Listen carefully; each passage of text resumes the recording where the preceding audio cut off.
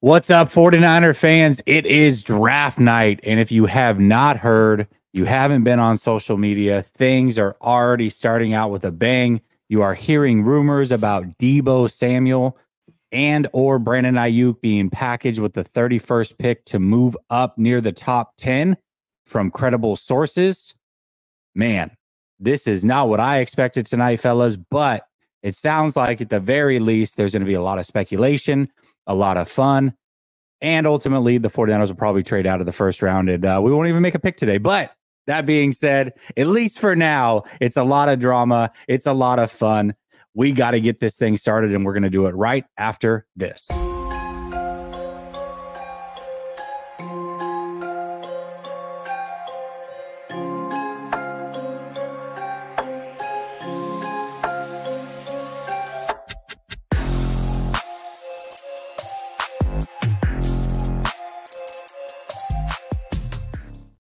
All right, welcome back to Last Second Sports, where we are giving you our take down to the last second. There's going to be four of us, but right now, I don't know what Marco's doing. He's like, you know what? I've been here for 15 minutes backstage, and now I got to go pee. And so that's what's always on the phone. Wow. Oh, it's just you and uh-oh. Okay, hold on. Schefter's on the phone. Hold up. Oh, Schefter's on the phone. What's up, David? Hey, man. How's the audio sound, by the way? Oh, here, let me turn you up. Let me turn you up. I'll get you. I'll get you. Hold on. There we go. I bet you sound good now. Yeah, I think so. Hey, man, I'm good. Another draft, another year. It's NFL Christmas, baby. I mean, it's going to be, I said, I think we're ready to buckle up. I think it's going to be an interesting night. And as always, this is a Niners thing, but it's just fun to see this every year. I've been a draft junkie since as far back as I can remember. And it's awesome to do live. Rohan, I think you and I went on we were on 3 years ago for the Lance selection. So we'll see if there's any fireworks like that tonight. Let's see. I don't know. Yeah. Well, dude, we were just talking about how the rumor is they're trying to trade potentially up into the top 10. Right. And they're willing to package Deebo with 31 or Ayuk with 31. Potentially, they're at least floating it out there. And this comes from Diana Rossini, who's a very credible source. Now, she'll throw a lot of things against the wall, but when she reports, she's reporting because she's heard something. This is juicy. I did not expect to hear that. So let's speculate. Let's have a little bit of fun. David, I'll start with you. If they were to try to trade up that far, who do you believe that they would be going after? I mean, I think we can talk tonight, right?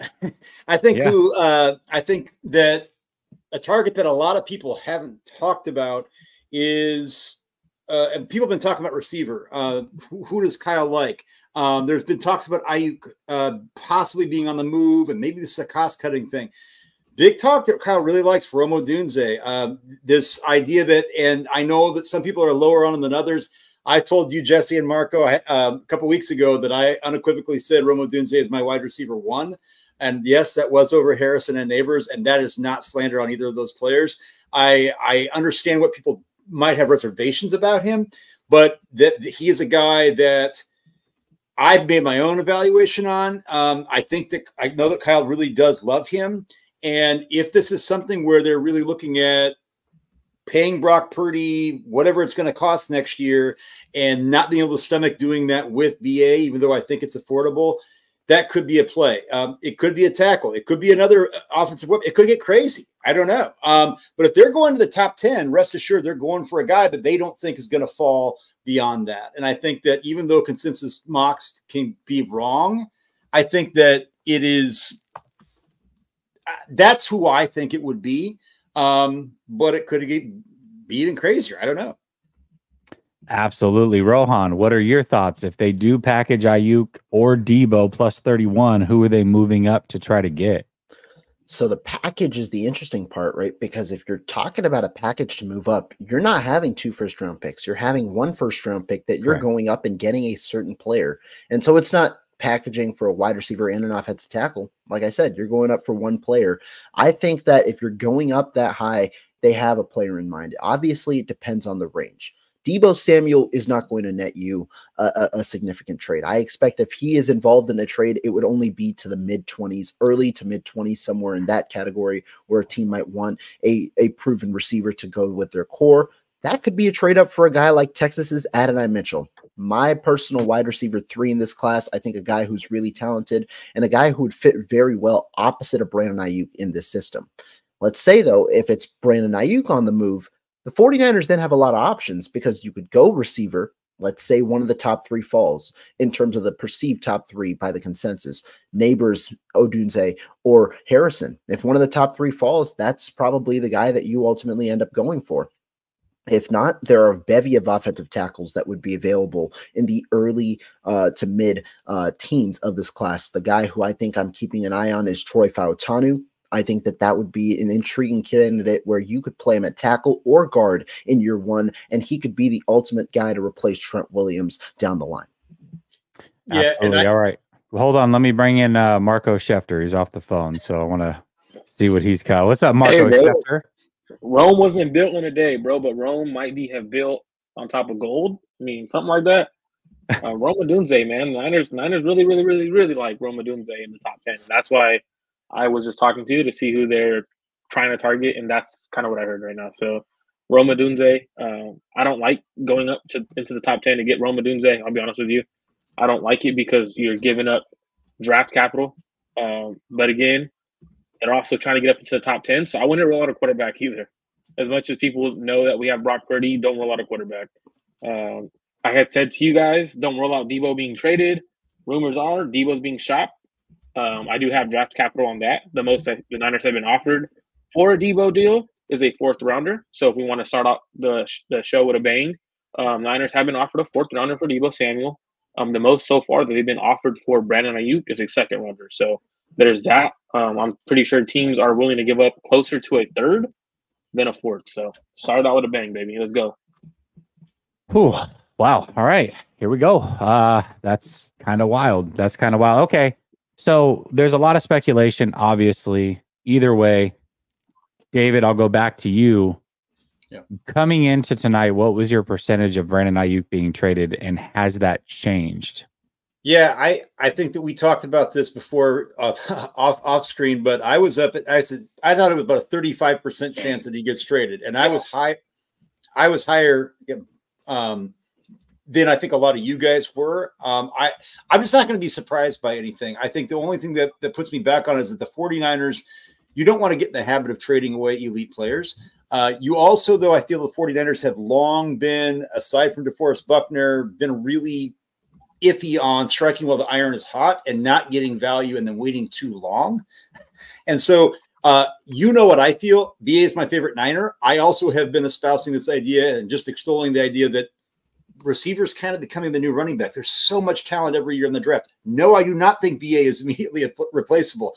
I also think that if you're going to have to be paying him after Amon Ra hit, looks like A.J. Brown's going to get his extension. What's that number going to be? Do the 49ers want to pay it? I can see the financial prudence in restarting that rookie contract. That being said, I view BA as a top 10 receiver. I view him as a top 3 route runner, and he fits perfectly with what Kyle wants to do. Absolutely. Rohan, what is the percentage? What was your percentage that Ayuk would get traded going into tonight, and what is it now with the latest rumors?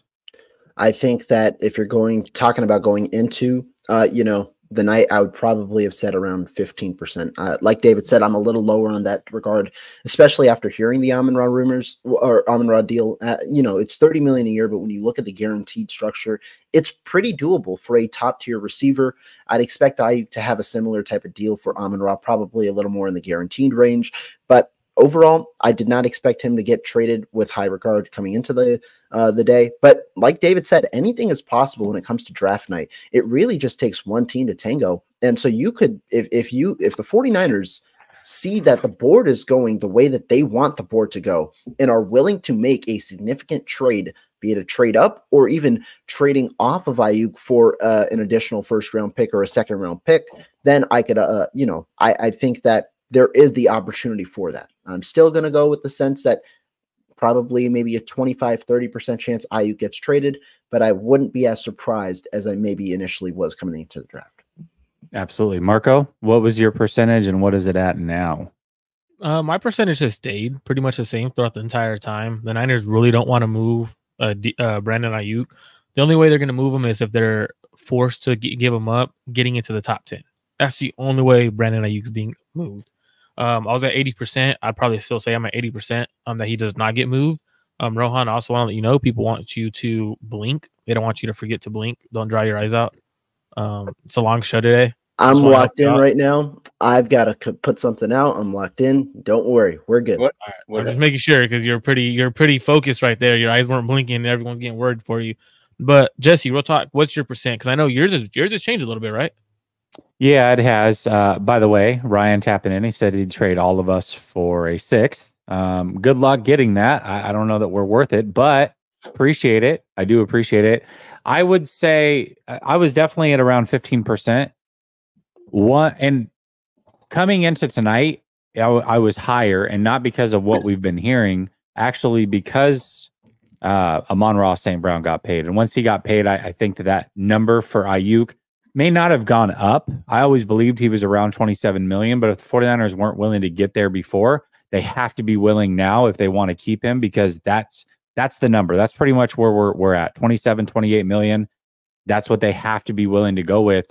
And he has the leverage as far as that negotiating chip in his back pocket. Now, of course, the Niners don't have to trade him. They can keep him on the 5th-year option. But if they are going to work out a long-term deal, Brandon Ayuk now has a number that he knows he can get and would get around the league. So for me, that went up to 25% from around 15%. Tonight's rumors haven't changed anything. I'm going to stay at that 25%. So it's not likely, but 25% is a lot, man. Like I said, if you were terminally ill and somebody came to you and said, "Hey, man, you got a 25% chance to live," you'd be like, "Kind of excited." That's a lot. If I'm terminally ill and someone tells me I have 25% to live and I'm terminally ill, yeah, I'm actually excited, bro. Like that's actually a good chance to live. Yeah. So I would take 25%. So depending on how you look at it, 25% may be high, maybe low, but it's much higher than what I was at a couple of days ago. So. Yeah, and Mike Silver just came on and said a trade is still on the table, but at this moment, I think it's less likely. It just goes back and forth, right? You see, so I mean, I tell you, I think a lot of this stuff at this point in time, this an hour before, 45 minutes before, is it's engagement. We've seen it before, but I think that rest assured, I think the 49ers are ready to be aggressive. I think that. David, aren't you? I think you're the one who sent me the Mike Silver report where he's the one who said that the Niners reassured, or was it Jesse who sent it, that the Niners reassured Debo that he wasn't going to be traded? Yep. And now he's thinking, "Oh, come on." Yeah. And I'm not saying like I think Mike does hear from what he's doing and what he's going to say, but I also don't know who's beholden to whom when we're saying what. But yeah, I think that's what we see. Like, it's crazy season and we're about ready to get crazier. I don't know. I think that. I'm at 20. I think I'm at 35. I think I'm the highest. I still think it's more than likely that he doesn't get traded. But you said, Marco, what they've been offered is a 2nd-round pick. To me, if the 49ers get offered a 1st-round pick and change, and it's in the middle of the round, I think that's human to listen to it. I think it's human to think about what that looks like down the road, building the team, looking at the salary cap with maybe $46 million hitting them with Brock Purdy next year. So we'll see how it goes. Yeah, most certainly. Most certainly. So it is interesting. I mean, like I said, when you see a credible reporter come out and say that the 49ers are trying to move up and they are willing to package 31 potentially with Debo or Ayuk, and that does jive. I mean, it's who was the guy that's been reporting all the crazy stuff. He's like a little known Twitter account. By the way, he's like tripled his following in 2 days. This Ricky. Man, yeah, Ricky. He started reporting a bunch of stuff. He reported the Amon-Ra St. Brown about full hour and a half before any of the insiders had it. And he's done that a few times this offseason. So whoever this is, he knows something. And he said a couple days ago, listen, the 49ers have included Debo in trade talks. And that adds up when you look at the Mike Silver article, and he talked about Debo Samuel and how he had essentially asked for assurance he wasn't being moved. You don't do that unless you know that you have been in trade talks. So there's a reason for that. And he has a valid point, though, because from everything I've heard, the Niners have been, we don't want to trade Brandon Ayuk. Like, it's been pretty confident. Like, they're at the point where we don't care what happens. We don't want to trade Brandon Ayuk. But then as the past couple of days have came and stuff like that, like hearing that they want to go up into the top 10 to get a receiver, and I would expect that's Rome Odunze. I mean, there's only 3 guys going in the top 10. So it's Rome Odunze. Hearing that, it's like, well, there's no way you get into the top 10 without giving up Brandon Ayuk. So depending on the circumstances, and this is why he said what he said, like there's anything's possible. Because if a team bites, for example, if the Tennessee Titans bite on a receiver, Brandon Ayuk 31 and a third or something like that, there's no way you pass that up. Like you're getting a top receiver who's much cheaper. You kind of reset your window in a way to win a Super Bowl. So I do agree with Mike Silver in that. But from everything I've heard, the Niners do not want to move Brandon Ayuk. And it's honestly where if they move him, it's because something drastic happens. Yeah, most certainly. Well, that would be pretty drastic. Brother Bob says, Marco, Nails, who fell down because they effed up my draft? It was, I think it was Johnny Newton that fell down. So there you go. He fell to you and you took the bait. That's not my fault. That's your fault. No, I was kidding. I like how you always like to blame people. I know. It's always somebody else's fault around here with Brother Bob. Jeez. Like, just take some accountability, would you? I mean, come on. I blame Marco. I'd blame Marco. That's an easy blame. All right, what do you guys think? Should Blame we the Mexican in the house, huh? Should we? Wow. Should we pull up the mock draft simulator and see how many of these picks we can get right? Oh wow! Let's do it. Maybe we could get Rohan to blink one time. Yeah, exactly. Rohan, I got your back. Still working here. Still working here. Yeah, man. He's wired. Ooh, the mock draft simulator, though. I like that idea. Yeah. All right, here we are. Rohan, Niners go Johnny Wilson at 31. How mad would you be? He's so this mad. iPad is going to need a replacement, man. No. Actually, I'm gonna hop off the stream. You know, I won't even have a comment. I'd be, if you're worried about me blinking right now when I'm writing that article, oh boy, you better be worried about me blinking. There's zero blinks. You're gonna be running down Willie Street in Madison, and you're gonna be just going crazy, So hey, I'll join all the Packers fans happy about DeGene. Yeah. Real quick, for those just joining, if you have not heard, we will recap just real quick. Diana Rossini reported a couple hours ago that the 49ers are trying to package Deebo Samuel or Brandon Ayuk with pick 31 to see how far they can get up into the draft. Obviously, we know nothing is imminent. I think the panel here, we all still believe that at the end of the night, and really at the end of tomorrow is what you have to look out for ultimately, that Brandon Ayuk will be a 49er, but some interesting news coming out very late that the 49ers would be willing to package one of them for with pick 31 to move up and ultimately probably get a receiver, which is absolutely crazy. So there you go. Diana Rossini. She is with The Athletic, has about 400,000 followers. She is definitely legit. So get your popcorn ready. Just for people to know how legit he is, she is the one who reported the Trent Williams contract. So there you go. So with that being said, that you are now all caught up with what is happening when it comes to the San Francisco 49ers, but we want to have a little bit of fun. We want to see how many of these draft picks we can get right. So we're going to do just that. We're going to go pick by pick and see how many we're going to get. Pick number 1, we're going Drake May, right? Marvin Harrison. Marvin Harrison. Yeah, that's a no-brainer, bro. Caleb Williams. Okay, now we've talked all week in a group chat. We're kind of on different spots here.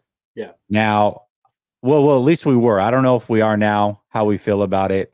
For me, I've been pretty clear.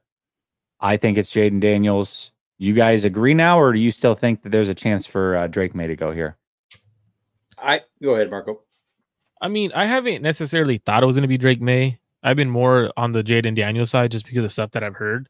And I've kind of sent you guys some of the text messages, like, for example, like the Commanders picking up Jaden Daniels in a personal SUV, Adam Peters and Dan Quinn picking him up. Like, that's kind of big stuff. Like, that's not necessarily just like them. So I'm going Jaden Daniels. If you're picking that guy up personally, and they kind of made it a big deal when he came out and said, hey, I don't want to play for them if they're going to be having group interviews.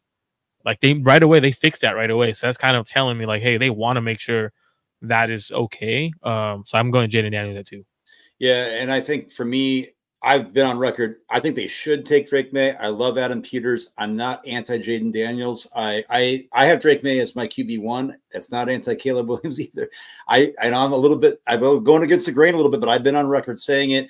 I think Drake May is one of those guys that he's not as much of a project as people make him out to be. Josh Allen was more of a project. I'm not saying he's going to be Josh Allen, but Josh Allen coming out of Wyoming was more of a projection to me than Drake May is. And it's not saying he's going to get to where Josh Allen is, but I think he's got all the tools you need. I don't see Washington as a team that absolutely has to win right now, like right now. And I think that's who I would be. But I'm going to go chalk with what's going on right now. Like Marco, I think it's Jaden Daniels. Okay. Now 3 is where it gets super interesting. This is where trades might start to happen. I don't know. I don't know what to expect here. This is where it's all going to get lost most likely, because pick 3, 4. Well, 4. We'll see. 3 and 5 for sure. There could be a lot of movement around those picks. So, do we believe that the Patriots stay on the clock here, or do we believe that they trade back ultimately with maybe the Giants? I think right now I would expect Drake May to be the selection at number 3 to the Patriots. There has been a lot of talk, Giants being a team. I mean, obviously the teams outside of the top 10 being options, but it just feels like the ownership wants New England to select a quarterback. You've got Drake May on the board here, whereas Jaden Daniels might have had more suitors from other teams. You have Drake May on the board. I don't think they're going to get the package they want. And the question also is, if you want to come away with a quarterback, are you going to be able to get one if you trade out? Because there are a lot of other suitors. I don't think you're going to be able to get one, even if you move down to number 6. That's why I'm going to go Drake May here as my pick here at number 3. And I think that with Drake May here, I think that what the Niners did to move up to 3 is different than, obviously, I mean, by degrees of magnitude. The Patriots don't have to do anything to move up, and so they're not giving up draft capital. It's smart to draft quarterback as frequently as you can, especially if you don't have to give up anything to do it. Drake May's my QB1. Now, if the Vikings were to give up 11-23 in next year's first, is that a great offer? Yeah. Is the Patriots roster bad? Yes. Would it make sense to do that? Absolutely. But would it make sense to have to give up nothing to try to get a chance at a quarterback who could be really, really good? That's why I know that sounds crazy, because we look back to 2021 and how many quarterbacks panned out? 1, right? So and we thought that was I know most of us thought that was one of the best quarterback classes in a long time, right? And it didn't work out that way. So could May flake out? Sure. Flame out? Yeah. But I think the smart play here for a team that has absolutely nothing at that position is to go May in this position. Here's what I would say too. Regardless of who is on the clock here, maybe the Patriots do trade out, but ultimately a quarterback is going. And I think I don't know, Marco, you may see it different. I think that there's a clear gap between May and JJ McCarthy personally. Oh, I agree. JJ McCarthy isn't in that top 3 range. And it's something crazy that I was actually listening to, I believe it was Steve Smith earlier. He was talking about intermittent fasting, right? On NFL Draft Show. He's talking about intermittent fasting. He was like, what happens is when you have this time to eat, he goes, you're not eating with your mind, you're not eating with your thoughts. He goes, this is what teams are doing right now. He goes, none of these teams are truly drafting with their mind and for the future. They're drafting with their stomach. They're hungry. They're trying to get these picks when it's not the right player. And I think whoever's trading up for JJ McCarthy or Drake May, they're doing it out of just wanting a quarterback. They don't necessarily want the right quarterback. They just want a quarterback. End of the day, I think the Patriots don't get blown away with enough draft capital that they end up staying Drake May. And they go Drake May because Rojas talked about this a lot to me. I think ownership has a lot to play with this. I think ownership's going to tell him, hey, you know what? Is he good enough to run our offense? Do you think there's a future with him? Does he have enough talent? Can you develop him? Remember, a great defensive coach, DeMeco Ryans, just took a quarterback top 5 last year. They went pretty deep. Now they had a better roster, but can Gerard Mayo do the same thing with a young quarterback? Have his defense be so good that quarterback doesn't feel like he has to be Superman? And I think that's the biggest thing Drake May needs right now is a defense that makes him feel like he doesn't have to have all the weight on his shoulders. That's what he did at UNC. They take Drake May there.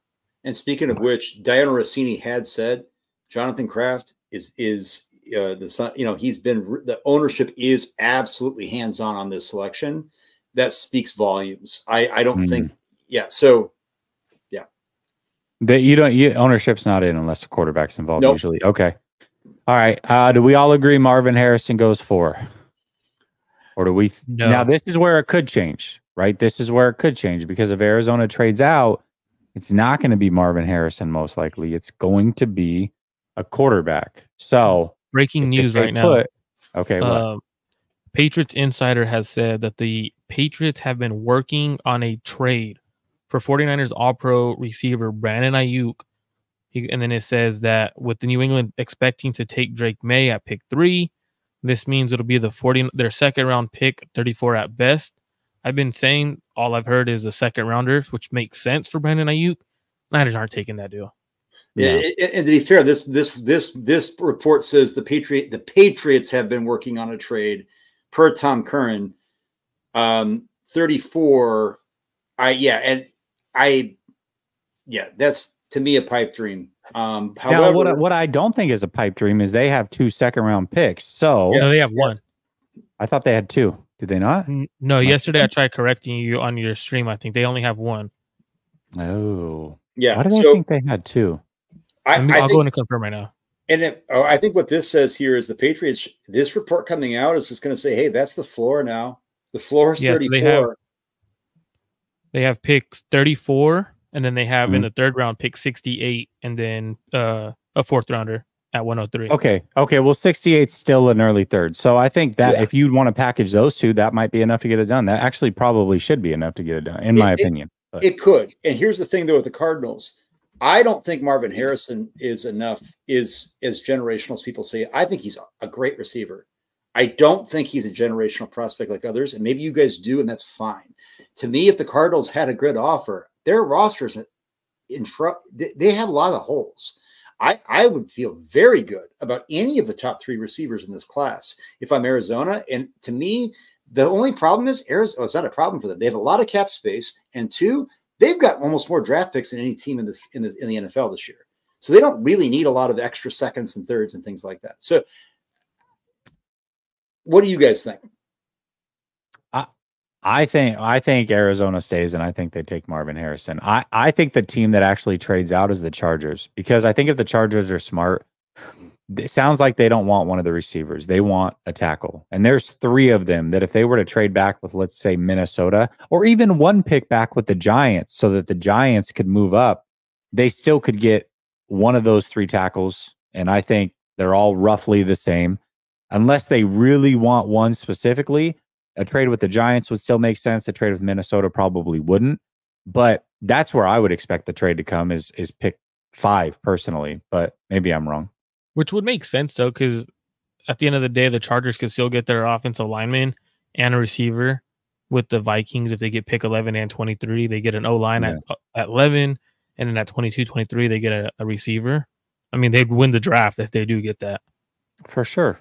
I mean, that would be so to me, that makes a lot of sense, but I don't know. I don't know who they want necessarily. And if they're zoned in on one tackle in particular and they don't view these guys as the same or roughly the same to where it's not worth trading back to 11, then, well, maybe they wouldn't. I don't know. So what do we want to do? Do we want to go Harrison or do we want to trade Arizona here? I want to go Harrison, but we can take. I would go Harrison as well. Yeah, it's a safe pick, and they have plenty of picks. Jesse, this is where I do vote to trade here. Yeah, I agree with you. Kind of my thoughts on the first 5 has been quarterback, receiver, trade out for the quarterback. I think LA especially makes sense because they don't have that many picks. They have a lot of holes, and while receiver with Malik Neighbors would be great to help Justin Herbert, you also have an option to get receiver, be it at 11 or at 23, or in a pretty good class. You can get receiver in the 2nd round. Plus, with the way that they're going, seems like tackle is on their mind. You should be able to get a top 3 tackle in the class at 11. Okay. What do you guys think? You want to trade here, or do you want to stand pat? Who's offering? I think it's going to be the Vikings. I think it's I think it'd be those Vikings. first round picks. Yeah, here's where I think the Vikings make the move. If the Cardinals stand pat, this is where the Cardinals are the catbird seat. If the Cardinals take Harrison, stand pat, I know for a fact that KOC likes Drake May and JJ McCarthy. Okay, this is going to be one of those things where, and I think that I think JJ McCarthy is a guy who I'm higher on than a lot of people. I'm not saying he's going to be the next big thing. I did say that I think he's going to be able to start functioning in the NFL offense with KOC a lot quicker than some other people. I think, footwork wise, he's much better than Drake May is, but I think that's correctable. But he's not the prospect that Drake May is. I'd say 11 and 23. And then I would also, honestly, guys, I don't know if you screw around here. Like, you could offer 129. PFF is going to say they're going to block a trade, whatever. This might be, though, where it's for your quarterback. Jim Harbaugh might say, Ortiz might say, you're giving me 11-23, and you're giving me next year's first if you want your quarterback, or no dice. I'm going to deal with somebody else. Oof. But I think the thing, too, though, is does New York Giants trade up and force the Arizona Cardinals to trade down, right? Like, hey, you could still possibly get Marvin Harrison, because I don't see LA going receiver. Like, they want to fix their trenches, and if they go receiver, I don't think they go Marvin Harrison. I think they go Neighbors. I think that would be something they would do. No, I agree. Yep, I agree. I think if the Cardinals do trade, it is with the Giants, because I think they want Marvin Harrison, and if they go to 6, they believe they can still get him. And I also if the trade happens, that would be it. I don't think the Giants want JJ McCarthy. They have Daniel Jones. I think they want somebody with more upside. I don't think that they're going to trade up for JJ McCarthy. And that's where I think if this is the best case scenario, as crazy as it sounds for the Vikings, because they're crossing their fingers. The Patriots are going to stand pat up to QB unless they're wowed. I think this is the Vikings trade. Yeah, I think so too. I think the Giants specifically want Drake May. And it doesn't matter what package you put in there. Just you can put something in there that lets it accept it. And I think they go in there. It's JJ McCarthy. You guys want to make the trade? Do it. Have a little fun. All right. Okay. So the Vikings are on the clock, and they're going to take JJ McCarthy. Michael Penix Jr. Okay. All right. So now this is where things get fun. Say neighbor. Yeah. Yeah, maybe. I mean, they do need a receiver, right? If they're not going to take, but see, they might go trenches. I don't know. This is where it's tough as well. I would say neighbors, but I could see them taking alt. I think this is also a position where the Jets are in win now mode. They have no idea how many. I'm not saying it's the number 6 pick, but it's coming up. And I think the Jets really want Brock Bowers or a receiver. And I think that in this range, this is where they want to jump up from 10. There's rumors out there that the Rams really, really, really want to get in the top 10. And the guy that they're looking at is Bowers. And I don't know what I can say here, so I'm going to keep it under wraps for now. But there's talk about movement that could be in line in this area for the Rams to move up and also include a player in that trade and be able to acquire another offensive playmaker to pair with Puka Nacua. There you go. There you go. It gets tough here. I don't know if I want to trade again, if I feel good about it, just because I don't know what that trade would be or what have you, but I don't know. I think it's neighbors in this situation. I think that if they don't find a trade partner, they need some electricity at receiver. They have to, they got to get, if you're rolling with Daniel Jones, and right now, I don't believe they have no other quarterback options here unless you're going for a Rattler guy, on day 2, things like that. They have to give Daniel Jones something. Yeah, I agree with that. What do you think, Marco? I'd go neighbors. I don't see them going trenches. I think they would try to get. I mean, you just paid that quarterback, what is it, $80 million, get him fully guaranteed or more. Yeah. You got to get him a receiver. I don't see how ownership could let you even try to trade up. Like, how do you explain, hey, we just paid Daniel Jones, but now we need a quarterback. I think they stay pat and they go neighbors. And then Tennessee falls in love with Joe Alt and they go Alt to protect Will Levis. Yeah, I could see Rome Odunze here too. Just to be crazy. It's like, hey, we've got 3 good receivers. we're going to give you all the weapons in the world. I think Alt is the safe pick, but I wouldn't be shocked if they went Rome. I would think the Titans, to me, is a team that should trade down if they can at this point. I agree. I don't think I think there's good players here. I mean, he could even be potentially great. Nobody's a slam dunk. Nobody's like, oh my God, I have to have this. Joe Alt is a good player. I don't even view Joe Alt as like people have been talking about Joe Alt like he's like consensus, absolutely 100% number one OT1. I don't believe that. And I think if the Titans, they're hoping Will Levis can work, but they have an out if he doesn't, and they're building a good roster.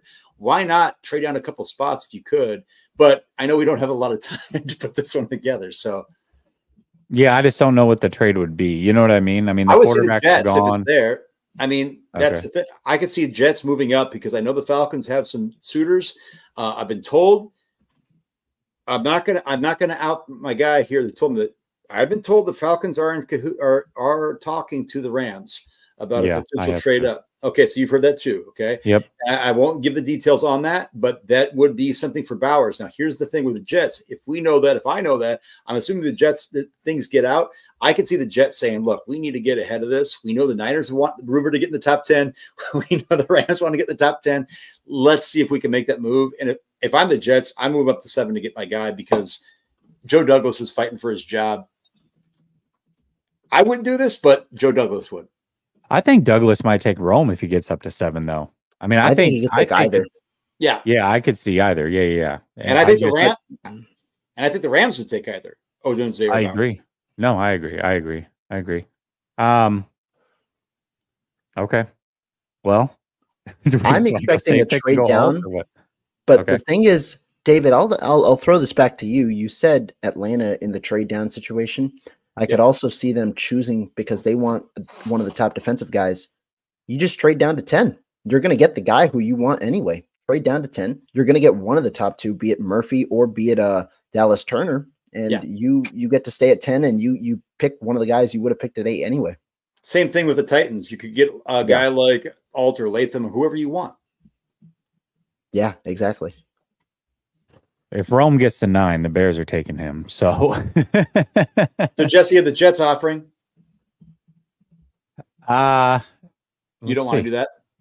No, I'm not opposed. I'm definitely not opposed. Oh, they're not. That's they're not. Should we rapid fire? Should we rapid fire so we get through this first round? Because if not, if we all sit here and like, so like the next pick, just give it to one person and like you take a pick.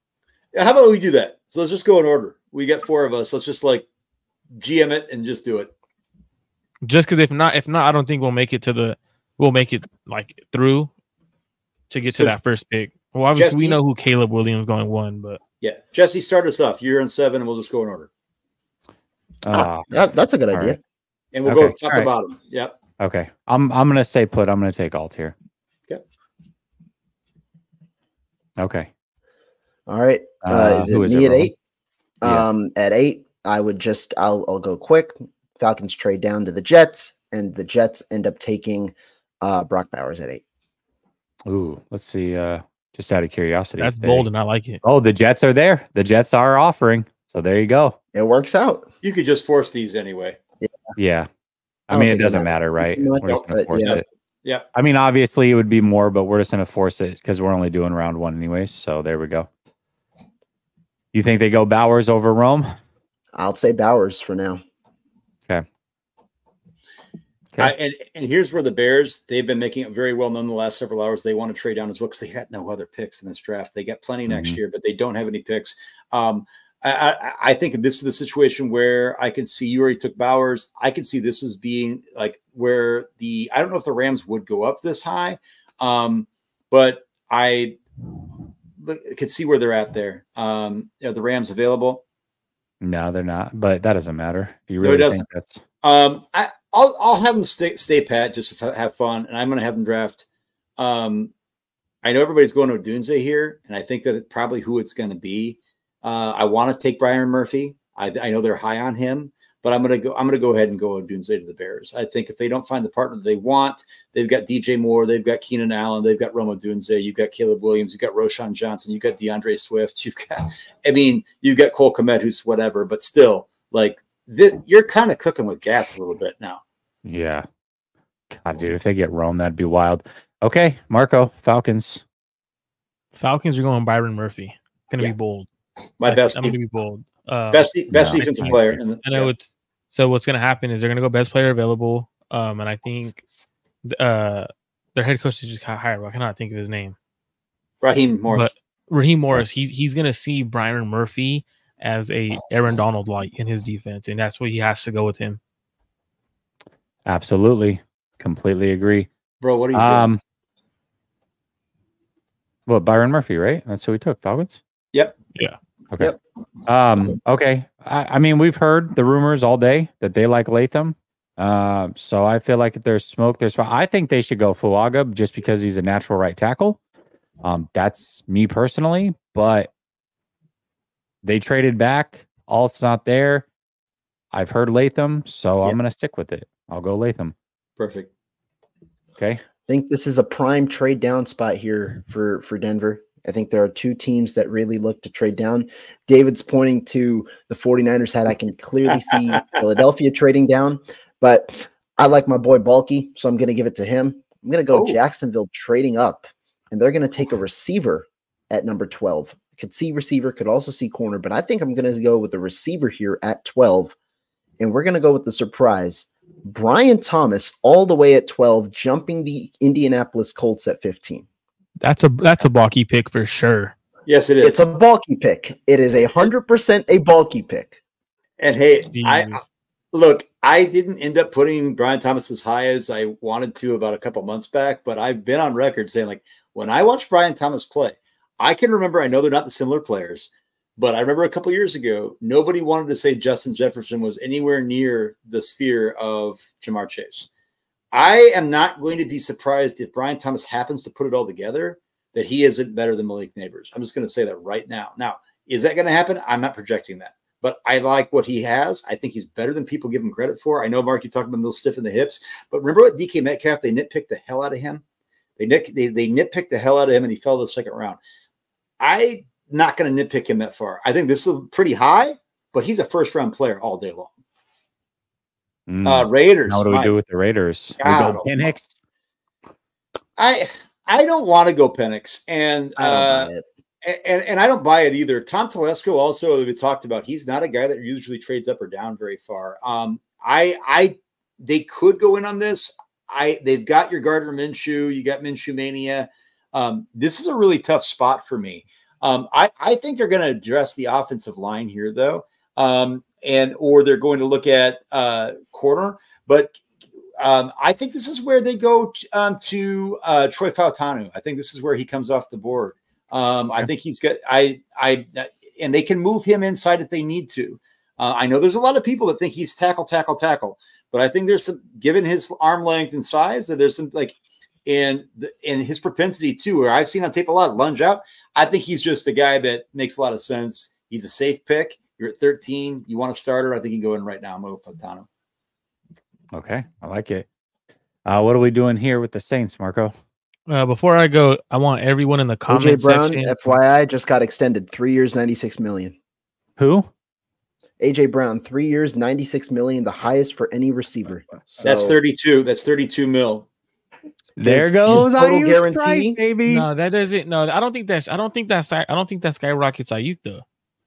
Total guarantee is $84 million. AJ Brown's a different receiver. I agree. I agree, but I disagree with you, Marco, on this. That the money, they've just extended Devontae and they put him at 23. You put it at AJ Brown at 32. I mean, at the worst, right? Where are you going to put him at? That's go halfway in at 27.5, 28. Wow. I'm just saying right now, I'm bumping my 65 to 60 tonight. I think but is it truly 32? Because everyone said Devontae Smith or not Devontae Smith. Amon-Ra. Amon-Ra was 30. But everyone said Amon-Ra was 30, and it was only 33 guaranteed. Yeah, but it's APY. I get that. Yeah. So it's I want to look at because normally what's reported is fully it's total guarantees. I want to know what's fully guaranteed. True, because 84 is guaranteed. It's probably The highest paid receiver is 50 million fully guaranteed, I believe. So it's like I want to look at the numbers fully guaranteed. But he got 84 fully guaranteed for Brown. No. It's guaranteed, not fully. Yeah. That's total. No, that's total guaranteed. 96, but 84 guaranteed. No, yeah, that's the total, practical, though. Not the fully. So, yeah, but I mean, it's still a good amount. Right. It's so normally the total guarantee is a lot higher. Right. But then the fully guaranteed, so if he's not injured or anything like that, is usually way lower. So that's the more important number. But I want to see something because I think we have a lot other fans in here and in the chat today. If you guys are on either channel, drop the team that you root for. I'm just very curious. Drop your team, show your representation for your team. Here at 14, I think the Saints are gonna go. Man, if they have Cooper DeJean that high, wow, that's interesting. So it's PFF. I think the Saints do something interesting and they go offensive line. Yeah. But I could also see them going receiver only because they don't have Michael Thomas anymore. Yeah. But they got to take care of Derek Carr if they want to win. So I think they're going to go Talise Fuaga. Oh, okay. I like it. Yeah, I've been mocking him for fashion. Yeah, it's good. Okay, before we get to the next one, we got somebody who asked, when does the draft start? It starts in about 12 minutes officially, but it's probably another 20 minutes before or whatever. But for those of you that are just joining us, a couple things. If you have not heard, this happened a few hours ago. The 49ers have had talks of packaging either Brandon Ayuk or Deebo Samuel with pick 31 to try to move up into the draft. That was reported by Diana Rossini, very credible source. And A.J. Brown just got extended for big-time money, which means, that means that's not helping the 49ers case with Brandon Ayuk at the very least. So we'll leave it at that. Let me get through these supers real quick. Tommy says, what bust is Vegas going to pick today? Well, we just picked for them, so no bust on this mock draft. We'll see what they actually do. Matt says, I want JPJ or Barton. Listen, I love JPJ. Dave Barclay says, what's good, guys? Are we ready for this? People's dreams coming true. I worked late every night this past week to be sitting on a couch in a few. Glad you guys are here for it live. Pretty cool. Thank you so much, Dave, man. Very much appreciated. Glad that you get to enjoy yourself and watch it. And he said, if you had to pick a guy to lose today, who would it be? I would prefer it be Deebo Samuel. If it's between him and Ayuk, I'm definitely trading Deebo. I'll pick Colt McKivitz. Yeah, I mean, if we're just choosing random people, certainly.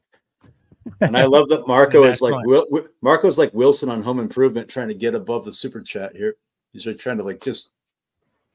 Did I? David, you guys are really talking through the national anthem right now. What are you guys doing? I'm doing Kim Mulkey over here. I'm just messing with you, bro. I'm Kim Mulkey. Kim Mulkey. I'm a Kim Mulkey stan. Hey, funny thing though, I have a couple of people that I know who, even if they're not at the game during the national anthem, they'll stand and take their hats off. That's respect, bro. Like I can't. Like I'm not there. I love it. You can't say anything. Jesse and I held the flag on the NFC Championship game on the field, man. We are national anthem. Bro, I heard you dropped it. Don't lie. No, bro, we were right up there on the Olympic Peninsula in Washington holding the stars, baby. We had that. We have Murica running through our veins after doing that. So just get over it. Okay, so I've got the Colts. I do believe the Colts really want a receiver. I don't care what the rumors have been about A.D. Mitchell. I feel like he's going to be good. I feel like he's a perfect guy to go across from Pittman. And I think this is where he comes off the board. I think it happens early, but I'm going to go with A.D. Mitchell right here. All right, let's fire him off now. Let's go. Rapid fire, Rowan.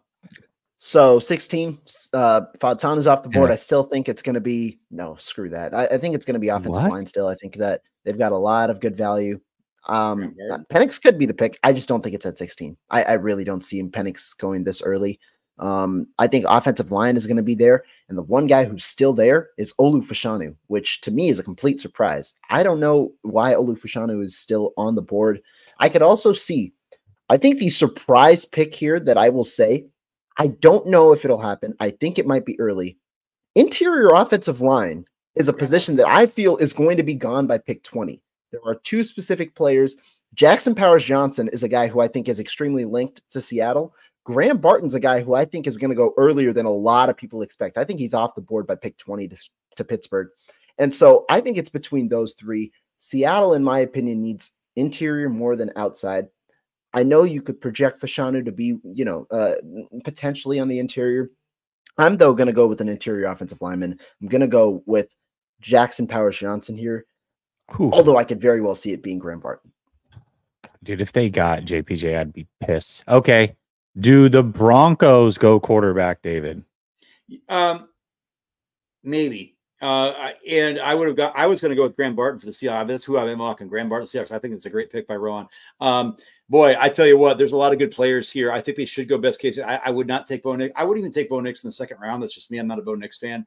No offense. But to keep it simple, let's just go Bo Nix because we got to roll through this. And I think Broncos feel like they got to get somebody in the door. Okay. Bengals. I think they're going to go defensive line. They're going to go Newton right here at 18. Ooh. Is Murphy off the board already? Yeah. Murphy, yeah. But I took Murphy for the Atlanta Falcons. Well, we got, who's the defensive guy here, huh? Yeah, exactly. I really think, I don't know why, I've got a feeling, and I do not like this player at all for the 49ers, so I would be happy if he left. This might sound crazy. I feel like Chop Robinson might be the pick here for the Rams. I think that they're going to go edge, especially if Newton's off the board. I mean, they don't have any interior guys. I think Latu might fall out of the first round with his injury stuff, so I'm not even including him in my thought process here, to be real. And they shored up their offensive line. They definitely need something along the defensive line. I could see them taking a receiver even potentially, but we've taken all the ones that I would consider. So I'm going to go Chop Robinson right here at pick 19. And I'm happy he's off the board, so the 49ers don't have to take him.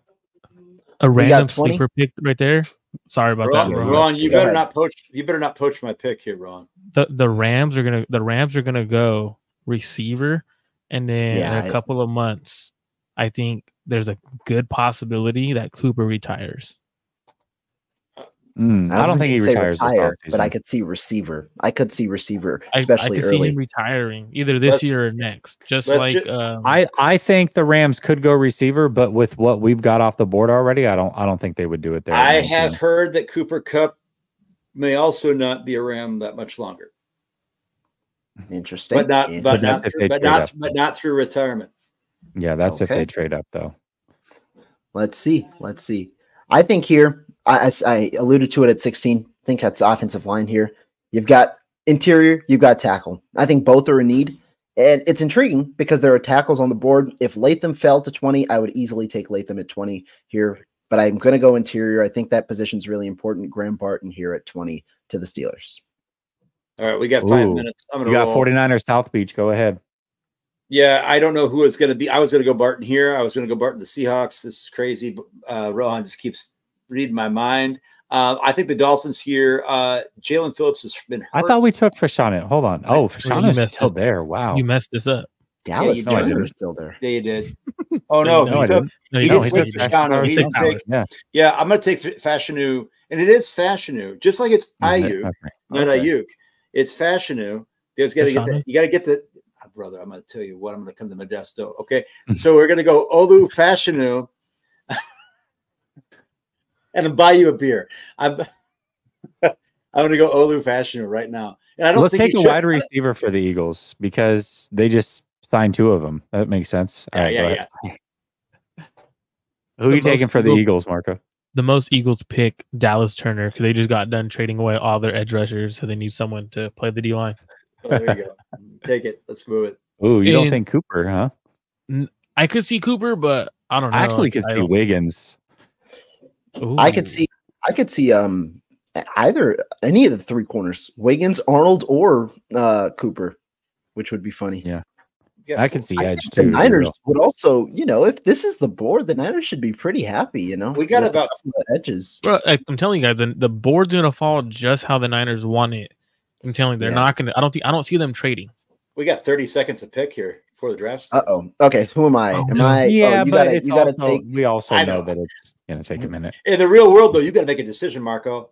Oh, I already did. Dallas Turner. Oh yeah, take him. Okay. Come on, old man, get it together. Okay. He's in Florida. Chargers. Then my time. Who did we take before the Chargers? We got Latham. God, I got both Chargers picks. That's crazy. That's kind of cool. Crazy. Could they go to? God, they have so many pieces. I know DeJean would be nice. Quinyon Mitchell is still on the board. I know. I gotcha. They got Wiggins too. God, dude, I don't know. You say verse? Yeah, I could see them because they just extended everyone. Might be their last couple of years with them. You can move Nick Bosa and Khalil Mack inside every once in a while. Yeah, I don't know. This one's tough, man. Receiver doesn't make sense anymore. I'm gonna go Mitchell. Nice pick. All right. I think Dallas would like this situation, you know. They got a couple of options. Interior was my initial pick. They're both off the board, but tackle's there. Amarius Mims is there. Tyler Guyton's there. I think that they'd like both picks. Of the two, I prefer Amarius Mims. I know he plays on the right side, but I think that Dallas would look for a tackle. And I think that he would be a guy who they definitely think about. Amarius Mims. He seems like a Cowboy type pick, right? Like a guy that has a ton of athleticism and yeah.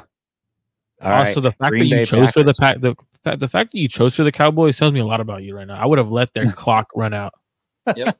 Jesus Christ. And I think the Packers have a lot of selections, and they have Cooper seems like the guy, dude. Yep. God, I mean, if anybody's a Packer, it's Cooper DeJean. They have 2 second-round picks, and I was going to go tackle, but my wife's from Wisconsin. I've been to Lambeau. I'm going to go with the white cornerback for the Green Bay fans. There's not a fan base that's going to celebrate more about getting a white quarterback than the Packers. Hey, look, as I have white friends, okay, I can say that. The idea. My God! And Rohan lives in Madison. He can attest to this. I'm out the shut. I ain't saying nothing. I'm out the shut. Well, you're trying to get Rohan killed. Hold on. Rohan, I got your back, brother. You're trying to get him killed. He's gonna get killed. I will say though, a lot of people that I've talked to want DeJean here. I will say that. Look, if you go on Packers Twitter, it's a scary place to be. You got people like Aaron Nagler on there. That guy's insane. Okay, but they'll say they want Cooper DeJean. Like they would disown their mother to get Cooper DeJean. I'm going to draft him. I'm going to give it to him. And they're going to go out and crack a whole case of Old Milwaukee Beast Light, bunch of Natty Ice, some Bush, right? Yeah, baby, go. All right, who are you going for the Bucks? Bucks, Jared Verse, boom. Thanks for taking Chop Robinson because it's either Chop Robinson or Verse. Yeah, for sure. All right, well, we already got the receiver. I think they really need offensive line help here. Golly, dude, this could be tough.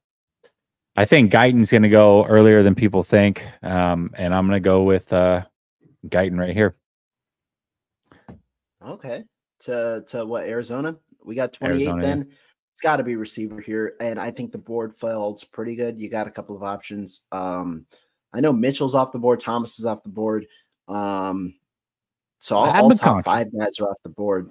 I think here, though, they could go a couple of different ways. I think the guy who might pick up steam is Leggett at the end, but I think Xavier Worthy is also a really intriguing option. I'm going to end up going Worthy, but I also would not be surprised if Leggett ends up being a first-round pick. I'm going to go with my guy, 80 49ers. He's the best. Who's the best man at my wedding? He has now, to be fair, I have known AD to get some stuff. Okay. I mean, look, we grew up together just playing home run derby in the vacant lot behind the nursing home. Okay. Dude, the fact that you even came up with that story is way too wild for me. Bro, honestly, I'm kind of questioning things. Is David really 80 49ers right now? Like, dude, yeah. Hey, It's like, where was I on January 6th? But here's the thing. But the BH in New England is on the 5-yard line, and is what he's saying. Now, he had shared some things with me. I'm just saying, he's saying it. I'm going to hold him to it now. He's saying BA to New England is on the 5-yard line. That was a text message. Now, I'm going to the Lions, and I'm going to throw some things up here. I like where I'm at corner. The Lions need help at corner. I also am super high on Christian Haynes. I can see the Lions being like, we need that to fix that hole in our offensive line. I think Christian Haynes is an absolute beast. He's a little bit old. Who cares? I'm still going here. Nate Wiggins to the Detroit Lions. I think that's a great pick. I think this team is kind of this is the team. This is the competitor in the NFC to me. The Eagles are fine, but this is the team you got to worry about. I agree. All right.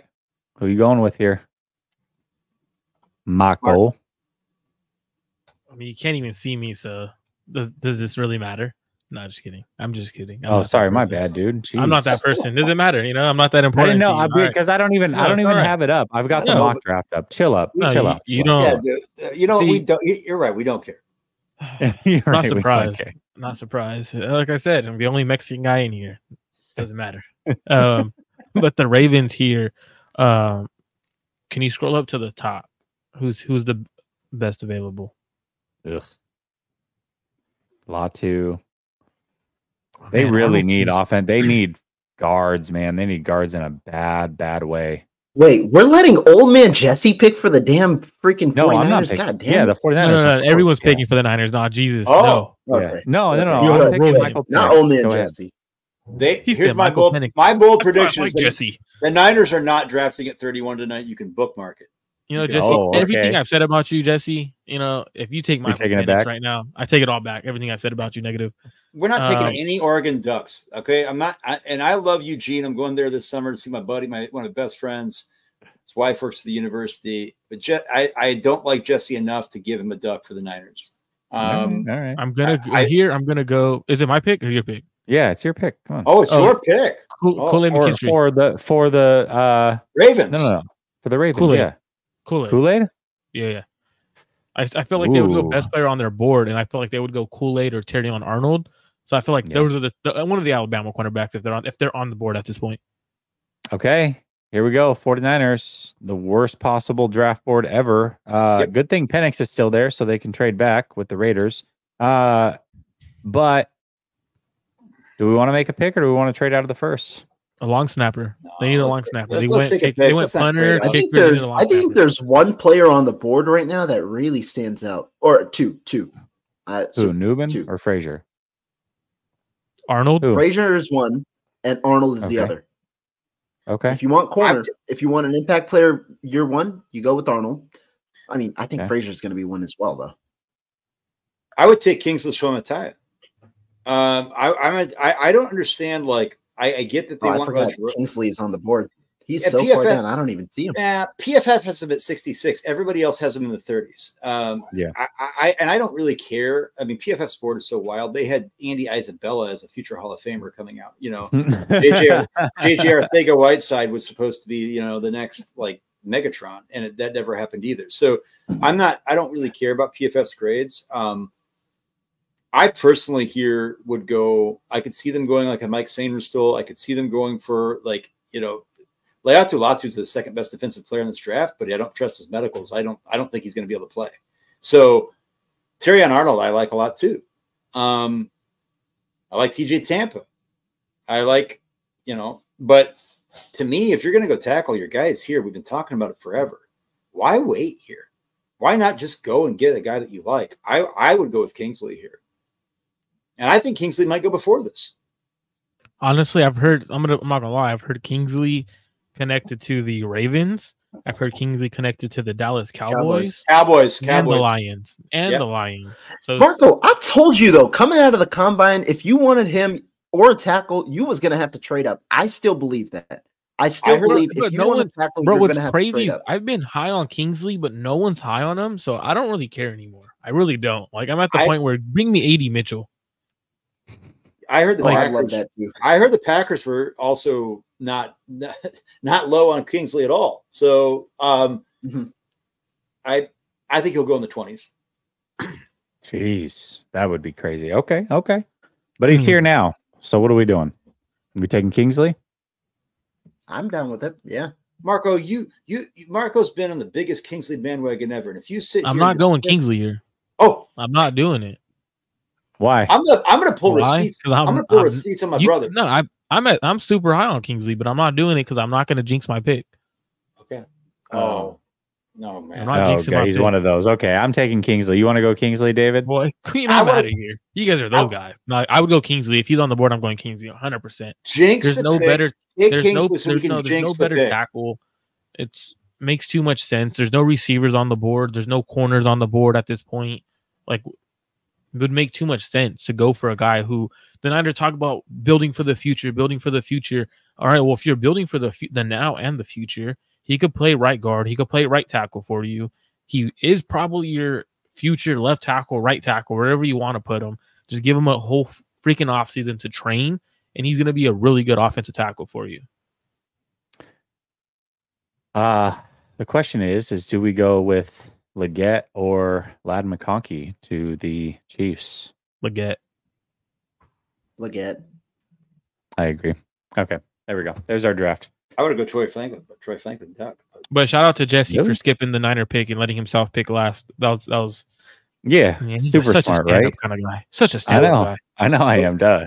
Jeez. It was my turn, and rightfully you guys took it away from me. So guess what? That's what happens. I mean, no one was going to let you choose for the Niners. The whole chat didn't want you to choose. Guys, I think Ayuk's getting traded. Oh, what are you reading? I just think I'm not saying it's with this. I just think that I was the lowest. And the M&M's out on the stage to make sure that everybody. My palms are sweaty. Exactly. I don't want to see M&M. Okay. We want people to get lost in the moment in Detroit. Come on. We already got, look, Cooper DeJean's already going to be out there. We don't need Shady out there. We don't. And Shady was in Santa Clara. Shady was at Levi's. He was. Yeah, he Jesse was. and I were at Levi's. Man, what a with day Shady. that was. Well, now it's time to just talk ball. I mean, what's We're talking ball?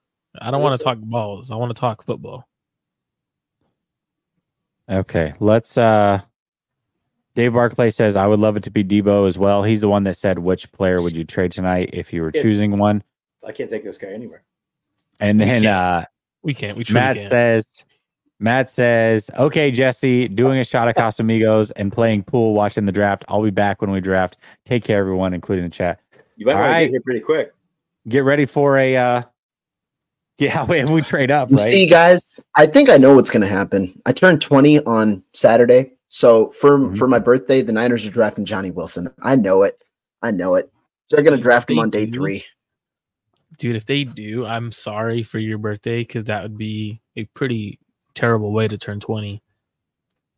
Yeah. I mean, I'm not going to advocate for it because I am underage, but what's being said on the board might have to happen just like, out of misery. But it's all right. Yeah. Perfect. God, they're getting everybody from Detroit on the stage now. Look at them. It's so happy. Yeah. And it looks like right now.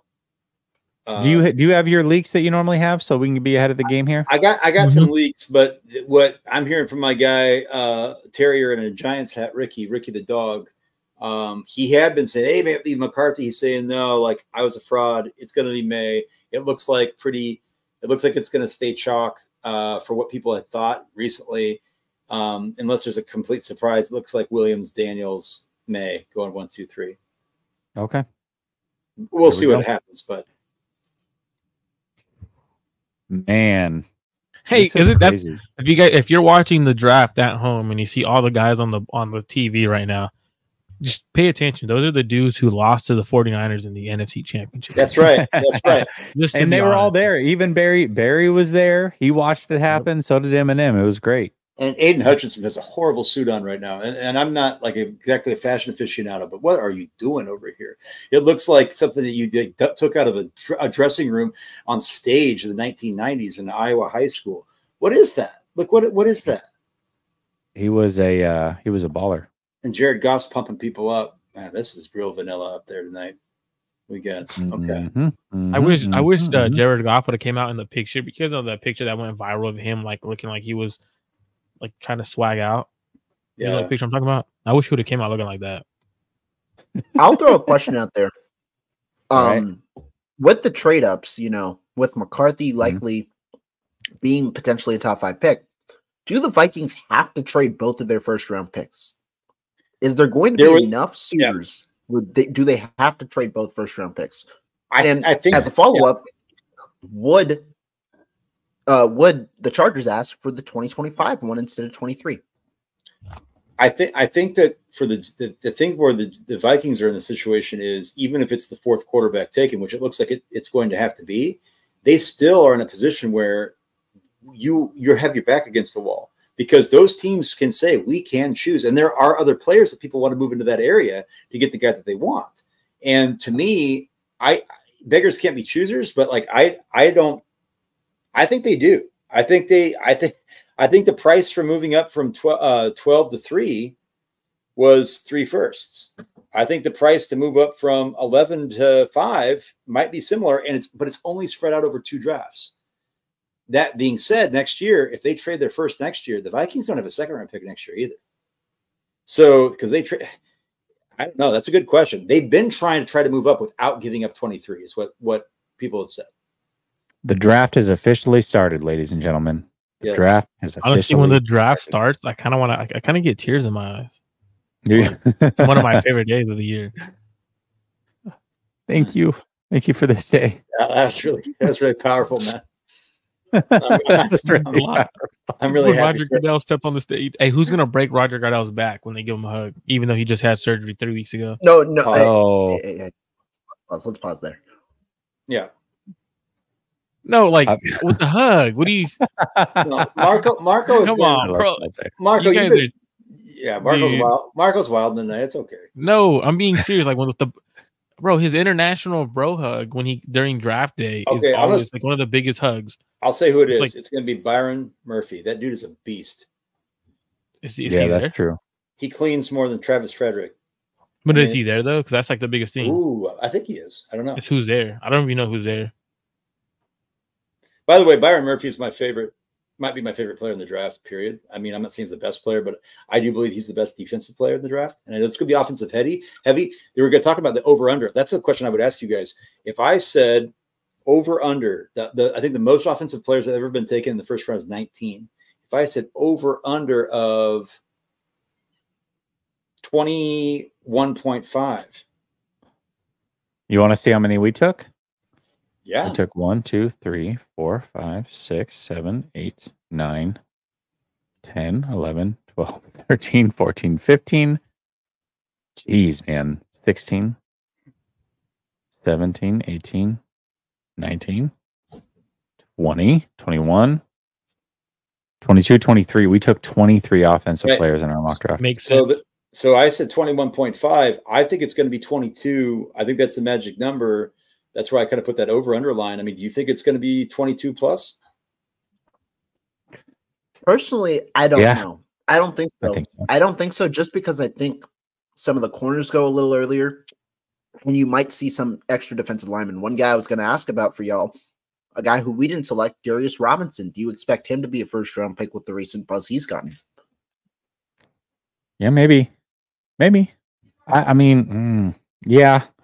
But see, but the thing is like with the Latu news, I could see him falling out. We also didn't take Penix, which who knows, right? Like he could somebody could trade up and take him.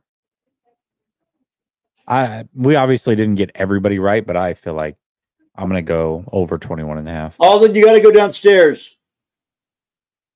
Who are you yelling at like that? Did you hear?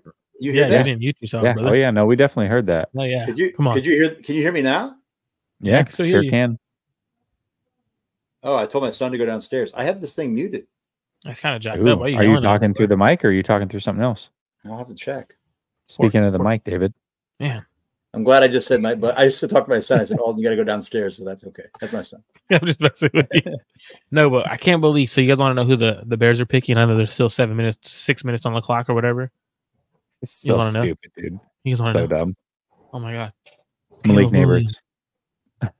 Marvin Harrison Jr. Okay, let's talk about the first overall pick though. Do you believe he's a can't miss prospect? I know what your guys' answer is, David and Marco, and I'm still going to ask for the show's purpose. But Rohan, I don't know your answer. Do you think Caleb Williams is a can't miss prospect the way some people believe? I don't know if you can ever say anybody is a true can't miss prospect, because when you're talking about can't miss, we're talking purely about potential, right? We're talking about potential, and he could be a good quarterback. It's just how high will he go? But I ultimately think the things that he's shown on tape prove that he's one of the top quarterbacks that we've seen in a while. And I think he's going to be good. I'm really high on Drake May as well. I think that those two are the top quarterbacks in the class. Could see him interchangeable as 1 and 2. I have Williams over May, but I think Williams is a good player. And I think some of the issues that you saw in college can be fixed in the NFL with a better system, with better people around him, better offensive line, and things like that. But there are also a lot of things that, certain things that you do want to see him improved. I think, though, the arm talent is good. And I think ultimately he's going to be a good quarterback in the NFL. The question really is, how quickly does he get up to pace, which ultimately depends on how well do the Bears build around him so far, with Keenan Allen, DJ Moore there, potentially even another guy coming in the mix with Rome Odunze.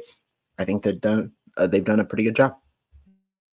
Jay, the Commanders fan, checking in. I don't know if he's a Commanders fan, but that's the only plausible thing for that answer. David, do you think he's a can't miss prospect? Yeah, and can I? Who's the can't miss prospect? Caleb. It's official. The Bears have drafted Caleb Williams. Yeah. Hey. And, I think he's can't miss in the way that I don't think he's going to bust in that way. I don't think he's can't miss that he's going to be a Hall of Fame player, right? Like I don't think people talk about how he's the most generational since Andrew Luck. I said, well, we had that conversation with Trevor Lawrence. We've had the conversation. I mean, I think he is can't miss in the way that he will be successful. I will say this: the same issues that people had with Justin Fields, that people said, well, that was just a factor of the Ohio State offense, are some of the same issues that I see sometimes with Caleb Williams that said, well, I'm blaming Lincoln Riley.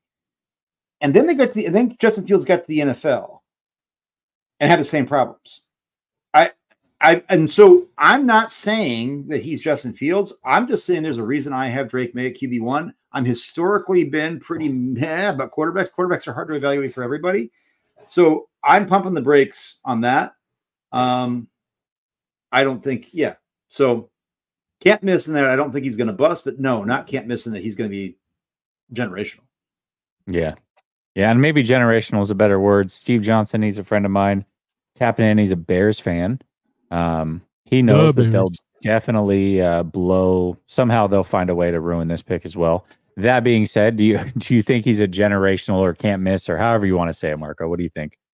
I don't think he's a can't miss prospect. I think he's a generational prospect when it comes to the natural talent that he has, but I wouldn't say he's the cleanest prospect coming out of this class. When you watch him, he does hold the ball a little too long. He does see a read and not fire it, but also think that could be an issue with the USC offense and the USC defense. So when your defense is giving up 40 points a week, you feel like you got to put up 50 points a game. So what you're thinking of in your head, home run ball, home run ball, home run ball. When you watch the offense there in Lincoln Riley's offense, two receivers running the same route tree on the same side way too often. I think if he's given the proper offense, I mean, he has all the receivers you could ask for in Chicago. So I think he's going to be a really good quarterback.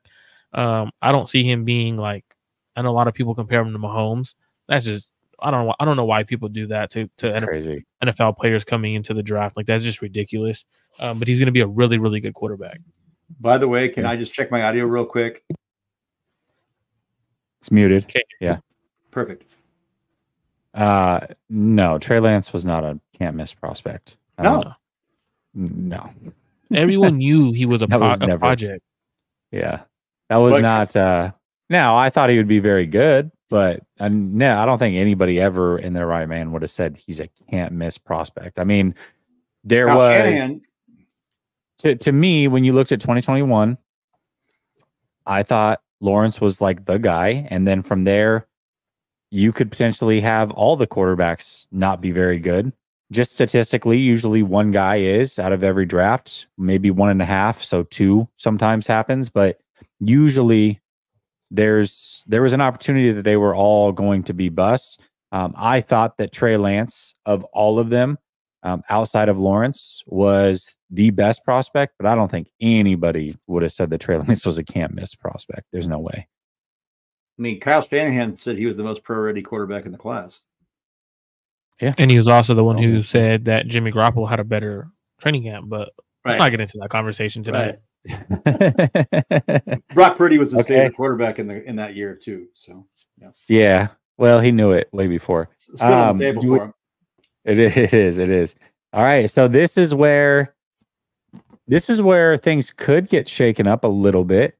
We believe that Jaden Daniels is the pick, but it's not as if they haven't really been kicking the tires on May either. There's also been a late push by Vegas to put JJ McCarthy there. I don't know how that happens, but ultimately, I think that Jaden Daniels is going to be the pick here. But if it's not, things could get pretty interesting. So, poverty. I'm going to go with Jaden. Poverty things. Yeah, I think it's Jaden as well.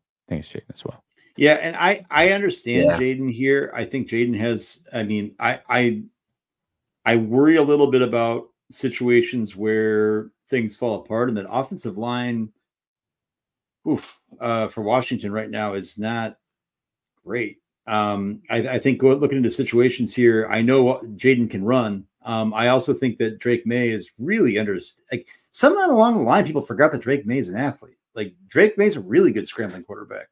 Oh, I don't. So just not to cut you off or anything, but I just confirmed that the Niners are in talks with the Patriots right now for Brandon Ayuk. So yep. Don't know if it's for pick 34. Don't know if it's for pick 3. Not for pick 3. There's no way. There was conversation that they wanted to get into the top 10. 31, Brandon Ayuk. Hey, there's no way. Include Brock Purdy, you get Drake May. Maybe why is this? So my question is this. My question is this. So you did get that confirmed, Marco? No, I did confirm it. So you did? Well, yes, with multiple. Not for pick 3 though. No, just not for pick 3. I understand. They're in talks for a trade. I understand. For pick 3, but it's been confirmed by multiple people that they're in talks. Not that they're going to make the trade happen, but that they're in talks. Here's the thing, though, and I'm not trying to stir the pot. That being said, if it's 34, we're only a pick 2, right? What's the rush? And unless New England is going to trade down and acquire more capital and then somehow spend, I mean, I don't know what's going on here. May is a toilet bug. Don't know what that means. But congrats. I think.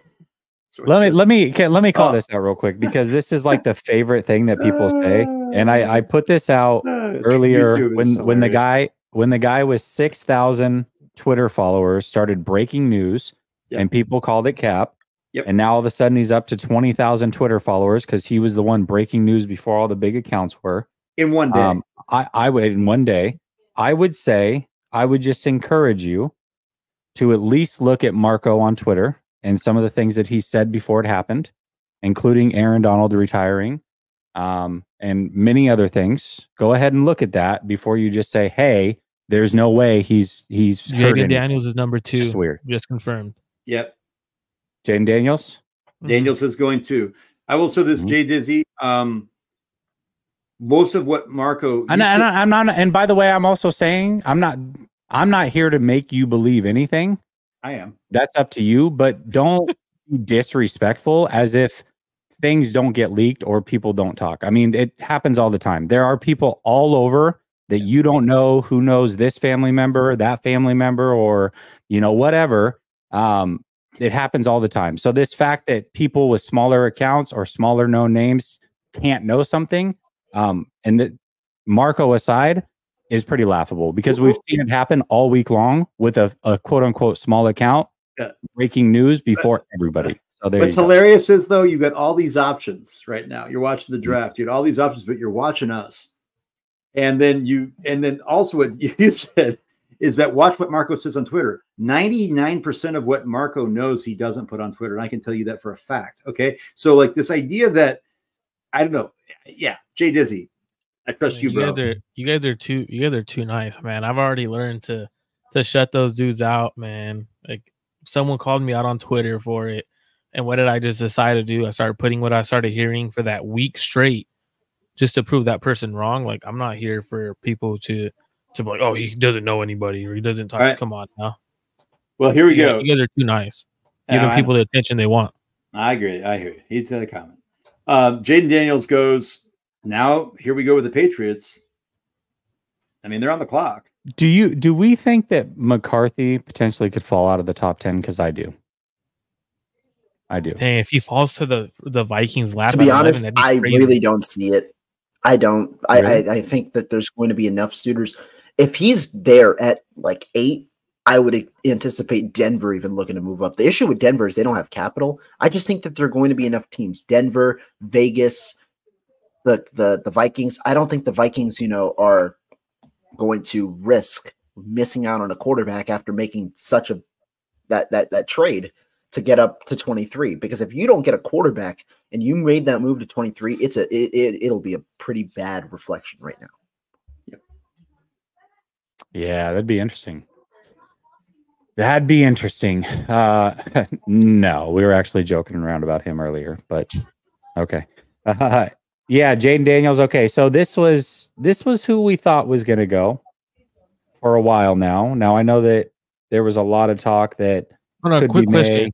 Yeah, Jesse, what did I text you guys about Jaden Daniels? About who was more likely to get chosen, Jaden Daniels or Drake May? Oh, Daniels weeks ago. Okay, why? Just curious. Just curious. But like, yeah, what was the reason? The main reason. Well, I don't know if you want remember me to say the main reason, or do you? Go ahead, say it. Well, I can't say the main reason. No, not the main, not the main. I was like, hold on, that's like I'm not putting that out there. No, I'm not putting that the out main there. reason, not the main reason. You go ahead. But what did I text you guys? Was the biggest reason for them taking Jaden Daniels? And it's from someone I was talking to. Him getting picked up in the SUV versus the other guys having to drive in a Lyft or Uber, right? This guy was saying, he goes, we don't pick up a player and personally give him an escort with us in the car, give him all this stuff, this special treatment for us not to truly take him. So that's just one of those ones where it's like, but Jaden Daniels as a prospect, I think he needs to improve over the middle.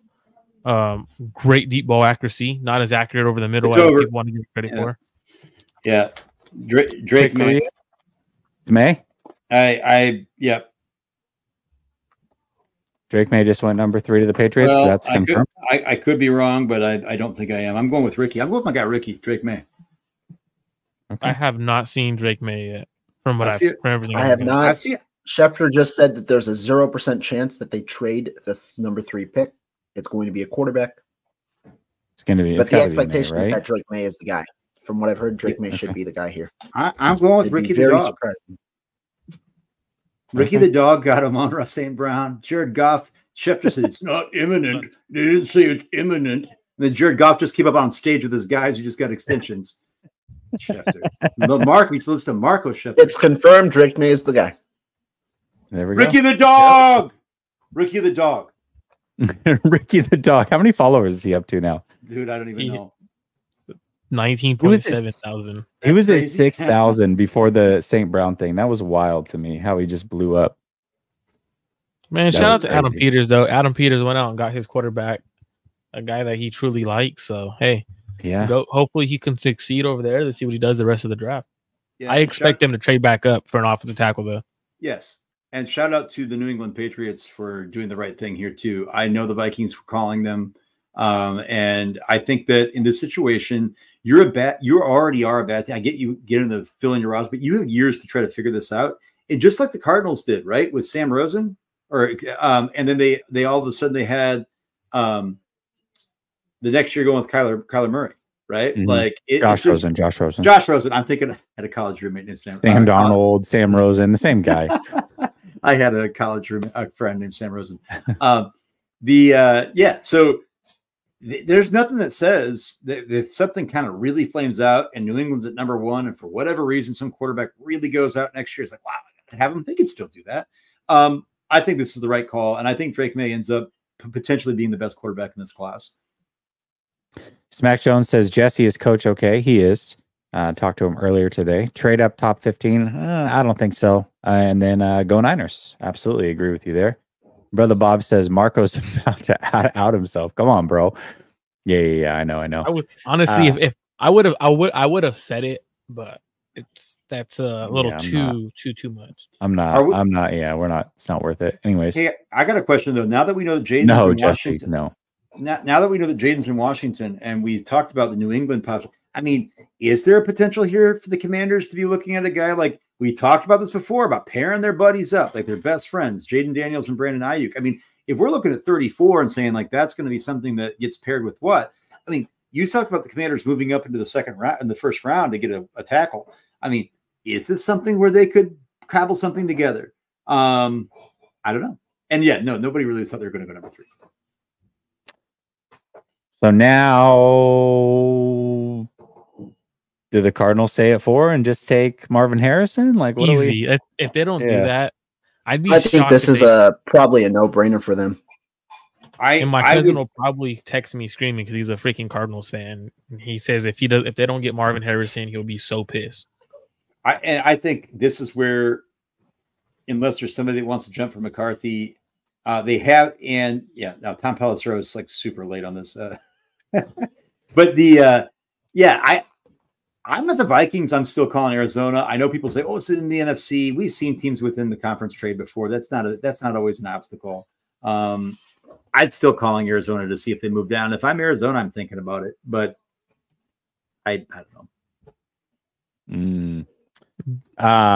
Dream says so. Adams picking Daniels was Trey his guy. I don't listen. There was no way that Trey was going to come to the 49ers or any quarterback without Shanahan wanting that quarterback. So he may have been the guy who was pounding the table for him, but ultimately the one who was making that decision was Kyle Shanahan, and that's why Trey was here.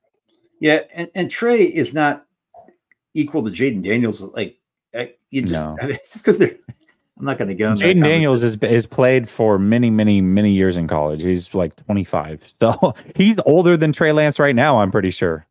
Am I mistaken? I think he's older than Trey Lance at this moment. Because Jaden Daniels is going to be 24 this year, and I think Trey Lance is barely 22.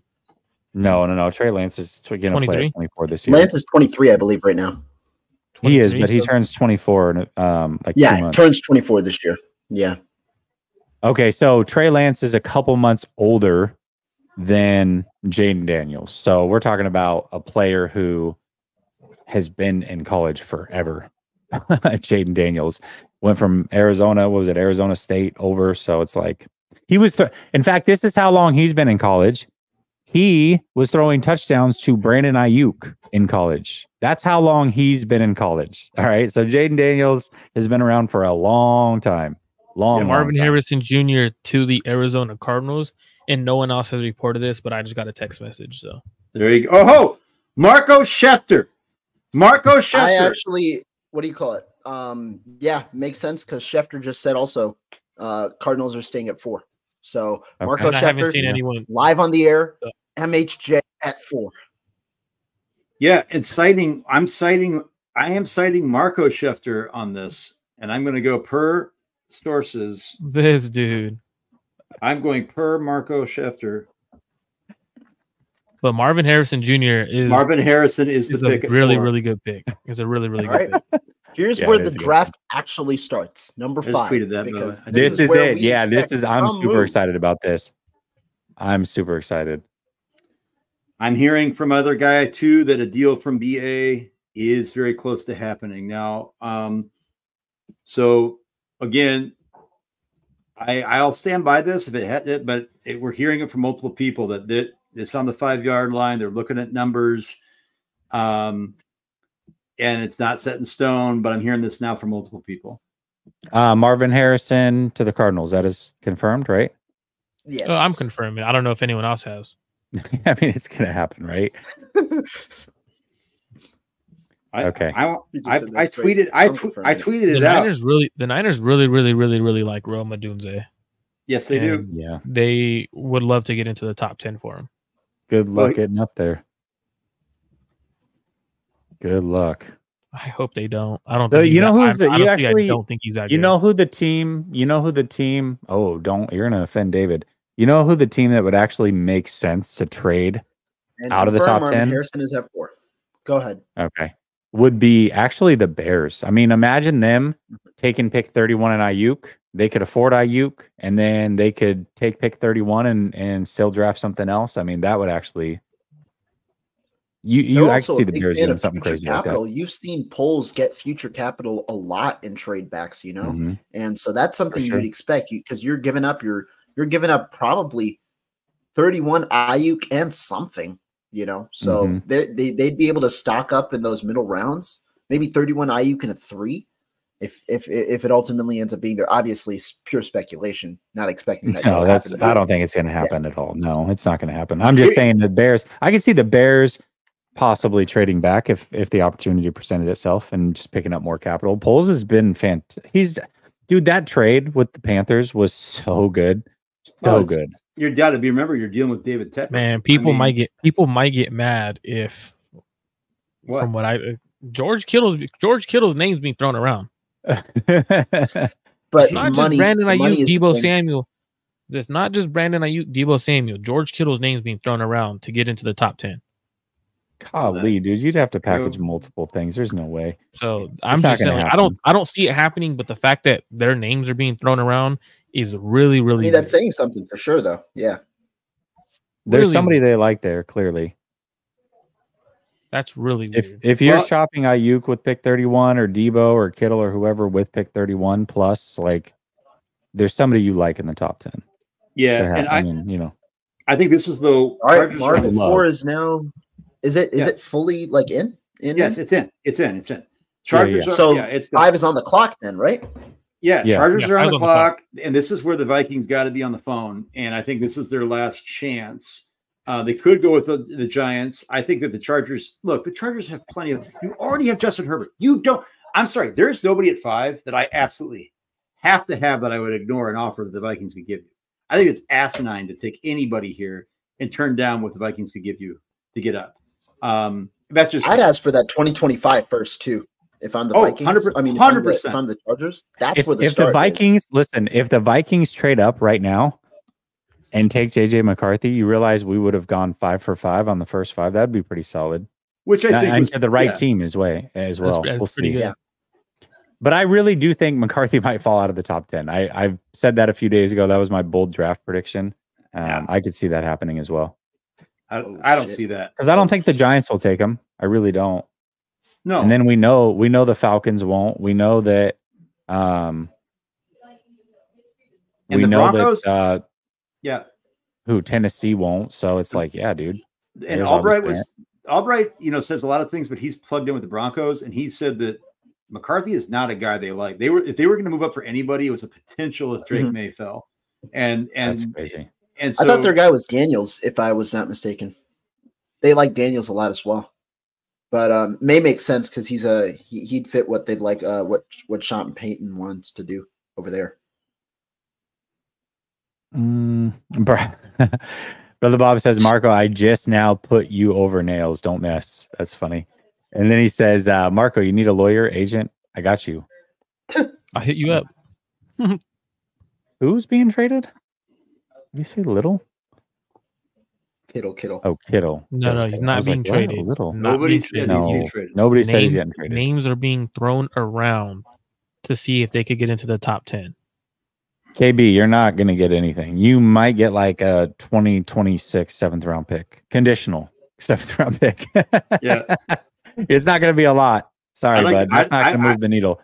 I would trade Jesse for an iPhone and then give it to Jesse. So that when we text each other, we could get rid of these green bubbles. That's what I would do. Oh, I'm a man of the people. What do you got against the color blue, Jesse? I don't have anything against color blue. Okay, no problem. No problem. Boy, I'm seeing some tweets on here. with like some mad food. I got some like avocado, like burritos. I'm looking hungry now. Yeah. Let's see. So this is kind of interesting. Chargers on the clock. Like it's still got 7 minutes, so there's still some time left. Yeah, and I'm wondering. A lot of these teams, my buddies in Minnesota, they're huge Vikings fans. They're like, why is this taking so much time? Team, yeah, there you go, Hugo. Let's run the hypothetical real quick. Sure. Just hypothetically, if the Chargers stay put, what would you think the pick would be? Obviously, a lot of buzz around Latham. Neighbors is still there. What do you expect the pick to be? I would go alt. Yeah. I think the buzz around Latham had legs. I shouldn't ignore it, I guess. I think that's probably what they've been hearing. I think you should go OT here. When you have a quarterback of Herbert's caliber, this receiver draft is so deep. And I know, but see, if I had a quarterback that I really need to put pieces around, I get it. And I know Herbert, I would still go OT here. I'd rather prioritize the trenches at a premium position, which is harder to get cheaper in free agency and elsewhere. And receivers are plentiful throughout the first couple rounds. I would go OT here, and I think there's some guys. Now, are there receivers I like? Yes. But I think alt Latham, whoever you like, whoever your flavor, if your coach, your team says this is a guy, go get him. If you're staying pat. Yeah. I don't know. Oh, Chargers. I got to can I cite Ricky the dog? Yeah, what is he saying? Well, he's saying the Chargers are going neighbors. No. Now, so I'm just wow. I'm not saying that and maybe this is where Jesse is thinking like that McCarthy falls. Ricky's every time he's called it tonight, he says all caps spoiler, and he's got it right every time. And he's saying LAC selects neighbors. No way, dude. Ricky the dog is going to become the new Ari Myra. If he gets this one too, man, oh my gosh. Chargers are keeping everybody had him on right. And Schefter, no trade. Schefter keeps getting lapped. He's like 45 seconds after Ricky the dog, Chargers are keeping pick. But that's like, bro, like Schefter's getting dog walked by the dog. If it's neighbors, that would be crazy. That would be crazy because everybody expected offensive linemen. This right here would be insane, actually. But if you look at their roster, though, it low key does make sense. They just got rid of. No, it makes sense. It makes sense. But everybody pegged an offensive lineman. So for him to say neighbors, that's going completely against the grain here, completely against what everybody expected to happen. So if that happens, that would be wild. I think the real question. I will say this: if Jesse, for you, if McCarthy falls to 11, the Vikings are clear winners of this draft. Like not 100%.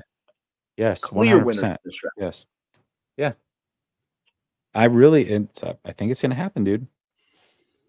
I think that this idea that,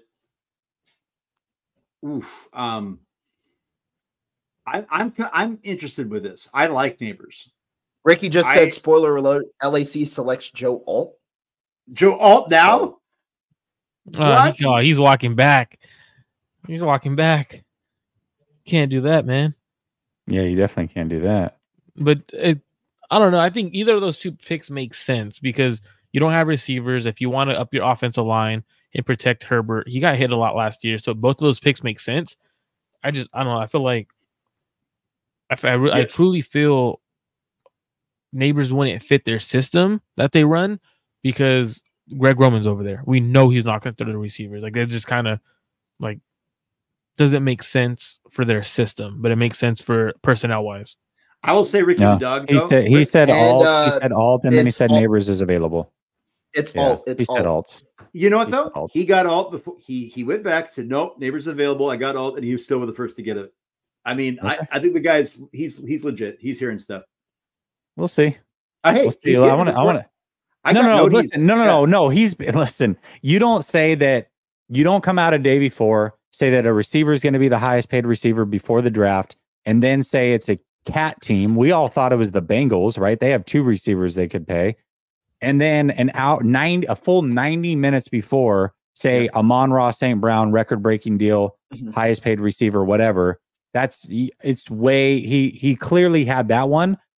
But the question is like, how much does he actually know, right? Because I think some people, especially smaller accounts, I think sometimes they might hear things and then they start selling it as, hey, this is factual because they did have something factual. So I'm going to keep my eye on it. I'm curious to see what he says all night. If he gets like the next couple right, then we'll agree. But he got the first one. I agree. It was really high, though. Yeah. Alt must have been really high on their board because he wasn't going to make it past 7, it seems. They didn't probably want to trade back and lose him. It seems like Alt must have been pretty high on their board for them not to wanting to trade back here. Do you guys have a scouting report on him? Because I'll give mine if you guys don't. Go ahead. Well, no, I just wanted to say, I mean, they're picking him to play right tackle, I would assume. Is that even like just assuming that this guy can play right tackle? Is that a good assumption? Rough. It's rough, right? I did not see him as a right tackle.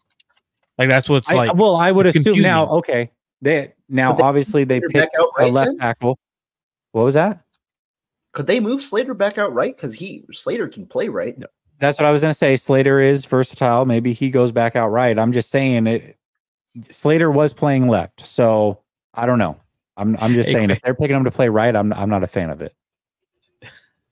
Adam Schefter tweeted, in recent weeks, both Patriots and Vikings reached out to the Chargers to see if they had any interest in trading QB Justin Herbert per league sources. The answer was a no. Just no. It was a no. Come on. But it's interesting because a lot of people have mentioned that in the past, but like the numbers did not make sense. Like it just truly too much. You can't take that big of a cap hit over the next couple of years, even with the rookie quarterback contract. So now with Joe Alt, my biggest issue was his size, and 6'7", 6'8". There was too many times where I felt like he wasn't athletic enough against a more athletic edge rusher, and this for me where it becomes an issue because he's like 6'8", 6'9", like true size in cleats. I do like his fit for zone more than gap. I feel like he lacks power. He's a big giant who in the run game isn't, how do you explain it? Like he doesn't finish blocks. And I think that was my biggest issue with him. And that's why I had Fashanu, or David, how do you say it? Fashanu. I had Fashanu over him because Joe Alt's my biggest concerns were his waist bending. That's, you know who bend at the waist? Mike McGlinchey. It's Mike guys McGlinchey, like that. exactly. Mike McGlinchey. Yeah, the balance when he's in pass pro wasn't great. And when his hands, when he would shoot his hands, he's always wide. That leads to a lot of holding calls. Hopefully the Chargers could develop him a little bit better in those aspects. But for me, he wasn't the best tackle in his draft class. And it gave too much of Mike McGlinchey on the left side. Yeah. Now at 6, are we all expecting Neighbors here? Man, with JJ McCarthy on the board, do they go JJ or do they go a receiver? I don't think they go JJ. I don't think they like it. Show me that, Jay Dizzy, because here's what I see. Despite offers from other teams, this was yesterday, I'm still hearing the Patriots are going to stay at 3 and they take May after Washington takes Jaden Daniels. He also said that, as stated previously, this was 6 hours ago, Giants are all in on Drake May. That's not saying they're trading for him. They're attempting to move up to the 3rd pick in the draft to get their franchise quarterback. Hopefully the Daniel Jones era ends. I don't see anywhere where he guaranteed. I could be wrong. The one thing I do see he guaranteed, April 18th, he said, book it, Jaden Daniels is a Commander. That was on April 18th. So I don't know, man. Who said that? Tell me. That was Ricky. Yeah, look. On the 18th. I got no problem. This dude's legit, period. I got no problem with that. And it is like, Malik Neighbors. Spoiler alert. He said, spoiler alert, 2 minutes ago, New York Giants select Neighbors. This was 2 minutes ago. Did anybody else tweet it out before him? Or was he first? 1 minute. 1 minute is what I'm seeing. So 1 minute is what you're seeing. So again, he's now 6 for 6. You got 2. Yeah. I'm saying from Ricky 2 minutes ago. He's getting it before every single big blue check. Every single person, exactly. So again, even if he got one thing wrong, the dude clearly knows something, man. He corrected it before anybody else got it. That's not wrong, man. That's just No. I'm not saying he got. I'm saying if he was wrong on the Giants thing, I'm just saying he had Neighbors again before everybody. He's had 100%. all before everybody. He had everybody. He's had all these picks before everybody. He was the first one to tweet him, dude. He obviously knows something. So here's the thing. You're right. And Jesse said McCarthy might fall out of the top 10. Well, we're at 7 now. Yep. And, you know, this is the Titans here. Joe Alt is gone. And here's the thing. All of Albert Breers and all the people that started putting Latham in the mocks. And so then we started following that. You see what happens? Like, you start believing people because like their established credibility that they must know. So it must be Latham, and it wasn't, right? So I've always said, like, if Pete Schrager knows all these, I've been on all these phone calls, yet last year he got 1 pick out of 32 right, and the only one was Bryce Young. So I'm just with these getting Neighbors at 6 is a great pick for the Giants. A great pick for the Giants. Great pick. Like, you just paid your quarterback $80 million. You have an offensive coordinator who could scheme it up. Probably one of the best route runners in this draft class, the most explosive, great body control, great hands, like big plays. A big play waiting to happen every time he's on the field. For him to go 6, it's low key them getting Odell Beckham all over again, in my opinion. Yeah. Like, you're getting that explosive route running, great athletic receiver. Now, hopefully, their quarterback is able to get on the ball, because if that's a big issue, Neighbors could definitely be pulling a OBJ in terms of, in the next few years, we can see him on the move real fast. Now, I will ask this: all off the board at 6 or at 5, that presumably was the guy for Tennessee. Do you think they stay put, or is it Fashanu here at 7? Because I think they're going to draft. On the board. You got you got a couple of people wanting to trade up. I could see them going to Dunze. I wouldn't be shocked if they went to Dunze, but I do think that they're going to draft. I do, yeah. I do. But we'll see. I think Jets could easily trade up. Is David talking to us, or is he talking to who's he talking to? I'm seeing the comments on here. I'm seeing the comments, like, what exactly is so wrong? I'm not saying Joe Alt's like, Anthony Munoz, but this idea that, like, they didn't have to draft a receiver. Like, this draft is deep with receivers. Justin Herbert is an elite quarterback, and now you have Rashawn Slater and Joe Alt. I'm not a shill for Jim Harbaugh. You guys know that, but like, that's smart. You hate you talk so much. You hate Jim. I don't hate Jim. You don't hate him, but you definitely are not a Jim. You're a big time guy. Kyle over Harbaugh. No question. I think Jim Harbaugh is an insufferable. I just wanted to clear that up. Yeah, so you're not like caping for him. I think Jim Harbaugh has a lot of talk, and I think he is a good recruiter, and I think he's also entered into situations where he had Andrew Luck at Stanford, inherited a really good roster for the 49ers, and I think there's going to be a lot of pressure for him to win with a really good quarterback. But I don't think drafting a consensus number 1 tackle at number 5 is a bad pick. Like, I don't see how crazy though. Yeah, is how one coach who was a former Niner prioritizes the offensive line versus the other one. Yeah, doesn't really care. At least from what he says, he doesn't really care. Hey, with them taking Neighbors, not McCarthy, who many said they weren't that high on. Yeah, who's the team though? Who's the team that gets in the way for McCarthy? Raiders. Like Denver, the trades that you've expected, maybe Raiders, but the trades that you've expected, or the trades that you've kind of heard, are all for skill position players. Yeah, and here's the thing. Raiders. And if the Raiders move up, there's teams that can move up here that they could offer a future first. The Vikings at this point are like, what do I really need to move up to get up to 7 from 11? Tennessee's going to go. Spoiler alert: Tennessee takes Latham. That's from Ricky. Let's see if he's right again. Wow. Let's see if he's right again. Ooh, okay. I thought it would be Fashanu. I thought that's what I'm saying. They'd go left tackle over right. But let's see. I mean, it's not official. This is just from Ricky. So again, not an insider, right? Man, JC Latham right there. That's an interesting pick, because he could play left tackle. He could play left tackle. Marco, I'm higher on Latham than other people.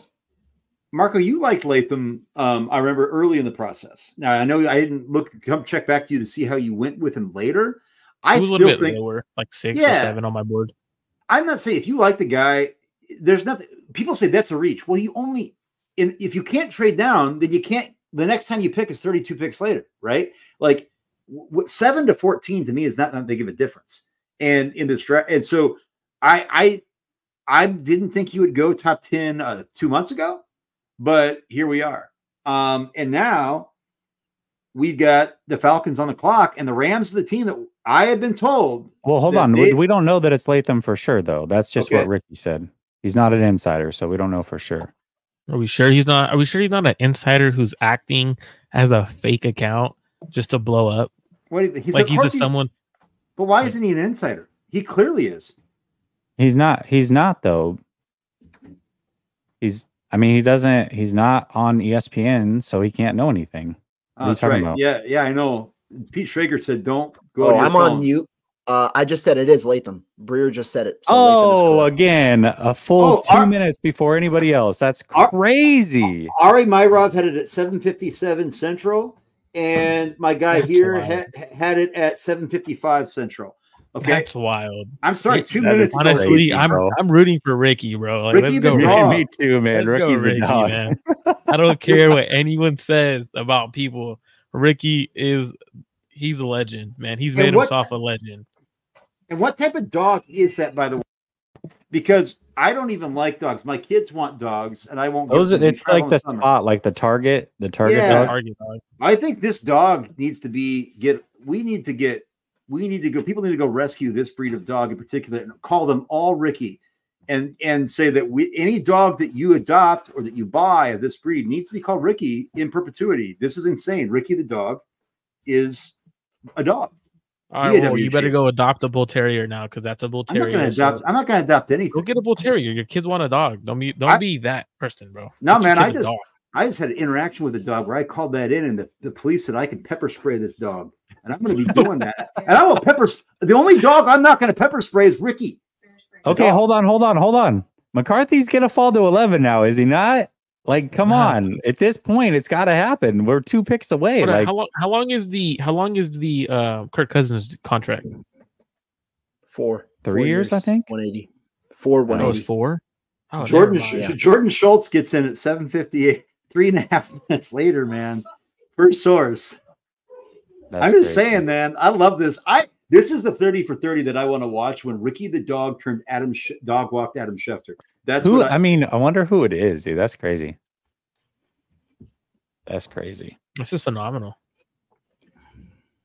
I don't know. No, but for giving JC Latham a scouting report, I feel like he got a little too killed for the one play that everyone remembers when he got bullied into the running back slap. He has power to anchor. He has all that. I just feel like a lot of times people see one clip of a player and that's what they put in their mind. Very athletic, more athletic than Joe Alt, but he's also a little bit smaller, 6'6", but he has a lot more girth. He's freaking 345 roughly. A dude who should be able to slide to the left side and easily play left tackle for the Tennessee Titans. Left side. Jason, the only trade that we talked about involving Debo, unless you're talking about something different, is they had talked about packaging him with pick 31 to trade up.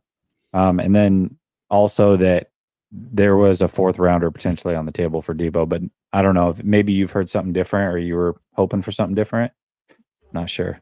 Girth is crazy. I agree. Yeah, on the left side of Girth, though. See, I'm done talking for the night, gentlemen. Like this is literally how NFL people talk, and like when they scout. So when I'm talking, I'm sure they do. They lean like, that Girth leans left. It leans left. What do you want me to call him? Girth is important. Fat. Is fatty. Yeah. Like it's not fat. Like it's chubby would work. Okay, that's funny. David, I know you were saying earlier about pick 8 being the spot where you could see a massive trade. Yes. We're at the board here, where we've got a couple of interesting players still there. I was told what do you guys think? There were I think Atlanta trades out. I think the Rams they were wanting to get the top 10, and this is a spot where I was told that it wasn't set in stone, but there were trade parameters discussed for the Rams to get to 8 for a guy they wanted. I thought at first, I'm thinking, okay, could it be Bowers slipped my mind in the moment, and I was thinking, okay, is it a tackle? Is it Odunze? I'm like, Bowers, obviously, right? So the Jets, well known that they like Bowers, or at least speculated.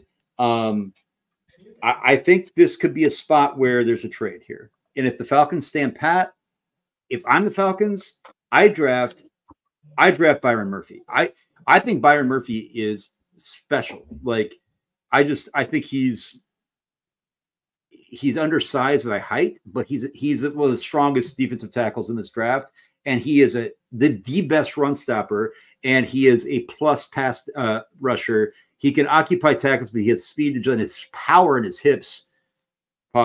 Is like also just unbelievable. And if I stay here, I'm going Byron Murphy, but I think they should trade. If there's a good offer here, and this is where if I'm the Vikings, man, I want McCarthy.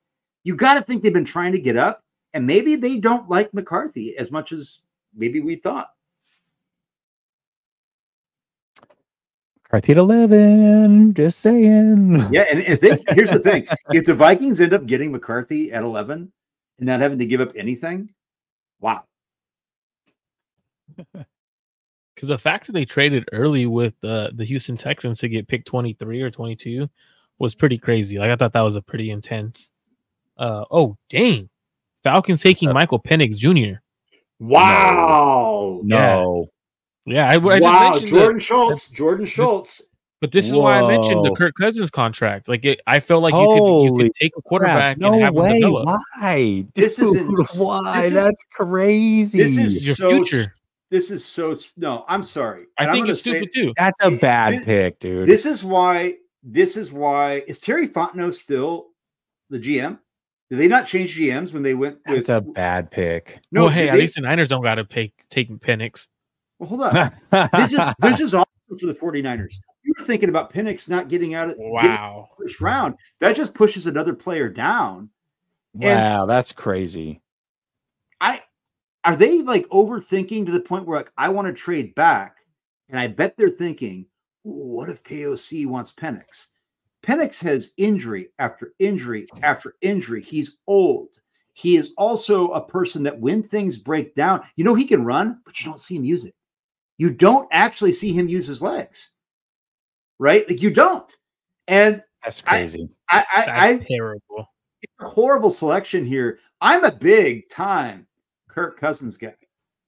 And now you're sitting here at 9 in the Bears, and the Bears want to trade back. They could just take Dunze here. They could take Byron Murphy. Those are their two players. They're sitting here looking like, oh my God, I could trade back with the Vikings here, give them the quarterback they want, and still get one of those guys. Easy. That's crazy. I'm just in shock. Like that's it. He had a second round grade from me. They took him at 8. I'm just very like, what do you? No, I did have him ahead of JJ McCarthy. He was my quarterback number 4, to be fair. But in the top 10, absolutely not. Well, Ricky the dog did get leaped by Ari. Ari stole it from Schultz, but the Ari steals everything. But the Ricky the dog did get jumped there. I think he needs to go back to the dog. He's about a minute late. He needs to quit. He needs to retire. Get some Purina, Ralston puppy chow, and get. Yeah. I'm very curious. I want to look into the Kirk Cousins contract. Do they have it out after a certain amount of years, like or 2 years, 3 years? Here's the thing, though. Do you want to bring Rohan back in so he can react on Penix at? Oh yeah. But here's the thing, though, about Penix is that I don't understand. He is out. He's already 20. He's already 24 years old. It's like 30. So what are you going to do? Set him? Kirk Cousins could play. When's he going to start? 27 to be Steve Young? Oh, Rohan, you super loud there, Marco. Is it? Is that me or is that? I mean, not Marco. Rohan. Oh, let me get the audio fixed. My bad. Yeah, super loud. See, Rohan's having a party. It's Madison, man. I mean, I'm telling you, the beer runs in the streets there. I lived there for a couple months. My wife's from that area. We had to get out of there. They evacuated us. Right? We went to Minnesota. They were Panic. That I'm still in shock. Guys, what the hell is going on, bro? Panic. What like what? Are you freaking kidding me? What is going? Regardless of the player, the damn team, they just paid Kirk Cousins $100 million. There's 3 years of guaranteed money on that deal. Michael Penix is 24. What the heck? And here's the thing. I said the Falcons were primed. I believe in Raheem Morris. This is clear that Raheem Morris does not have a say, and he's not Kyle Shanahan. He is not top of the totem pole. This is they have Drake London, whoever's like, he's a bust. No, it's called Arthur Smith being an idiot. You have Bijan Robinson. You have Kyle Pitts. Opposite of Drake London, I'm drawing a blank here. Nothing's. Somebody fill me in. Anyway, you got. Is Kirk going to retire before this contract? They cannot get out of this in the first 3 years. They legitimately it's really hard. And they have an underrated offensive line. They have an underrated offensive line. Does he have a no trade? Yeah, I think so. I don't even care. I thought he did. So I don't even care if he didn't. Like this idea that you make this big move. And here's the other thing, guys. The Falcons are going to get their wrist slapped harder than any other team, if reports are accurate, that wasn't going to go this year. They have the tampering charges that are rumored to be worse than what had happened to the Miami Dolphins. And the Miami Dolphins had to forfeit a first-round pick. So what you just did is you take a 24-year-old quarterback who's had 5 injuries, multiple knee injuries, while you've got a starting quarterback who's a top 10 quarterback in the league already, trying to win that division, and then you won't have a first-round pick next year while the quarterback's still sitting on the bench? This is embarrassing. What's crazy is the NFL pushed heavy J.J. McCarthy at number 2 to the Commanders. Yep. At 2 to the Commanders. Yeah, now he's falling. Not necessarily. I shouldn't say falling, right? The NFL pumped him, so there's a fall story at quarterback. Quarterback is falling. That pick at 8 is just wild. Adam Schefter is going to cap right now. This is. I know how to interpret it. Adam Schefter says Atlanta, Michael Penix, Raheem Morris loved him. BS. This is exact, guys. If you're listening. This is the NFL PR machine in full. They're seeing the reactions, and they want it to be known. This isn't just a GM. This isn't just – I guarantee you Raheem Morris didn't come to Atlanta to say, I want to go move for Kirk Cousins and draft at least the 5th worst quarterback in this class in the top 10 for him to sit for 3 or 4 years. And he'll be 30 when he starts. Crazy. That's crazy. Like I said, I had Penix ahead of McCarthy, so I'm not – it's not crazy to me that he went ahead of McCarthy, but dude. But the thing is, with Michael Penix, though, even with Michael Penix, like he could be better than as a prospect, but you're also a little bit older than the other guy. So it's like that also plays a factor. He plays a huge factor in drafting a guy in the first round. He might be one of the older quarterbacks. No. I think now that I think about this, I'm just trying to grasp why he would go this early. There must have been serious buzz. No, but there must have been serious buzz about Las Vegas taking Penix at 13 because there's no way you don't trade back and take Penix. I know, but regardless, I don't understand why you take him this early. So why pick Cousins? Like you've got a new coach. Bears are going Rome, so the Niners aren't coming back into the top 10. That was their target. Who said that? Who said the Bears are getting Rome? Jordan Schultz. Oh, I was like, and this is smart. Actually, on my end, from what I've seen first was Ricky. Ricky got it first. He actually had it first again. By 13 seconds. By 13 seconds. Ricky the dog is Ricky the go. Oh, that's funny. That's so funny. Kyle cannot put Ricky the dog in the doghouse. No, he cannot. Nobody puts him in the corner. Nobody puts baby Ricky in the corner. Man, getting there. Hold on. Can we talk about real quick? The Bears might have the best receiving room in the NFL. Yeah, by far. It's not close. 100%. They 100% do. It's not close. That's crazy. Okay, assuming Odunze is a guy, which we all think he is. Like, here's my thing, guys. Rome was my wide receiver 1, and I'm going to explain why. Everybody's like, well, he can't do this, he can't do that. He can do absolutely everything. He's a great route runner. And is he the best route runner in the college? No. So he can run everything on the route tree. He is incredible in contested catches, which I think is overrated if it's the only thing you do well, but it's not the only thing he does well. He's a great red zone target. He can stretch the field. He can run. He can go over the middle. He can go get yards after contact. He can get yards after the catch. He can operate in the slot. He can go out in X. He's tough as hell. He's confident. He's the most confident receiver in this draft. and he's the most pro ready. And you put him with a rookie quarterback who already has DJ Moore established, Keenan Allen, a GOAT, future Hall of Famer. And now you got Rome Odunze just to clean up whatever they want him to do. You got DeAndre Swift, who I think is probably got out of the league in a couple of years with his injuries, but still, it's running backs. You've got a balanced running back room that can keep your legs fresh. You got Cole Kmet, who's nothing special, but he's nothing horrible. And an offensive line that's underrated. Hey, Minnesota is on the clock. They moved up one spot, which means Bauer's likely at 11. Minnesota gets their quarterback here at 10. Oh, there you go. Wait, who moved up? So Vikings traded up one spot to 10. I'm technically wrong because he didn't fall out of the top 10, but I was pretty damn close on that one. What do you think they give up a second to move up? I don't know. No. One spot, it'll be like a fourth. It'll be the same as like the Carter trade. Yeah. Yeah. Who did we get when we got Solomon? What was it, like a 4th round pick to move up one spot? No, that was a third, but that was also 2 to 3. This is 10, not 10 to 11 or 11 to 10. Yeah, that's last true. Year, we saw this last year, and Carter, when they traded up for Carter, it was a 4th round pick. Yeah. We don't need anybody to tell us that this is McCarthy, right?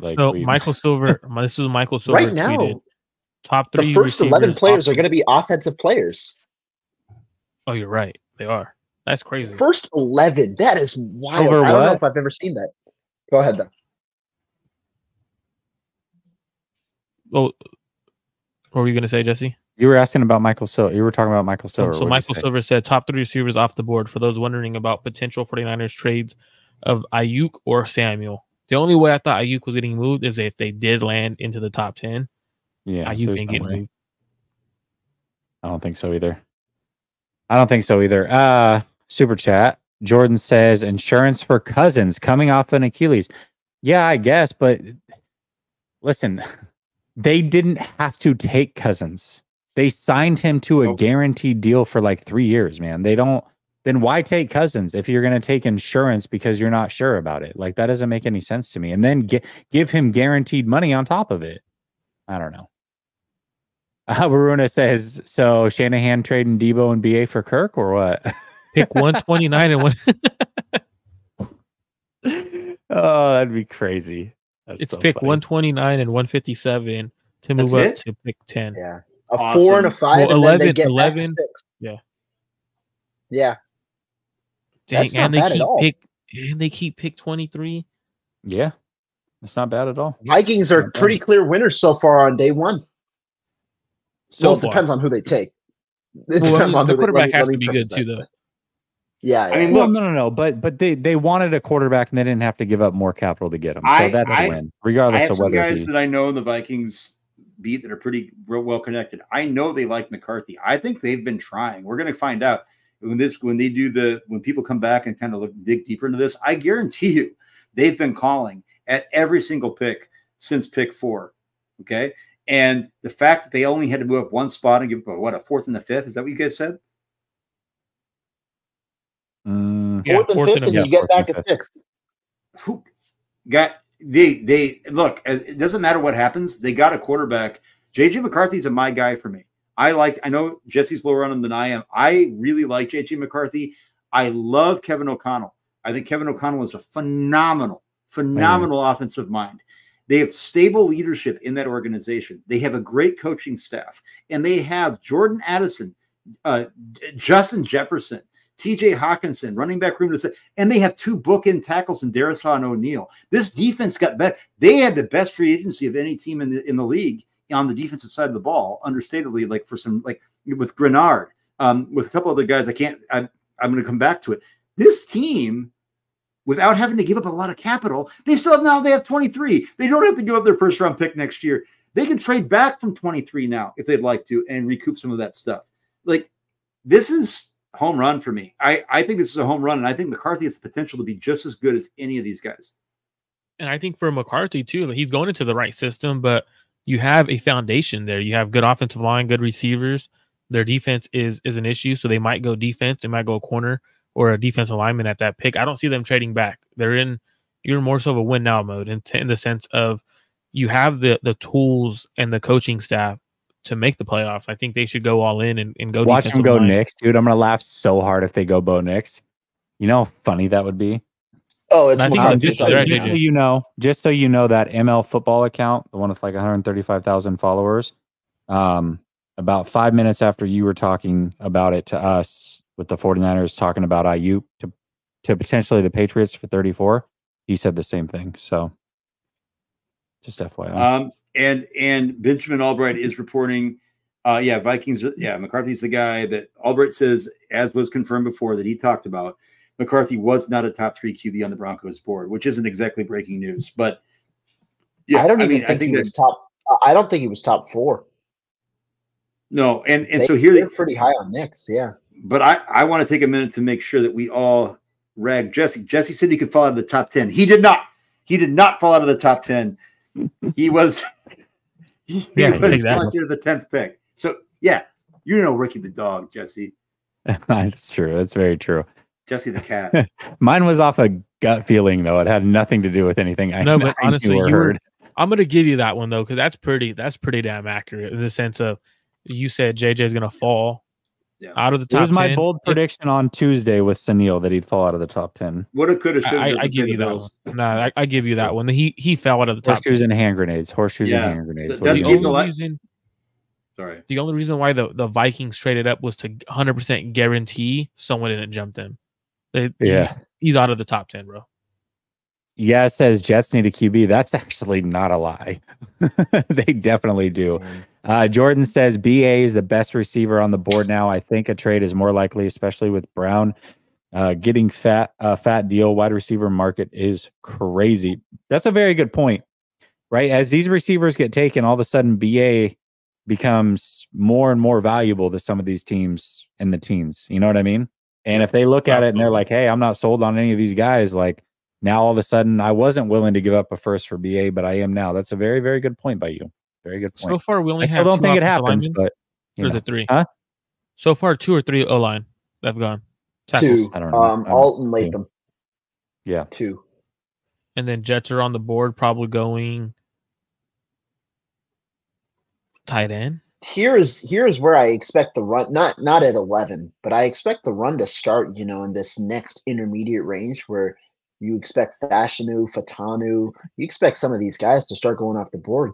And here's the thing, guys. I'm going to be honest. From 5 all the way through here, as much as I like McCarthy, there's better players that haven't been drafted than a lot of these guys to me. Like Odunze is my wide receiver 1. I like Neighbors a lot. Obviously Harrison. But if I look at Joe Alton, Latham, I have no problem with those picks. But I'm not I was never bullish on either of those guys as just bona fide studs. The Penix thing, what have you. Like Neighbors, I look at Bowers, I look at guys like Byron Murphy, I look at some of these other receivers who I think can be just as good. There's a lot of offensive line with Fautanu, go on down the line. Like there's a lot of talent here in this draft at the top here. And I think you could find, and that's why I said 7 to 14 to me isn't that big of a difference. Bowers would be the worst kept secret if he goes here, right? To the Jets. Yeah. Everybody was talking about that one for 2 weeks. I know it's the worst kept secret. Would you prefer though Bowers, or would you prefer an offensive lineman since Fashanu and Fatanu are still on the board? What would you guys? I would go offensive. I would go offensive line. I think the Jets are going to go Bowers, but I would go offensive line. I mean, I understand that you got 2 guys this offseason, but neither of those guys are picture perfect health wise. And if you lose one of them, you're screwed this year. So I would go. Well, even if you go Fuaga, he could play guard for a year. I do think that they have their 5 guys that they paid that are kind of penciled in starters. Val, check out the bottom. I've got the latest picks scrolling across the bottom. So the ones that we can confirm anyways. Well, hey, while we got a break, I know you were talking about Rohan Blinken, but I'd like to talk about what you guys are drinking. So I've got my War Pigs, okay, in honor of Caitlin. One thing you never do, brother. You never give free promotion. You just say it out loud. I'm sorry. I've got Duff Spear here with Homer Simpson just gave me one. It's from Muncie. It's from Indiana. Indiana's the worst state in the country. I want to tell you that, guys, right now. Okay? Oh, wow. And everybody from Indiana just tuned out. Thanks. Good. It's okay. They don't have internet anyway. It's like, you know, Vernon Maxwell talks about people in Utah. It's how I talk about people in Indiana. Okay. Oh my gosh. Hey, like, I might not look like much, but I'm a snob and I don't like Indiana. But I like Caitlin Clark. I like Caitlin Clark, and she's on the Indiana Fever. And I like this beer that comes from Indiana. It's one of the best breweries in the country. And I'm drinking it in a snifter, because I'm a snob, from Toppling Goliath, which is the best brewery in the country, and it's in Iowa, where I'm from, which is no coincidence. Okay. And I'm pouring it into my glass. Look at this. Look at this color. Look at this. Look at this. Now, what are we drinking tonight, gentlemen? I know Marco said that he had the quality H2O. Quality H2O. You know what? I've got that too, because I'm hydrating, and I'm back. I'm doing 4 to 5 liters of water a day again. I'm back because I'm an old man. If I don't do that, my hamstrings start going crazy. By the way, yeah. My guy Jay called me a snob. And he's from Venom Iowa says that they have internet. I told you there's somebody in here from Indiana. Venom, hey, you know what? No offense. We can't. Hey, I'm from Iowa. It's not always perfect. Jokes aside, I'm glad that you updated me on that, because I did not know. I really didn't. I thought you guys did not. So stupid. Jets are selecting at pick 11. Yeah, of course. Reported by Ian Rappaport. Oh, so cool. I think it is a tight end. Somebody asked if we would rather have Bowers or Mims. I would rather have Bowers. I'm not a big Mims. It's not that Mims doesn't have talent, but it's Fashanu at 11. I'll be back in a minute. Fashanu at 11. Fashanu 11. Yep. Fashanu. Yep. There it is. Fashanu. Wow. They did go tackle. Okay. Good for them, dude. I love this. Good for them. I love this because it's so like smart. It proves that Ricky the dog's out here getting information, and all these dudes that were having this like convinced that it was going to be that. I'm sorry, guys. Like, remember, NFL rumors. Let's just throw this out there. NFL rumors that account that has like 400,000 subscribers or followers, whatever they're called. He had tweeted like 4 minutes ago that the Jets were going to go Brock Bowers.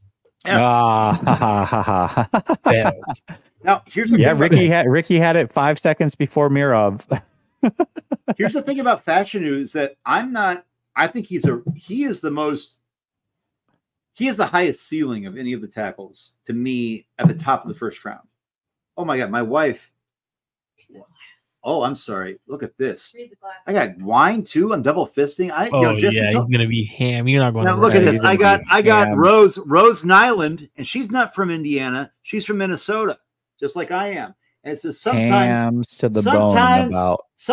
life just isn't fair, kiddo. And I know we talked about a trade up. I know we talked about a Rams trade up from 19 to 8. Yes. What about one from 19 to 12 for Brock Bowers? Yes. Who's still on the board. Makes a lot of sense. And the Broncos were wanting to trade down because they have no capital this year. It's 12 and then goes to 76. So, and they're not. If they draft Bo Nix, I'm going to do a lap around my neighborhood, and you guys can we'll see where I go. Okay. And I'll be like, what the is going on? Jeff says, Mr. Iowa, you don't have a football team. Go Colts. I do have a football team. You know what it is? It's the Brock Purdy-led Iowa State Cyclones, baby. He lifted the culture there. He took a bottom feeder, and now he's your hero. I'm dead. Brother. He gave you the it's like, baby, Jack Trice Stadium. You know what? Don't you tell Brock Purdy he's selling John Deere tractors. You tell me I don't have a football team. What's Samoan name do you want to? What's the Samoan name you want to know? Oh, for a Samoan name for Brock Purdy? No. No, the guy in the chat, 808-9er. Oh, I don't know. Is it Soya Mataya? He's part of I think he's part of Jesse's Nails. Is that your membership names, right? The Nails? Oh boy. No. What's your members' names? You don't have a name for them? Just supporters. Yeah, I don't have them. Everyone's like. I have to say this. I think that Joe Douglas did the right thing. Should I change him to like? I don't know. I think Rusty Nails. The Rusty Nails. we have a bar called the Rusty Nail here in town. Rusty trombone. It's pretty cool. Jeez. There's trombones that's stay out of the rain, oxidize. It's called science. Hold on, no. What pick are we at right now? Pick 12? Yes. Okay. And here's the over under. You ready? Here's the over under. And you guys in the chat, let me know. Over under 6, pick 17.5. Vegas has us at 17.5. That David is 3 sheets to the wind. I'm fine. No, I know, but we're still 5 picks away before Vegas's number, 17.5. That's the pick. I'm gonna go over. What's Vegas is 17.5 for who? David. For David to be 3 sheets to the wind. Pick 17.5. Oh God, no, brother. Look. Because you have to remember, that's like 50. He said that, oh God, no, brother. Oh boy. Oh boy. Smash the over. Smash the over. Because Jay, look, my guy Jay knows we're from Iowa. We're not going to sit here be 3 sheets to the wind. Oh, he said that. Oh, bring up Jace. He said that. You said that guy knows I'm from Iowa, but then he says that you're a lightweight. So I don't know about that one. Oh, look at that. Come to my house and say, you know, I'm gonna look in the camera right now, Jay. Come up to Grand Marais, Minnesota, and tell me that I'm a lightweight. Now, listen, guys. Let's be honest here. Though. I love Jay. Jay's my guy. Jay actually knows Seth freaking Rollins. I don't know if he wants me telling him that, but he knows Seth freaking Rollins is an amazing wrestler. My son's favorite. I think that the fact that Joe Douglas went for Fashanu over Bowers, people were speculating like, oh my God, Joe Douglas is trying to save his job. Oh my God, they're 1 year in. But they were one injury away from the Teron Smith, and then they have Carter Warren, who's a young player. He's not horrible, but he's not great. Like one of those guys goes down, all of a sudden you're screwed, right? And so I actually I think this is a smart selection to go for a high upside tackle that doesn't have to start right away, probably will. And instead of like absolutely thinking you have to go with Bowers. And guys, I'm not as high on Bowers as everybody else. I don't know. Can we get a temperature in the room here? Like, I'm not anti-Bowers, but I'm not. Guys, I never thought about. I don't want to interrupt you. Bo Nix to the Broncos. Let's go, Bo Nix to the Broncos. That was the most. What is going quarterback on, dude? within the first 12 I gotta go run a lap around the neighborhood. Sorry. And when you did bet, you better it'll sober you up, partner. But that's crazy. The most unkept secret in all of the draft, in my opinion, was JJ McCarthy and Bo Nix to the. Oh my. That's okay. I'm sorry. That's worse than the Michael Penix pick. Sean Payton that's is crazy. I'm going to speak unequivocally here. Sean Payton is the most toxic presence on any NFL team.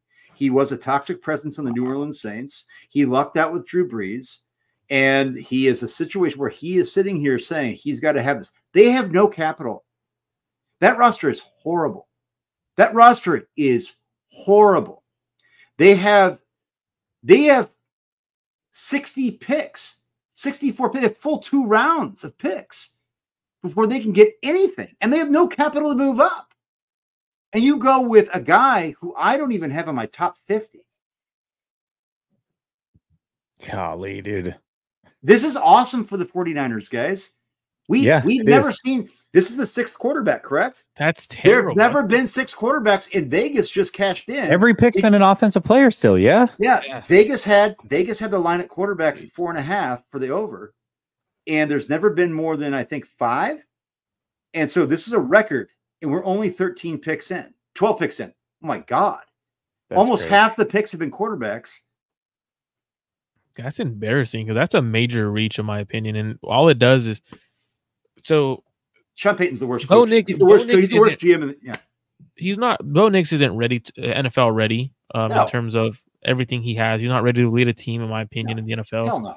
It's going to take him a few years, but the good thing that the Broncos have is they have a few years to draft players, develop him, and get him right. There's rumors that they're planning on trading Cortland Sutton. They already trading Jared Judy. I don't see them trading the receiver. You got to keep a young quarterback happy. But man, that's just extreme reach. Like I know the people were comparing him to Drew Brees and XYZ, but when we're comparing the young quarterbacks coming out of college who are compared to Hall of Fame quarterbacks, and Drew Brees was the ultimate cerebral quarterback. And when you watch Bo Nix, he's not that, like, IQ-wise, don't get me wrong, he's a smart quarterback, but he is not that guy. And I'm very curious to what Jesse has to say as an Oregon Duck. Well, what did the Denver Broncos get? Because this is, in my opinion, this is the worst pick in the draft. This one and Michael Penix, because he's probably not going to play for another 3 years. This is worse than Penix at 8? I think so. I think so. I think because Nix is starting day 1. Yeah, he shouldn't be. Yeah, but it's only gonna. It's sometimes starting quarterbacks too early when they don't have the team around them only hurts their development. So starting Bo Nix early is also pretty bad. But at least they get to see. At least they get to see who this guy is, like right away. And as Rohan said, Penix is going to sit on the bench. I mean, if Kirk stays healthy, he's not going to unseat Kirk Cousins. No, he won't. But with Penix, they're at least they have a vision to. He's going to be our quarterback after Kirk Cousins. Jordan Love, we all thought that was a bad pick. That's their MO where they're going, and I understand where they're going. Yeah. For me, with Bo Nix, he's not as good of a quarterback. So for me, that you could have got Michael Pratt in the second or third round, and it would have been a better pick than Bo Nix at 12. That's where I'm confused, because if that quarterback's going to start year one, that's just a terrible pick, terrible management from a team operation. Jesse, you're the Oregon Ducks fan. What about Bo Nix is good, and is this a good pick or not? I don't think it's a good pick at all. It's way too early for Nix. I had Nix arguably at number 6 out of my quarterbacks. Arguably. And I say arguably because I think you can make a case for Pratt. I think you can make a case for Rattler. There's some guys there. So Nix is cerebral. I'll give him that. But dude, his arm, people are like, oh man, he was throwing BBs at his pro day. Dude, I watched him for 2 seasons. That dude does not have arm strength. And he's not that accurate despite his high completion percentage. He's not on target a lot of the time. So we'll see. I'm not a Nix guy for the pros. I loved him in college. Not big on him in the pros, but we'll see. And I'm an Oregon Duck honk. So there you go. What's hilarious to me is that Benjamin Albright said that they'd be trading down. This is absolutely going to be trading down. They're not trading up. They're going to be trading down. And again, Ricky the dog. This is just, I don't understand why teams prioritize quarterback to the extent that Spencer Rattler, I'm higher on Spencer Rattler than I am on Bo Nix. And is there anybody else in this room that feels the same way? That's what I was saying. You can argue Pratt, Rattler, Nix for me. I mean, right. Nix is not even surefire 6 for me. So I find this funny. So Adam Schefter is in his PR mode. He goes, Sean Payton wanted and intended to draft Mahomes in 2017 when he held the 11th overall pick, but he was ready to turn in the card. But before he could, the Chiefs traded up to the Bills spot at 10, took Mahomes, one spot before Payton got him, leaving the Saints to draft Ohio State cornerback. Payton feels as strongly about Bo Nix as Mahomes. Oh my gosh, dude. Adam Schefter is the biggest water carrier. And this is why I love Ricky the dog walking him. Adam Schefter is just no way, dude. That's ridiculous.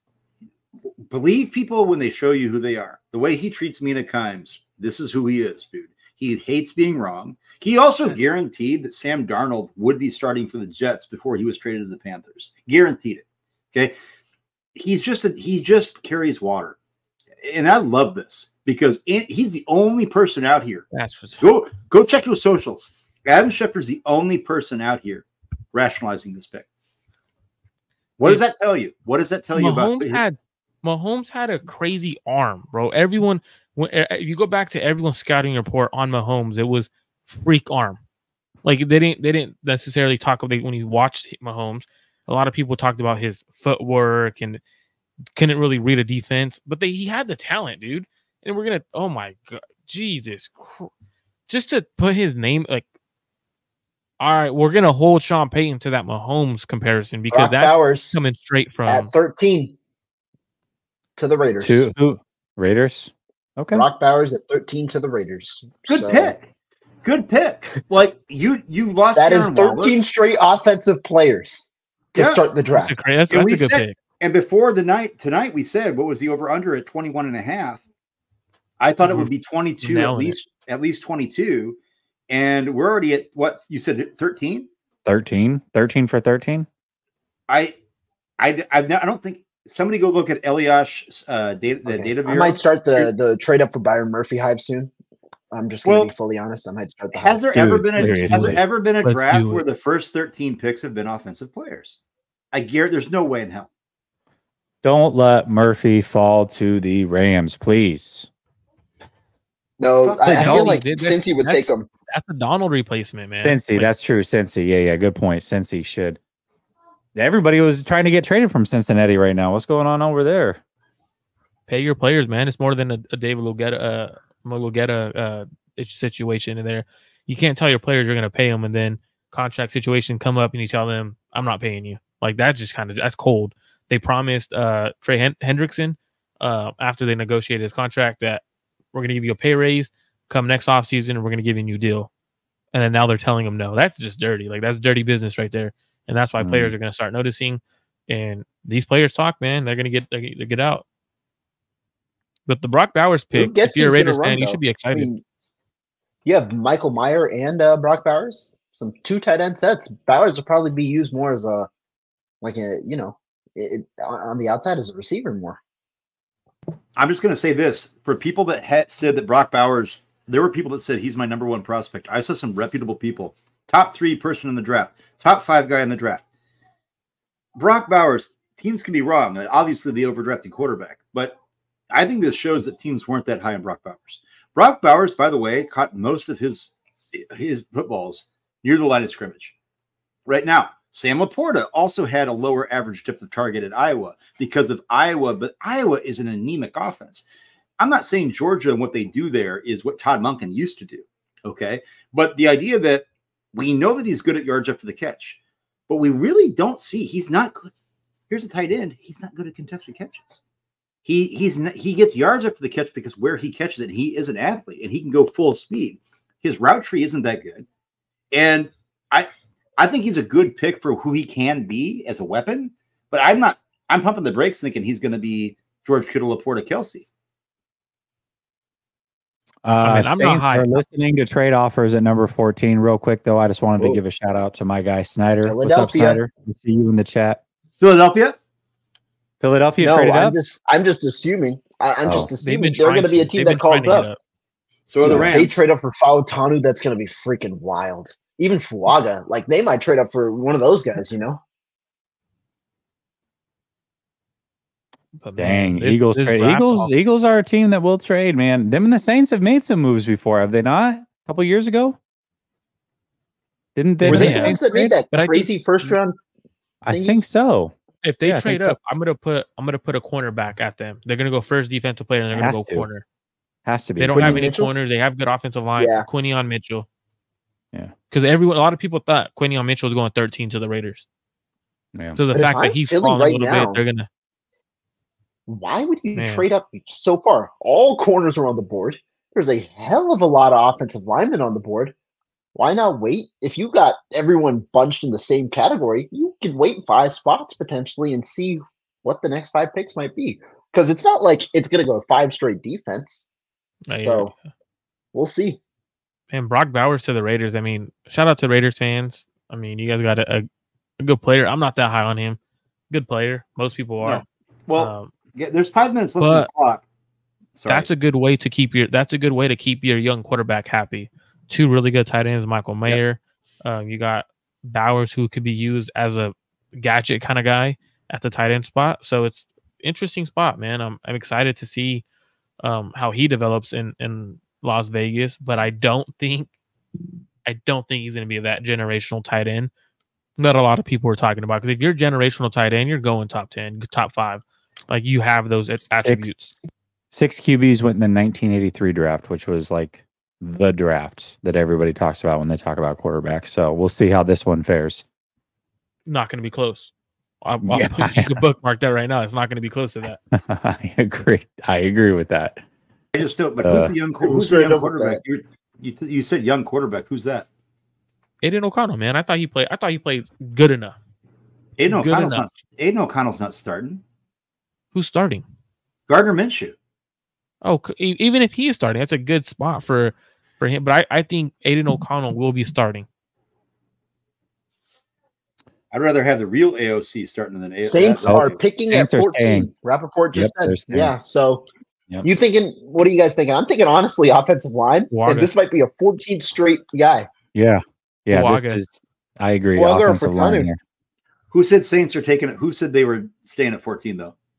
Rappaport, I think. I don't know. Yeah. Gotcha. Yeah, Rappaport. So Saints have been trying to trade back, but I don't think they found a partner. I also could see them going defensive line here as well. But I agree. I think the Oregon State kid, it makes a lot of sense here. But either one of them, I guess. But and then I could see Murphy going here as well. I mean, at some point, like the best defender is the best defender, and you're 14 picks in. You know what I mean? It's not a bad pick at this point. So not a bad pick. Dave Barclay says Jordan's not wrong. I don't even remember what that was. Junior says crossing my fingers. It's Byron Murphy, dude. If he, that'd be crazy. Dariush guy says, would you rather have Brock Bowers than Mims? Yeah, I answered that one. Lacaria says, I was going to do some edibles to properly enjoy the draft, but didn't bother. No loss because I'm still giggling at these picks. Well, that's comedy. Oh, that's what he was saying. Jordan's not lying. I love BA, guys, but there's so much talent on the board. You need to deal him. We can get our tackle and shut down corner. Ooh. And then Michael McCann, and he whispers about Ayuk. The last thing that we heard is Ayuk, Patriots, pick 34, but not like a done deal, but that was the latest. I got a pick. What was it? Ricky Dog says Fuaga. Fuaga, okay. Yeah. Well, that was my prediction. I just felt like they would go. How many picks have we gotten right? We've got a handful right. We're in the. I mean, nobody thought. I had in my crazy mock the Broncos trading way down and drafting Bo Nix in the late 20s, but this is nobody else is reporting it yet. A lot of people had Pautanu going earlier. People say, oh, he's going to go away. I thought Byron Murphy. I was on record. I said bookmark it that he'd go top 10. I'm shocked by that. I don't know. I'm shocked he's not good. I'm shocked he has not gone. He's by far the best defensive player in this draft. There's no medicals on Byron Murphy. It's just, whoa, he's 6'1". Who cares? There we go. Marov just came a full minute behind him. Yep. No, Ricky the Dog is definitely my new spirit animal. Do you think the NFL is going to try to figure out who this guy is? They tried to leaking every pick. He's argued. Sure. Ricky the Dog came out and said that he had felt like his account was shut down because there was some discontent with how much he knew. Now, I don't know how true that is, but like, I don't know. I believe Ricky the Dog. You know who Ricky the Dog is? 49ers? No, it's Gruden. John Gruden, bro. That would be. He's got a bone to pick. That's such a dad joke. Guys, have we only seen one trade so far? Dad joke. I give only one trade, right? Through 14 picks? Yeah. Me and Rowan didn't even blink. Yeah. Marco laughed because he doesn't know what comedy is. Bro. Yeah, that wasn't good. That was a solid dad joke. It was pretty good. Come on.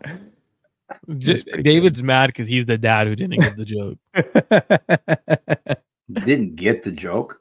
No, didn't give the joke. You didn't give the joke. He said give the joke. Well, I'll make a joke about a bone later. How about that? Whoa, pause. Jeez.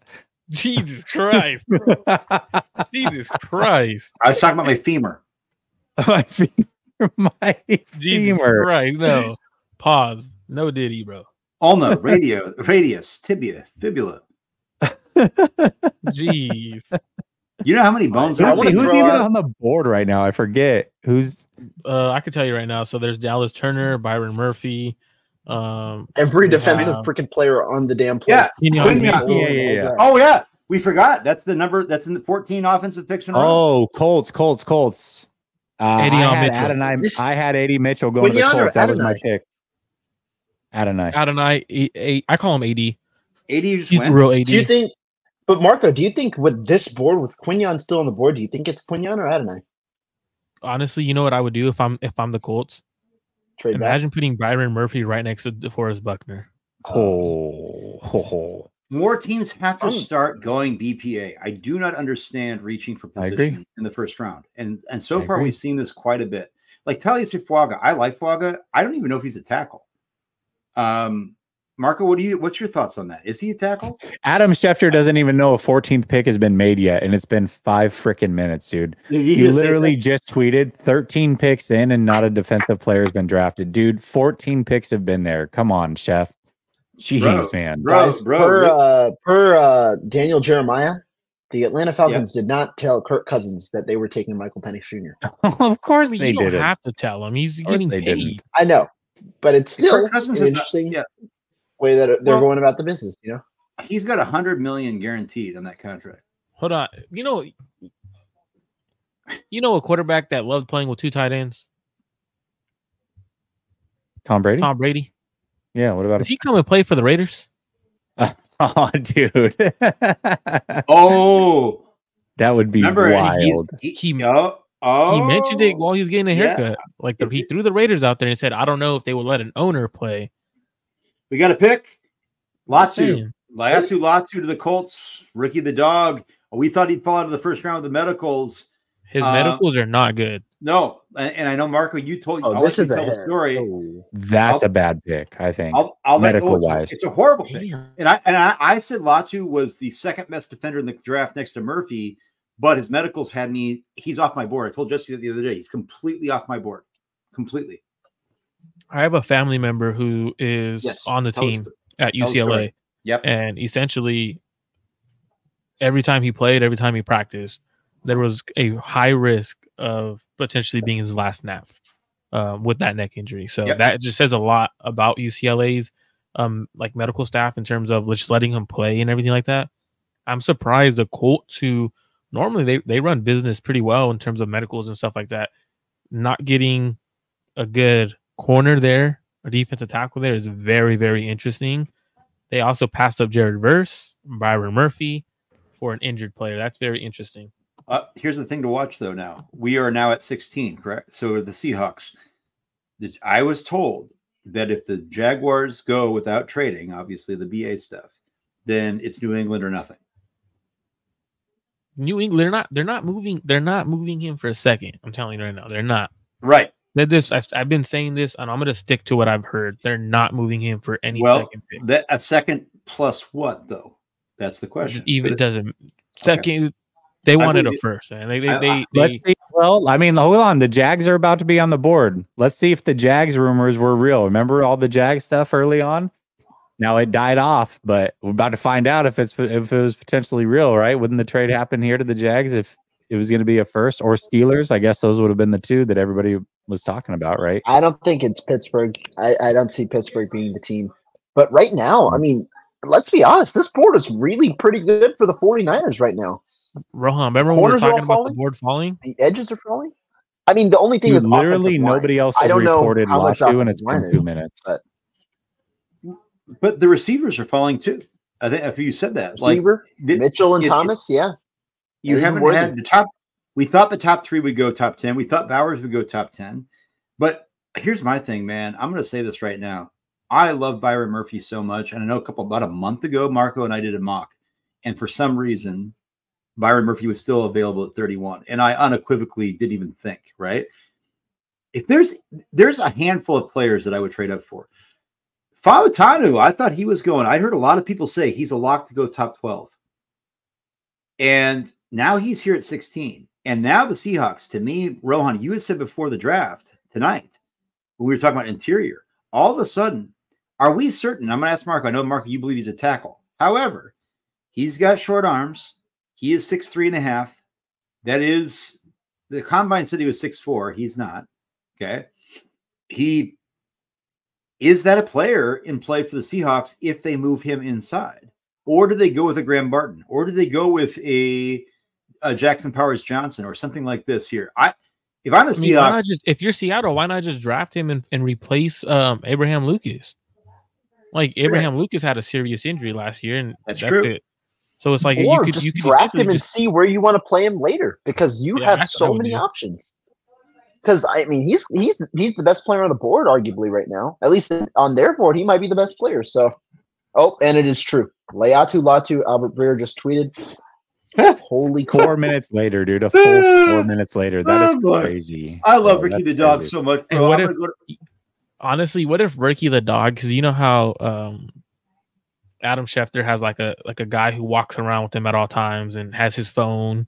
Mm-hmm. What if it's that guy? What if it's that guy? That'd be the craziest thing ever. Ricky the dog created the meme, the Photoshop of him Ricky the dog walking as an anthropomorphic dog with Schefter by the underwear, like wedgie style. Like that is a classic. I'm going to spam, and I'm going to go to school tomorrow and say, guys, when you grow up, you could be like aspire to be Ricky the dog. You could be like Adam Schefter over here and just be a shill for all these GMs and agents, or you could be a grown man posing as a dog with a Giants hat, and you could just tip every pick and make all the Pete Schrager's mad. Watch NFL Network, watch ESPN, get off your phones, give us money. Or you could be Ricky the dog and get everything before everybody else. That's crazy. Gizmo Maltese says, what 2 free agents would you get with $30 million this year to spend? Dude, I haven't even honestly been looking at who's still a free agent. There's no free agent that you're spending $30 million on. No. 2. He said 2, any 2. Yeah, there's not at this point. It'd be really, really hard. Really, really hard. Bro, Ricky the dog got 5 minutes on Jordan Schultz. I think for me, I think crazy. I truly think the Jags, I don't think they go receiver here, man. Like, how do you pass up Dallas Turner?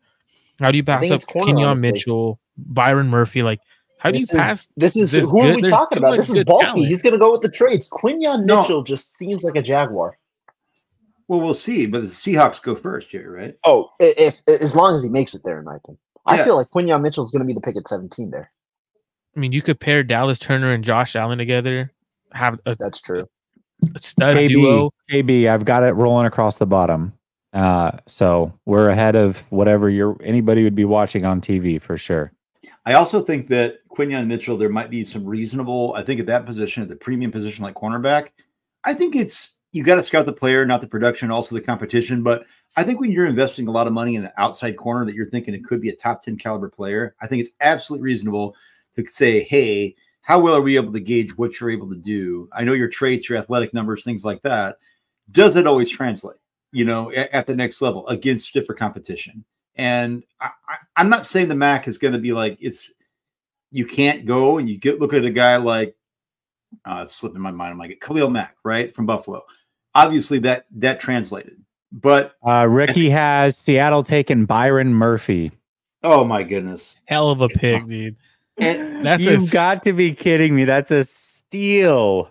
That's a great pick. Oh, McDonald is cooking, man. McDonald, bro, that's a hell of a pick. Well, McDonald, he's not. That's the Matabwike.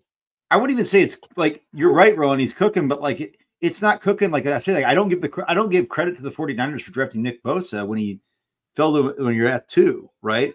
I mean, you're sitting here at 16. And the first defensive, Adu got way before, but the best defensive player in the draft falls to you at 16.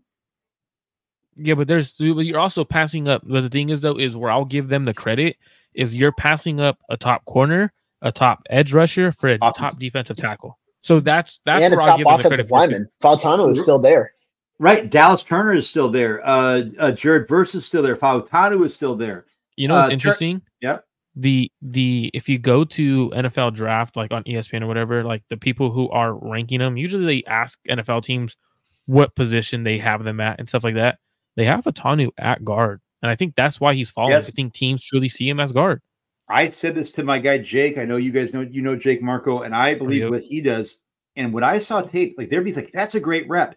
Sometimes against better competition, he gets, like that idea of asset that his feet get back and he gets like ahead of it. I think you talked about this too. He gets over his skis and he can get used to it. Like, oh, the quarterback stepped up in the pocket. Well, that's not necessarily because you did your job.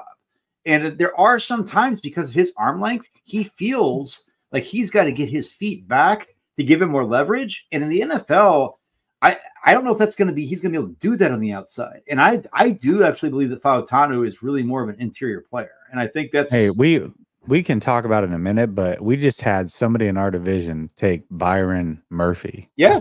This is a big deal, man. We also had somebody in our division take Marvin Harrison. Yeah, Avery Thomas is going to cover him. So how do you expect that to work out? Yeah, but I'm not too worried about Arizona right now. Seattle is a little bit higher on the pecking order. Who did the Rams haven't picked? They're going to be here in a couple. They are going to get a good freaking player. Man, with the board right now, they're going to get a good freaking player. which is the Byron pretty, Murphy pick. That's my favorite pick so far of this draft class. Holy moly! Albright just said the Broncos had Jaden and Caleb ahead of Nix at quarterback, and that's it. And Albright doesn't carry water. But can I give a scouting report on Byron Murphy? Yeah, go ahead. Go ahead. His first step is probably one of the best I've seen from a defensive tackle in a long, long time. Like, that's when I noticed watching him. That was the first thing I found. I was like, wow, for a defensive tackle, takes on double teams really, really well. Like, for being 6'1", everyone's complaining about his height or whatever. I'm not worried about his height. Aaron Donald was 6'1". I mean, I get it. Not everybody's Aaron Donald. I got it, but plays with great pad level. Like, he's constantly the lower man. I feel like he's schematically, he could play 3-tech. He could play the nose tackle. Like, he could play anywhere inside. I even think you could potentially put him outside in certain situations to get a matched up one-on-one, like the Rams did with Aaron Donald on tackles. One thing I would say that worried me sometimes is he is very. I'm gonna compare it to, because there's a lot of 49er fans here. Hargrave, you know how Hargrave likes to get upfield so fast, and he would just take himself out of the play at times. Byron Murphy does that as well, but I think with McDonald understanding, because he just had a great defensive tackle in Baltimore who did the same thing coming out. So if he could get him to, hey, look, you could relax. You don't got to get upfield so fast. He is going to be a great player, man. Byron Murphy at 15 or 16 right there at 16, steal. I personally would have taken him in the top 10. Here's the thing. We're not expecting him to be Aaron Donald, but if he's Metabike good, which is top 5 defensive tackle good, then, and you've got a defensive coordinator who, by the way, they have 2 very good corners still over there, young corners. They still have, I mean, overall a good defensive line now. Like, I'm just saying, like, he can make things shake over there, and then you got the offense in place. Like, Seattle, man, I'm not saying, I'm not like scared of them or anything, but they're, a year away from maybe being there. Who knows? Yeah, they're building. They're building. And they're going to build through defense. You got a defensive-minded head coach, so. But the only thing is why they won't get past this is who's their quarterback. That's what I'm saying. That's why I said a year away, maybe, because I don't know who the quarterback is going to be. Shoot, maybe they trade for Kirk Cousins in a year at this pace. I mean, Penix, come on. I mean, everyone thought they were going to be the one to take Penix, keeping him in that Washington, Seattle area. Dude, are people still reporting Latu as the pick? Like, that happened 10 minutes ago? Latu was already announced. Seahawks have 3 minutes on the clock, and we already know it's Murphy. Like, assuming that what's his name's right, by the way. Yeah. Yes, assuming the Niners right now, are in a spot. We see a lot of talent. Halfway through the draft, do you envision the Niners stay at 31? Do you envision they trade up, trade down? I think now they're going to stay. I mean, this board is falling beautifully to them. I think. Yeah, don't you think this board is just like perfect right now? Could it get any better? When I had, I think it was Rohan I talked to about the board falling perfectly for the 49ers. Mm-hmm. When I put together my top 34, and I put 34 because there's always the 2 guys who I personally think could go into the first round. But when I put that together, it fell perfectly for the 49ers. Where offensive tackles, they're going to be a solid offensive tackle there, a good receiver there, a corner there. And now it's kind of looking like there might be even more there. So staying at 31 makes way too much sense to get someone on a 5th-year option. Hopefully he's the right pick, and we've seen the Niners pick in the first round. Oh, Aaron Mirov just reported it 5 minutes later that Byron Murphy is the pick at 16. That's crazy, dude. That's crazy. How far? That's insane how far ahead he was. This dude is on point, man. Wait, it feels like Ricky is also like getting better as the day goes along. He's getting like that's what I'm saying. Yeah, he's like gaining momentum. Dude, 7 minutes ago, he tweeted that 7 minutes ago. But guys, the first insider to have it was 7 minutes after him. That is wild. I think this is somebody within the NFL offices that is feeling like taking in the things. No. I think this is a FU to Roger Goodell. I think there's something like within this organ. Like, I think this is a guy who has been connected, and he's getting this info, and he is connected to whomever is like at the top. and he's just saying, "F this, I'm done." And he is a Giants fan. We know that. Well, that's one of the main things we know. He's a Giants fan. Brian Dable, Giants fan over here. Ipso facto. I think Okay, so now 17 's we're gonna be what a on the very Jags? interesting pick, though. This is Jacksonville has I so many agree. options. I know, But it's I also know. bulky, so I'm like, Is this what's going on where? here? No, I was gonna say, is this where? Who's the other receiver from LSU? Brian Thomas. Is this Brian where he Thomas. goes? I think it's or Adonai Mitchell. I think this will be Brian Thomas for the Jaguars. I really do. I think it's a Balky pick. I think You know what? If it's a receiver, you know who it's going to be. Just because it's a Balky pick, it'll be Worthy.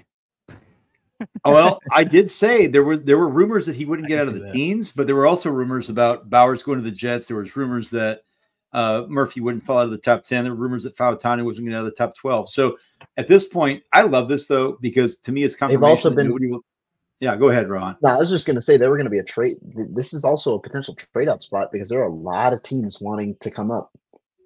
Well, and just a reminder, there are teams that try to trade, but guess what? And I a bunch of people said when I said, "Hey, buckle up," I said, "Oh, do you know?" I said, "I'm not telling you anything," but the idea is that it takes multiple teams to tango in certain situations, right? And it depends on who's on your board. So there's a desire to trade, and it doesn't always manifest, right? Like it's going to be something that and I understand. And there haven't been a lot of trades tonight, right? The only trade's been Vikings to 10, and was that it? I think that's the only one. Yeah, one trade, and everybody said, all the insiders said this is going to be a trade-heavy draft. But the thing is with this draft, like there was no reason to trade because if you're an offensive line needing team, like if you look at where teams were, those players were going to fall to them from the entire time. So like there was no reason for people to trade up or trade down. Like the only spots that we knew were going to be trade heavy were the quarterback spots, and those didn't happen. So I think it kind of stays pretty pat the whole rest of the way. Maybe one or two trades. Yeah, be small stuff though. I would think. I will say small this: stuff, nothing crazy. I will say the Seahawks absolutely got who I thought could be the best player in this entire draft.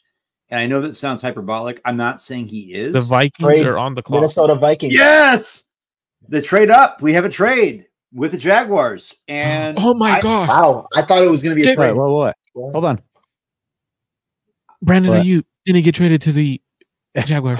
Well, not yet. Crazy. Well, hold up. He's not getting traded, bro. Hold up. Not yet. He just got. So who do we think Minnesota takes here? Because receiver is still there. David mentioned Brian Thomas. Do you pair? They don't need a receiver. I would say, and then just trade Justin Jefferson. Offensive line. I think this would be Graham Barton. I think this would be Graham Barton or Fautanu, or I think this could be Barton or Fautanu. I really do. Or they could be looking at corner here in Quinyon Mitchell. I think they go corner. Yeah, or edge rusher. Edge rusher. They didn't trade anything. They traded guys. Ian Rappaport just tweeted. It's pick number 16. Seattle's taking Byron Murphy. We can now all believe it's true. Okay, you're right though. I can't believe I blanked on this. Edge is a huge need for edge rusher. It's going to be. I think it's going to be Dallas Turner. Oh, Turner. I'm going to go Jared. I'm going to go Jared Verse. That's the guy I'm going to go. I like. You went to. How about Jared Jefferson for a Ayuk trade? Guys, the trade though is 23. We've had it across the bottom for 7 minutes. See, anybody who wants to know the picks, they're across the bottom. If you don't want a spoiler alert, then go back to 1998. I mean, if you don't want a spoiler, you could 5 minutes, I guess. If you don't want a spoiler, you could also just not watch this. Rohan, you're not. I think my show's a little behind, from what I've heard. So, well, I think anybody who's watching this doesn't care. I mean, I hope not. I hope everyone's watching. Subscribe to Cledging Sports. Subscribe to Rohan Chakravarti's personal channel. So that is subscribed to the Jesse Naylor's podcast.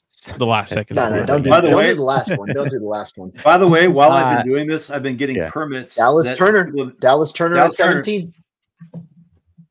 Dallas Turner. And you know they gave up a 5th round pick. They gave up 167 to move up 6 spots for Dallas Turner. That's nothing. In this week class draft.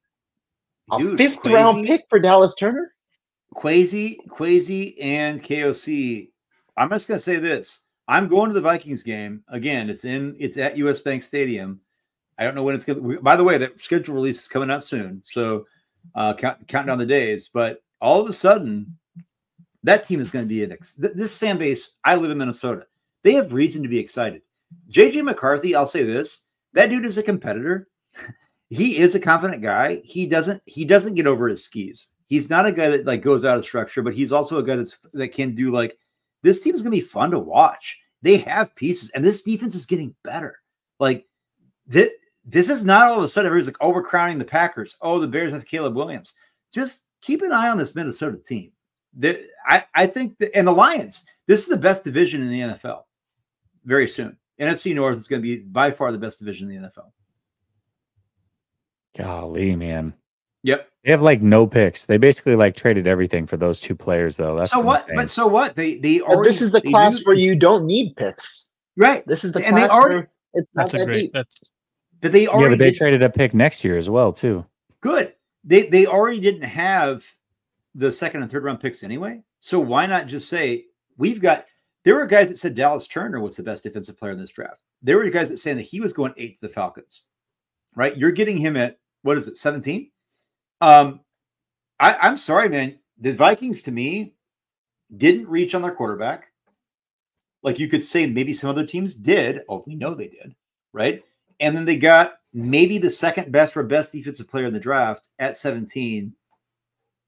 Vikings fans, I guarantee you right now, I'm going to go to school tomorrow and see all my kids that are Vikings fans. They're going to be super stoked. Yeah, I think they nailed it. This is a really, really good draft for Minnesota. Really yes. Good draft for Minnesota. Wow. That was damn, that's pretty good for them. Pretty good for them. Hey, I see a comment. It ain't wrong. Jaguars still in play for Brandon Ayuk at 23 now? Yeah, fair enough, I guess. Fair enough. That's funny. Hey, 23, it's a late first. Maybe that's a little more appealing. But to be fair, guys, yeah, the Niners weren't going to be, if they were looking to trade up, we talked about being receiver, being a position they were lucky, even if BA stays, right? And so right now, I don't think the Niners ever thought a guy like Byron Murphy would fall as far as he did. The board's still setting up, and there's some really good players. Quinyon Mitchell, Terry and Arnold. There hasn't been a single corner taken. A single one. Cooper DeJean. Insane. That white man can jump, but the Graham Barton, Jared Verse, Fautanu. I know. I was told that Fautanu was the most athletic specimen ever at the combine as an offensive lineman. Did you hear that? I did. I hear that. I know. We told he is a. Oh, are you saying in the drills? Fautanu looked really good in the drills. I was there. He looked really, really good in the drills. No, it was a joke, but yes, he was. I agree. I thought Fautanu, Bortolini. Oh wait, never mind. Dallas. I mean, Minnesota also traded 2025 3 and 2025 4. So they traded a 3, a 4, and a 5. That is what Pelissero just said. That is actually a ton, dude. That's a lot. Oh my god, that's a lot. And by the way, Amarius Mims is going at 18 to Cincinnati. Good pick. That's a terrible pick. I don't agree with that at all. You guys don't like Mims. I like Mims. And this is where I love. We don't always have to agree. And I love when we're on a show where I'm with my guys, and then it's like, oh, you guys just say all the same thing. I think Mims had limited tape, but I think Mims at this selection is somebody that I think can transcend the value you get with a guy like Alton Latham. And it doesn't mean it's going to happen, but I think that I would bet on that at this position. And if he can stay healthy, I have no problem with his selection. And Cincinnati doesn't need him to step in right away. So I don't think this is a bad selection. So for me, I think it is so I'm gonna go back to Dallas Turner first. So I do think Dallas Turner is a good pick. I don't like the capital they gave up for him. You are getting a smaller edge rusher who has extreme burst off the edge with great length, and he has an extreme motor. So you're getting a guy who could potentially, in my opinion, his ceiling is a guy like Brian Burns, who was drafted in the top 10, just got mega paid. They don't have any edge rushers. Now, what you truly are getting is great bend. Now, for Mims, I thought Mims wasn't good at all watching his film. I thought, like, yes, he did have great blocks every once in a while, but when you're 6'8", you're that athletic and you're never healthy, that's a high risk, especially when you have other offensive tackles on the board who, in my opinion, are better. I think you still have a guy like Troy Fatano who could play tackle. You still have Tyler Guyton. I don't know why I was thinking Troy. Tyler Guyton on the board, who I think is better than Mims. That's a weird pick there. I mean, I understand it because they want to keep Joe Burrow healthy, but why wouldn't you just have taken Penny Sewell, who was a much better player, to keep Joe Burrow healthy? And now you could have had in multiple drafts high picks where you could have gotten a receiver for Joe Burrow. It just, to me, doesn't make sense in terms of roster building, because now you're getting a less talented player at Mims to protect your quarterback. And if he's healthy, we don't know what the upside is because we've only seen 8 games, but he's rarely healthy. Jordan Matthews says, why wouldn't we trade BA for 34 with all this talent left? There's a lot of talent. See, that's the thing is the 49ers have 22 first-round grades. Yep. Who are those players? Because clearly things are different for everybody. I think it's a great comment, to be quite honest. I think it's a great comment to be a conversation starter, because I had intimated at the top of the draft that there were players that have been taken ahead, reached, things like that. There is a lot of talent. I mean, I'm looking at I hate the ESPN technology, but I've got it up on my tablet for best available. There is a ton of talent here. And 34 right now, you might have a very good possibility that one of those 22, what was it, Jesse, 22 first round grades? Mm-hmm. 22, yeah. I'll bet you top dollar that there are going to be somebody at 34 that's in their top 22. I bet there will be. Probably. And they're doing the math right now. Go ahead. Diana Rastini said, and I didn't see this earlier, maybe you guys did, Falcons called Kirk Cousins when they were on the clock to let him know. From what I learned, Cousins understood a QB would be considered, but he did not believe his successor would be taken in the first round. I'm told he is a bit stunned. What's he stunned about? He's up there in age. Like, this quarterback isn't the guy that's going to take your job. They're saying your successor. It's like, hey, you have a 4-year deal. You're going to play it out and you're done. Like, you're 35 years old. Do you really think you're going to play longer than 4 years? Like, you're going to be 39. You've had a big injury with your Achilles injury. How do you truly bounce back? Like, I get taking the pick. I do agree. I just think it was a year or two early for taking Penix, because now what do you do when you can't move Kirk Cousins in 3 years and you have to eat a lot of dead cap? Do you bench him? Do you cut him? Like, there's a lot of things that go on. It's just, I get sitting quarterbacks, or people like, oh, well, we've seen quarterbacks sit in the past, Jordan Love, but they didn't sit there full 4 years. Like, that's a long time to sit. Like, that's truly, like, if game reps are the only way you get better. And if you're not getting those game reps, I don't know how much better he can get or how ready he could be for the NFL, because we saw Jordan Love go through first couple of games, look good.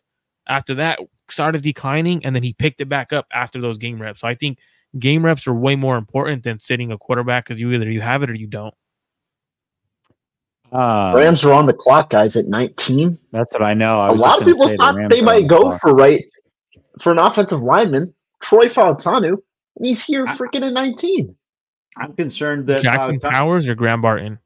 I think they're going to go with Jared Verse, or a Chop Robinson or Quinyon Mitchell. I think they're going to go on the defensive side of the ball. Newton's still there. They need to hold on. Every pick that goes by and Chop Robinson isn't picked, I get more and more worried that he's about to be a 49er. I'm going to be hot.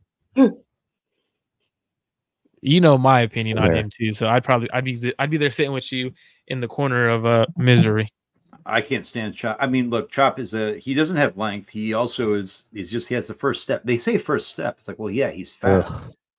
But PFF hands out pressures like they're candy. And so a pressure, just because you beat the tackle, well, if the tackle is content with letting you go beyond the pocket, that's not a pressure. But PFF calls that a pressure. And then the quarterback steps up and you don't touch him. Well, so what? That doesn't even mean that it wasn't a completion, that it wasn't a positive play. Like, it's just, I don't know what Chop does other than speed. Yeah, Chop gets eaten up by real good tackles. And in the NFL, you're usually going up against good tackles. You're not going up against dudes you could beat with your athleticism. And I think at that point, if you don't have a counter move, you don't have anything to go with your speed. Now, he converts his speed to power here and there, but that's not going to work in the NFL. Like, you got to be able to be consistent with that speed to power. And when you do, what do you have to counter off of it? Can you fight with your hands? Doesn't have the length to do that. Moment he goes to fight with his hands, he's going to get eaten up. And then 2, his spin move that he tries to do inside is so predictable. Like, there's times that you could clearly see, even at the Senior Bowl, you've seen tackles literally wait for his spin, they go with him, and they like right into the spin. So it's, if the Niners do get chopped, man, that's gonna suck. Really well, bad. who was the Browns tackle last year that a lot of people wanted the 49ers to take and they passed on? Daron round Jones. 3. Daron Jones. So what? Jones. 3rd round pick, and he ate Chop Robinson. He took his lunch every single freaking rep, man. He put him in the ground, just abused him that whole game. So it's like, dude, I don't know, man. We'll see. I'm not acting as if the pick's already made, but gosh, I'm starting to get worried that Chop Robinson might be the guy. That would not be good. Not be good. Wouldn't be a fan of that. That was one thing that I tweeted earlier. I said midget wrestling. KB What? Toys watching midget wrestling. That's crazy. I think that's what he means. Midget mud wrestling. He said, yeah. I was like, what? Crazy. And he's watching us, so I feel kind of honored he's watching us, but you're watching midget wrestling. That is crazy. No, mud wrestling. Mud wrestling, man. That's projection for you. Midget, no, I think Guys, he's replacing Adonai Mitchell, if he falls at 31, I think we're gonna have a party here. David's gonna have to pull out whatever his 50 million. I would be fine with that. 80 was my guy. I had my guys at receiver have been Odunze, AD Mitchell, and Malik Washington. Those were my. I'm not saying that's my 1, 2, 3, but those were my guys. I like Brian Thomas. Do we have a spoiler yet or no? What's going on? We don't. No. So they might be shopping, or Wait, who's on the clock at 19? The Rams. Yeah. Rams. I think they're having a good lengthy debate. Either Quinion Mitchell, Terrion Arnold. I could see them go receiver too. I can see them trading back. They could trade back. I mean, they could go like. There's so many good players on the board: corner, receiver, offensive line, even edge. Like there's so many players that you could see. Look at teams at the top of the second that want to get back in the first. We know the Commanders want to get back in the first. This is where you're going to start looking at, and then maybe they're thinking, this is too early. But I don't know how much it takes. Verse. Rams took Verse. See, that was the conversation they were having. Verse or the corners. I'm fine with that. I like Verse, but I'm not. I think it's a good pick. It's solid, and I'm not gonna throw him a parade for it. No, that's actually it's a really good pick. It's a solid pick. It's a really good pick. It's nothing. It's better than Chop. It's better than them getting Byron Murphy. That's way better than getting Byron Murphy. Yeah, that's true. Yeah. It's a smart use of of pick 19. Yeah. And they just sign a couple of corners? They did, yes. Yes. So that makes yes. I'm a big believer in volume drafting corners and receivers. And so and first round isn't necessarily the place where you volume draft, but I think that given the quality that's here, the corner draft isn't, the safety draft isn't great, but the corner draft is better. Yeah. You know where Kyle was probably smiling as he sees the Rams take Jared Verse? The fact that Jared Verse struggles against the run. The fact that he can't diagnose it as well against run block. Like that's where he's going to be when Kyle goes to attack him in the run game and they go play action against him. That's where he's going to get Jared Verse. And that's for 49er fans. If you like Kyle running the ball, he can't get off of blocks in the run game. And he does not have good gap integrity. So that's where the Niners are going to be successful against playing a guy like Jared Verse. Besides that, as a pass rusher, he's versatile, good bend, good athleticism, strength is there. But so I mean, it's a good pick at 19. So it's not like it's terrible. But look at the Seahawks, what they struggle with against the run, and look with who they drafted. You know, So I just look, Marvin Harrison, Jared Burton. There's not a single pick in the NFC West that we're like sitting here even remotely panning, right? No. And granted, it is oftentimes in the first round we find positive things to say about players that we might consider as draftable, and we know that not all of them work out. I would argue though that all three of these teams have acquitted themselves fairly well. Ooh, really? Bold prediction. I would say of any of those teams, no, but yeah. I mean, their offense is very lethal. I will say that. Ty says at this point, who would you guys want at 31? Man, there's a lot of there's a lot of players. I would not be Kool-Aid. I'd be fine with at 31. I'm a Kool-Aid guy. I'll drink the Kool-Aid. I'm very curious where Fautano goes. If it's not 20, because it feels they might go interior here. But so we get Fautano could play that. So we get Steelers, Dolphins, Eagles, right? I mean, yeah. Steelers wanted receiver, and they Fautano goes at 22. It would be wild. I could see him going to the Dolphins. And then what? Jags, Steelers, Dolphins, Eagles, Jags. Yeah, I don't know, man. Yeah. Boy, I was told Fautano, no way he gets to 20, and here he is. So, they have options.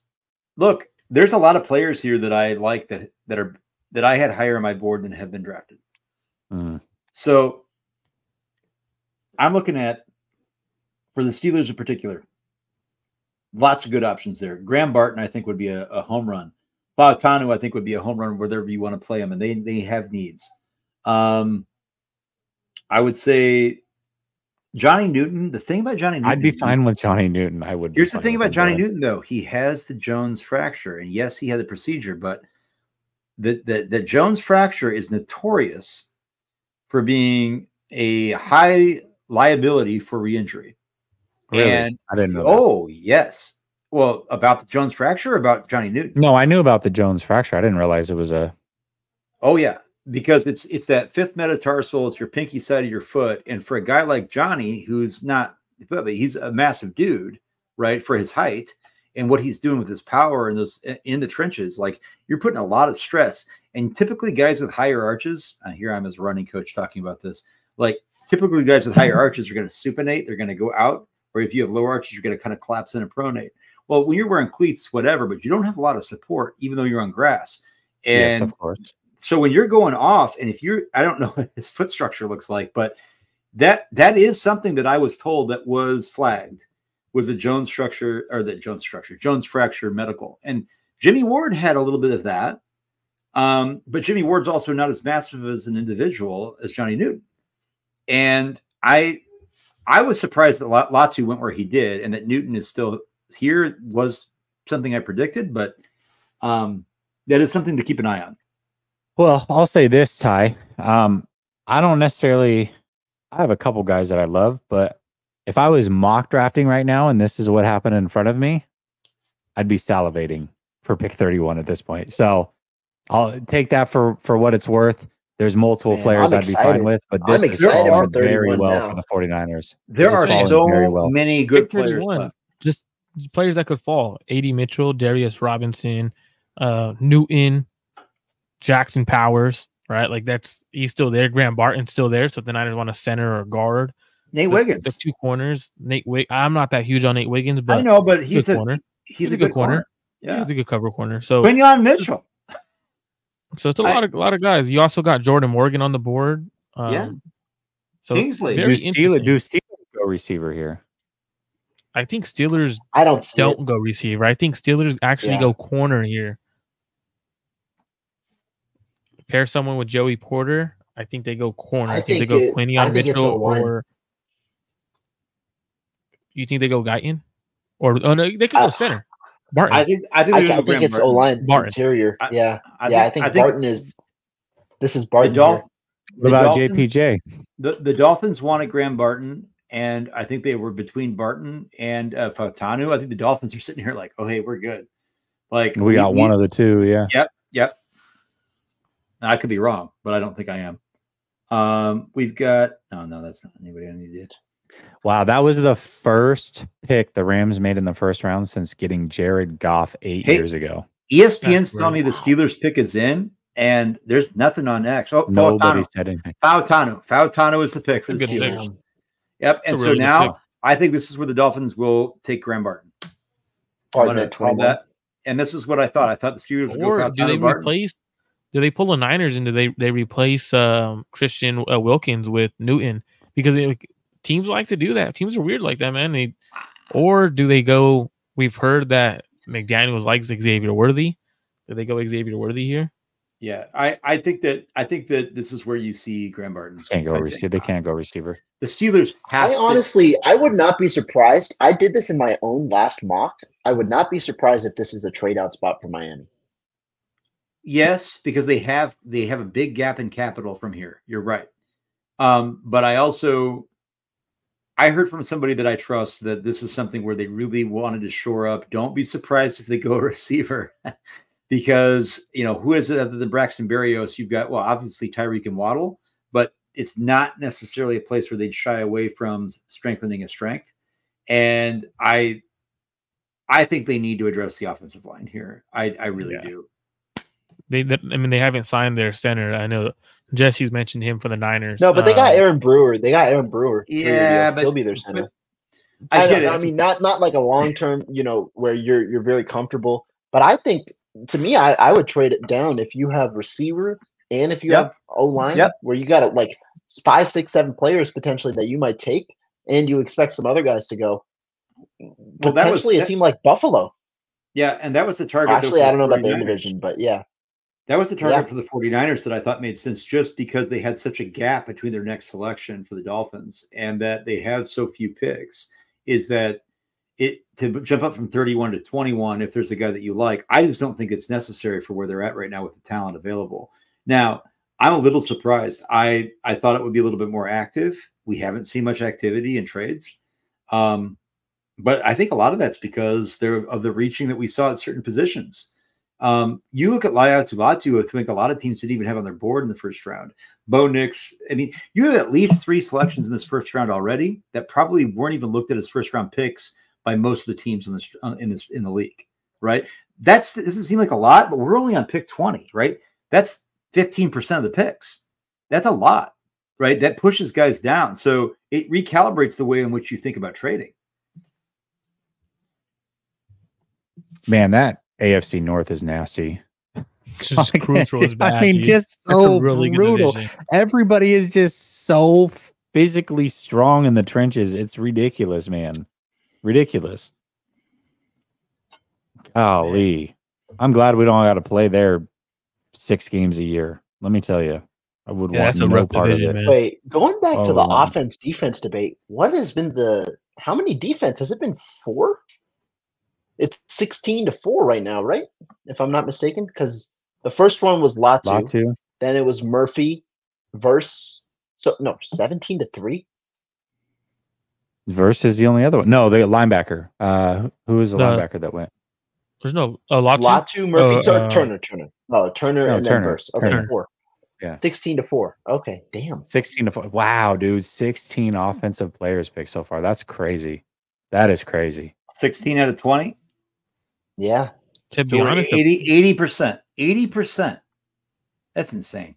I don't see how Kyle if AD Mitchell's there, I don't see how Kyle passes up on him. I don't. I mean, how do you mention Deebo Samuel in trades and stuff like that? Knowing, and I've said it on the show with Jesse before, and I've texted you guys about it. I don't think the Niners, and I've heard the Niners don't have a future plans with Deebo Samuel. So you get that guy to replace him now. A great route runner. I know people were, he takes a few plays off here and there. I wonder if that's related to his diabetic needs, and if the Texas understood, hey, you know what? We understand you if you got to take plays off. Now the Niners wouldn't have him take plays off. They would get his nutrition right and everything like that. But I think he's a really good player. I think he's a really, really good player. Like, I personally had him at receiver 3 ahead of Rome Odunze. I think he's a better route runner. I think that's what yeah. wins in the NFL. And people pump the brakes that they say the things about like, oh, I saw the stat like no receiver with X games has ever not gone over X amount of yards or catches. And I was like, I think the metric was like, well, yeah, but these guys are coming out early. So like Brandon Ayuk, he played 2 years of D1, right? He was at JUCO and then he went to ASU. Well, his junior year, he was a senior when he came out, right? So his junior year, he only had 400 X yards. So if he would have come out his junior year, Ayuk he would have been like a early 3rd round pick, right? Maybe. So this idea that sometimes you look at these players and like you're projecting, well, no, these guys came out early. They didn't play all of their games. And I will say that AD Mitchell, Stetson Bennett, who used Bowers, look at Jermaine Burton played for the Georgia Bulldogs. Do you realize how many receivers that team had with AD Mitchell? It was Jermaine Burton. It was AD Mitchell, Lad McConkey. I'm missing. There were 2 others that have been in the league. George Pickens. Okay, so that year that he was with Georgia, he had all these other mouths to feed, and they were all equal. And then Bowers had the lion's share because he's catching balls at 5 yards from the line of scrimmage. And they're like, this guy doesn't have any yards. He's with 5 other NFL players on the team. It's like the UConn Huskies in women's basketball. Like, I don't think people understand this. And it's a valid point. I honestly haven't even thought about this. Like, you got to stop looking at like box score stats and say that defines a player and look at the actual context of what a player is doing. And then you look at Quinn Ewers, who, good God, turn the tape on Quinn. Quinn Ewers is dog water. He's not good. Yeah. He's not starting this year, by the way. He's going to lose his job. You think he loses it to Arch? Yes, sir. Yes, sir. Hey, I'll tell you another one here. Wouldn't be happy with this one either. Yeah, I would pass. Him or Chop? No thanks. Truthfully, they're not taking Chop. That's not the 49ers MO. That's not on this regime. I could see that under. I could see this. It doesn't make any sense. Do we see a team trade back into the first round, like the Commanders now? Commanders, yeah. Like you have a couple offensive linemen on the board. You have top corners on the board. Let's take a look at those guys. Let's take a look at those guys at the top of the second. I'm looking at my app tracker. Let's look at the second round. We've got the Commanders at 36 and 40, obviously. But you also have the Panthers at 33 and 39. Now, that's not a team that wants to give up too much capital. So I'd assume they'd stay pat. But what about a team like the Cardinals? They've got a lot of picks. Right? Like, can they really sit here and take all of them? Are they going to draft 13, 14 people? Like, I don't think so. The Patriots. The Dolphins pick is in, so let's see who they said. Oh. Nobody said anything that I've seen. No, I haven't either. There it is. It is no, it's still Palacero. 15 seconds later, just said it was Ricky the dog's really killing me, man. I can't. I know we've beat the dead horse here, but for the dead dog, but this is the dead dog. This is just yeah. I mean, what are you gonna do? No, nobody's got it. This is kind of crazy though. They're going the whole clock. The Dolphins took the whole clock, which makes me think they were looking to trade back. Trying to trade, yeah, they were definitely trying to trade. Or Mike McDaniel's just like, I don't care. Pretty cool moment. Adam Peters and Chop Robinson. Thank God, get him off the board. There it is. Let's high five. That's a terrible pick. Double high five, everybody. High fives all around. Yep. Hands around. That's bad. So shout out to Adam Peters. So him and Bill Belichick were on the. They asked him, and he was like, "Hey, thank you, Coach. Like, you've meant a lot to me. You've pretty much done so much." And then Bill Belichick was like, "Yeah, when you were here with the Patriots, you were a huge part of our success." So I think that's pretty cool. Yeah. Why wouldn't they have taken Belichick as head coach? Is the question. Because he was wanting to bring. He wants a win now. No, I think he wants to be. I think he wants a win now situation, not a rebuild. It's the people he was bringing on, guys. I'm going to be on. I'm love. If this is a disagreement, I'll embrace it. Bill Belichick is a good coach, a great, all-time great coach. we have to also be able to separate, like, it is reasonable to even to speculate about Tom Brady's role, and that's fine. And it gives you the luxury of being able to sell high, things that I've criticized the 49ers for. When you have the GOAT, it's easier to sell high on better players in free agency and then not let them get there when you know that you've got the best player in the game. And when that leaves, we've seen what Bill Belichick has done with personnel on his coaching staff that is asinine.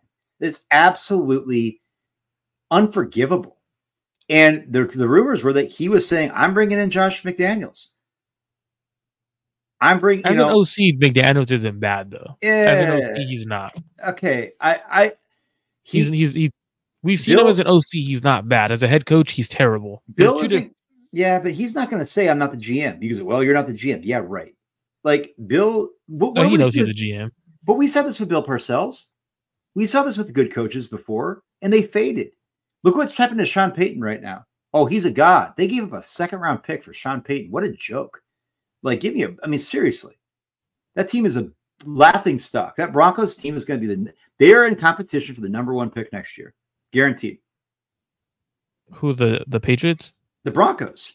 Oh, the Broncos? Yeah, there's a good chance. And I'm just saying, like, I think sometimes we get too ahead of ourselves in, like, realizing Raheem Morris. I'll roll with Raheem Morris. I like Raheem. I think Raheem. By the way, Kyle Shanahan thinks he's wanted Raheem Morris on his staff forever. Like, he said Raheem and Mike McDaniel are like his two, like, dudes. I don't know. Aside from the Penix pick, I think the Falcons are looking pretty good. That's a big aside from the Penix pick, that is. I get it, but, like, I like Raheem Morris as a coach, and that offense, by the way, that they're winning the division next year. They're winning the division. All I know is the Eagles right now are on the board, and they're going to get a home run. Who is it? They're going to have a home run pick. Eagles. Yeah. And then the Jags will end up getting Brian Thomas. Yeah, that's what I'm saying. Yeah, which is actually good. Trading back, that was good. Who did you say the Eagles, Marco? No, I'm saying the Jaguars. They'll get Brian Thomas, a receiver, which they wanted a receiver. Nothing was going to happen with Brandon Ayuk. I don't know. Some weird guy said that on the show earlier, that they weren't going to trade Brandon Ayuk. But they don't get Brandon Ayuk. They get Brian Thomas, not the best receiver on the board, in my opinion. But they need a receiver, and I think they're going for the trait guy. They're going for a guy who's 6'3", runs really fast, deep threat. In 23, I'm not mad. I wouldn't be mad at it. You know, no, because you're going upside. It's a high upside pick, so it's a solid pick. The Eagles are going to go corner. They're going to go defensive back. They're going corner. They got to go corner. 100%. And the thing is, all the reports where they wanted to trade up, and now, has there been a single defensive back taken? No.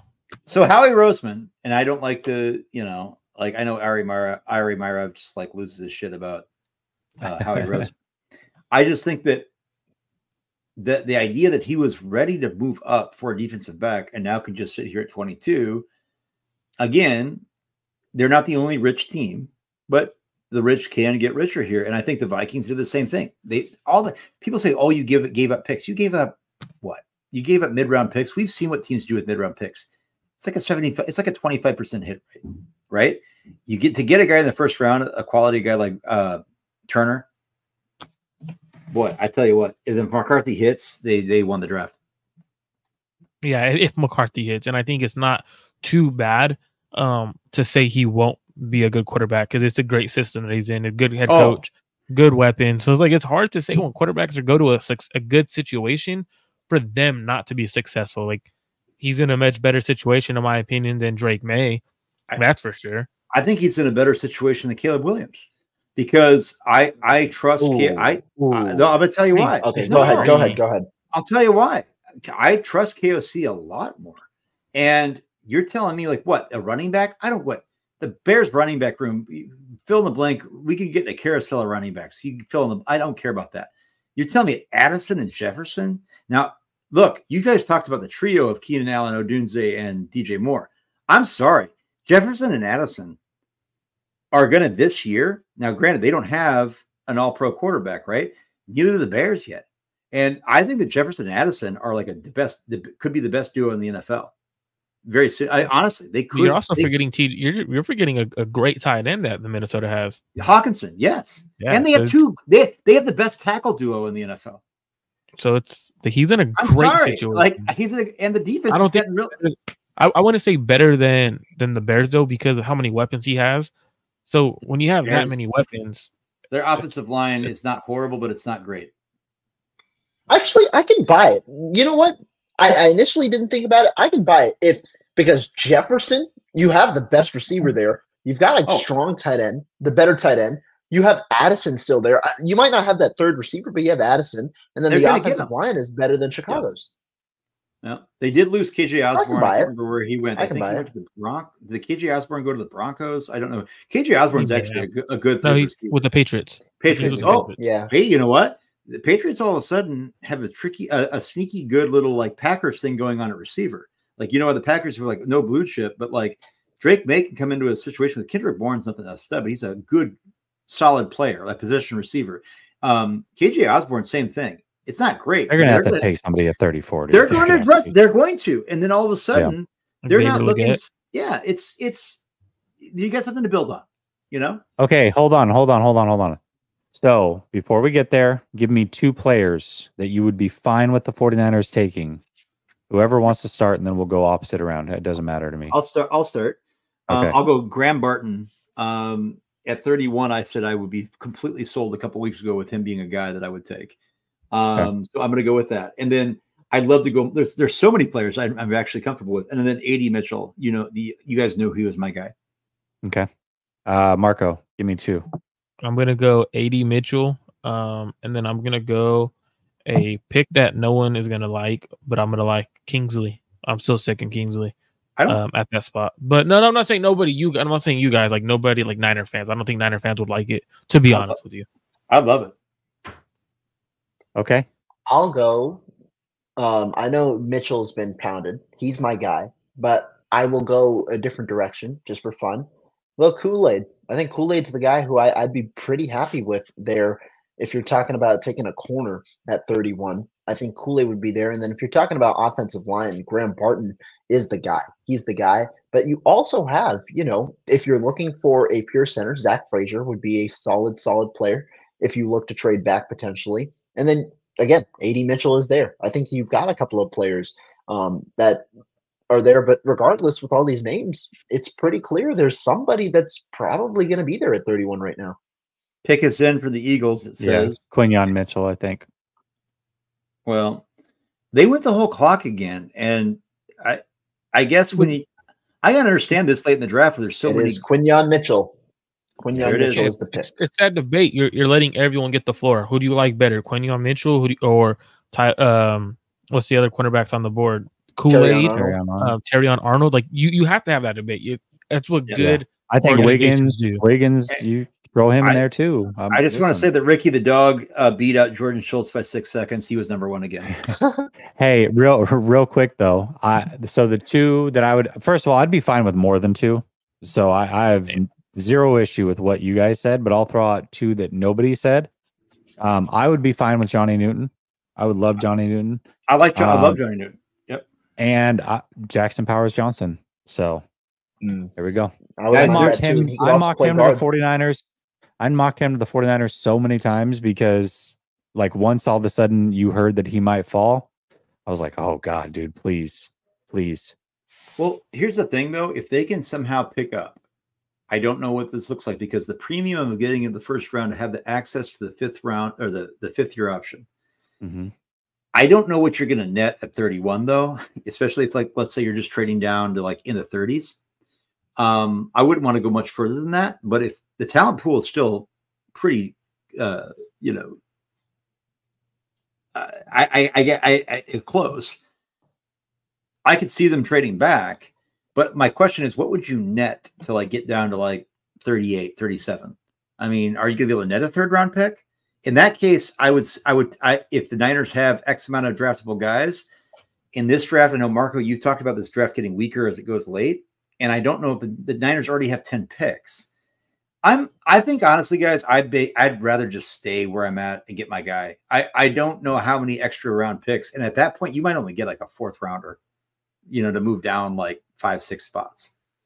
And I think with the way everything's falling, right? Like there's no reason to trade down. Like no, you're getting a player who should have gone earlier. Yep. And this is for a lot of boards, like players that should have gone earlier. So the fact that these players are on the board still for the 49ers, Graham Barton, Newton, and it's kind of how a lot of mock drafts have fallen if you're using the PFN mock draft simulator. So just to throw that out there, that's how it was. I know when me and Jesse did a mock draft, who was there? Who was it? Jackson Powers was there. Who else was there? A couple of Graham Barton. So like a lot of good players were there at that spot. I just don't see how the Niners pass up on one of the top players in this draft to trade down and get picks. Like that, this doesn't make sense in a win now mode. I think you get a player who could be a starter either this year or next year, or like I just don't see. It just doesn't make sense in a win now mode to trade down. It just doesn't.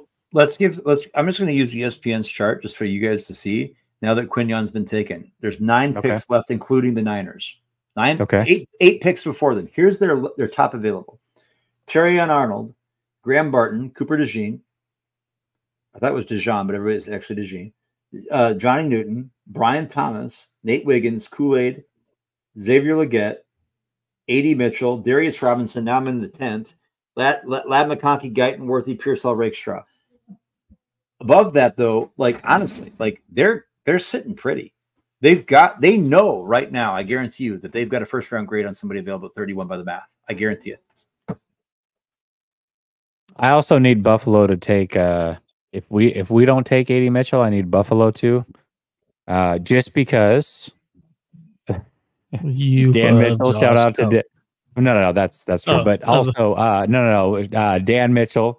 He's a content creator for the Bills. He hates A.D. Mitchell. So I'm like, please, if the 49ers aren't going to get him, let him go there so I can just watch the meltdown. Wow, misery loves company. I might have to tune in live on that one. I'm going to have to bring him up on screen so we can just watch him. You know what I mean? I'm down to do that because I'm down to watch someone go crazy. We got to lose his mind. We got to pick. Jacksonville. This one's got to be Brian Thomas. Here we go. Oh, okay. There we go. That makes sense. What happened to Brandon Ayuk to the Steelers or the Jaguars? What are these? Yeah, everyone. Like I've been saying, he ain't going nowhere. They're not trading an elite receiver for a second round pick. Nope. So you guys could go ahead and relax the next couple of days. I said yesterday, actually I said on a show a couple of days ago, said if he's on the team by Wednesday, at the end of the night Wednesday, before the draft, he'll be a Niner and for the next couple of years. Like I don't see them trading him. If 80 49ers told me it was on the 5-yard line and they had a goal line stand, and then all of a sudden they had a tush push that pushed it through on 4th and short, I'm going to come back and say you got dog walked by Ricky the dog and 80 49ers. And 80 49ers probably is for dog. And we're going to go to Modesto. We're going to go to Modesto. What's that brewery called? We have a lot of breweries here, bro. Yeah. Last time I tried to meet with you, we're alcoholics here in Modesto, brother. Well, I mean, there's like you don't have to be an alcoholic to enjoy a nice IPA. No, IPA is gross, bro. Man, you gotta. Your palate needs to mature a little bit. I know you're young. Bro, people who like IPAs only like IPAs because of the hype. I don't like IPAs, and I'm 40. I'm just throwing it out there. Because people who like IPAs is because it's a hype train, bro. That's what happens. You guys see, there's 25 IPAs on the board, and you guys, people who like IPAs, they get up there, they're like, "Yep, the IPA." Like, bro, there's only 25 over an IPA. We have Dust Bowl here. We also have a couple. Dust Bowl. Grandpa City's taking a Blue Moon. Blue Moon does over an IPA. Yeah, I agree. And you guys, I agree. Okay, damn you guys. No, I said, look, we'll educate you. I'm a Porter's guy. I like Porter's. I like how Rohan just sitting in the corner, like I can't talk about this live because I'm 20 years old. My mom likes my mom likes Porter. Not even yet. Look, not all IPAs are created equal. Most craft breweries out west and little outdoor towns put it up because they have tourists and it's not good beer. I get it, but you got to know where you're looking for. It's not like I look at every IPA. I'm like, I'm drinking that. Come on, man. Like I like lagers. I like Box. I like quads. That's a Belgian beer. You know what that is? There's a couple good sours too. I'll tell you. There's a brewery down the street from me that makes really good sours, and I'm not a sours guy. Let me get through these supers real quick just to respect them. Let's do it. As I've had this up on the screen. Powers Johnson's still there. Yeah, you know it, brother. I'll let you do the research on that one. It's all over Twitter. Jay says, what percentage chance the Niners blow it at 31? Worried? I don't know. At this point, I don't think they can quote unquote blow it. I would say there are guys that I don't like as much, but I don't know that they can blow it at this point. It would be they would really have to reach. Like if they, I'll say this. I know that people have hyped up Rosengarten or whatever. Fine player. If they took him at 31, I think that would be a bit of a reach, knowing what is on the board right now. Huge reach. I would argue back on that one though. I wouldn't. Would you? I would. Yeah, I would. So like I would. Do you have a first round grade on why? No, I have an early second, so I could see why they would go 31 at him. Because if I have an early second, they have a first on them. I get it. So I wouldn't be mad about it. Lockeria says, catch me up. How is some dog reporting trades much faster than the likes of Schefter and Rap Sheet? I don't know, dude. It's pretty fun to watch, though. Brother Bob, which goes back to the point, don't discount anybody because they don't have a following and a blue check mark. If somebody says they know something, I'm not saying to believe them, but I'm not saying to be the jerk that's like, oh, you sources, trust me, bro. Don't be that guy. Brother Bob says, Marco, can I come back to the Ricky show? Because your fire IPA is trash. Smack Jones says, is Coach good, Jesse? I stepped out of the chat. Yeah, he's good, bro. He's good. I just talked to him earlier today. He's good. Any news? So who's up next? Who's got pick 24? Dallas. I think this is Barton. I think this could be a guy like the sleeper being Suamataia. I think this could be Guyton. I think this could be a Suamataia. They have to hit tackle here at some point. I don't like Guyton for the fact that they need left. But yeah. I mean, Barton's not the biggest Guyton guy, but yeah. Barton's not playing tackle, but I think he's a good pick. No. I like how everyone's putting their beverage of choice. Their beverage. Hey, there's nothing wrong with it, man. What's your beverage of choice? Let's go. Stella does go down smooth. Trying to watch the Laker game. Wow, that's their chop going. I'm not going to say anything because my Warriors got bounced. I like Brian Thomas for the for a team that had other pieces around him. I think that pick after trading down for the Jaguars, I think the Jaguars are a team that's going to have regression more than they already have. I think that's going to be a team that I like Trevor Lawrence more than other people do. I think he gets ragged too much, but I don't know. I feel like that team could really, I think the Texans and the Colts are going to separate. I don't think that's a hot take at all. I think that's just a normal, and I think the Titans have the chance if Levis can show improvement. Yeah. To have that division be, I don't believe in the Titans at all. Well, I don't need. No, I never have, because I don't believe in Will Levis. No. And I thought that their moves, everybody was like, I get it. Everybody's like, well, why are they? They're just building a team. I said, yeah, but you're putting your eggs in this basket with a quarterback that can't take you there. And then by the time these guys go to their next contract, what are you going to do? I don't know. I disagree with the roster construction and that in the timeline, but to each their own. Teams want to win. They want their fans to be happy. I get it.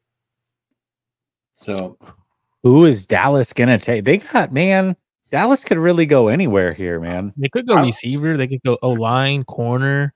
I'm going King. I think O-line makes sense. O-line makes sense. The true sleeper would be Worthy, right? Xavier Worthy here? Because I know they like him. We talked about this. Receiver, Rohan, Marco and I talked about this a while back, that everybody's second on the line. I think they could go receiver here. They really could, because they lost Michael Gallup. I would think Worthy would be their guy if they, surprise people. Or AD Mitchell. I feel like Newton. Yeah, AD Mitchell's kind of like a clone of CD a little bit. so that'd be interesting. I think Newton though too. I mean, you pair him, that's a lethal pass rush.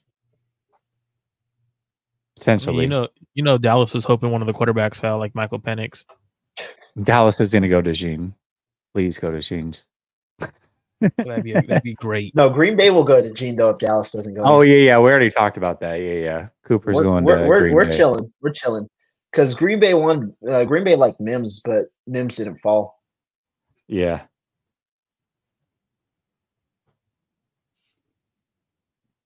What the heck is going on, dude? It's crazy. Yeah, this is slowed down. So it's kind of funny. So I got to point this out, and I respect this.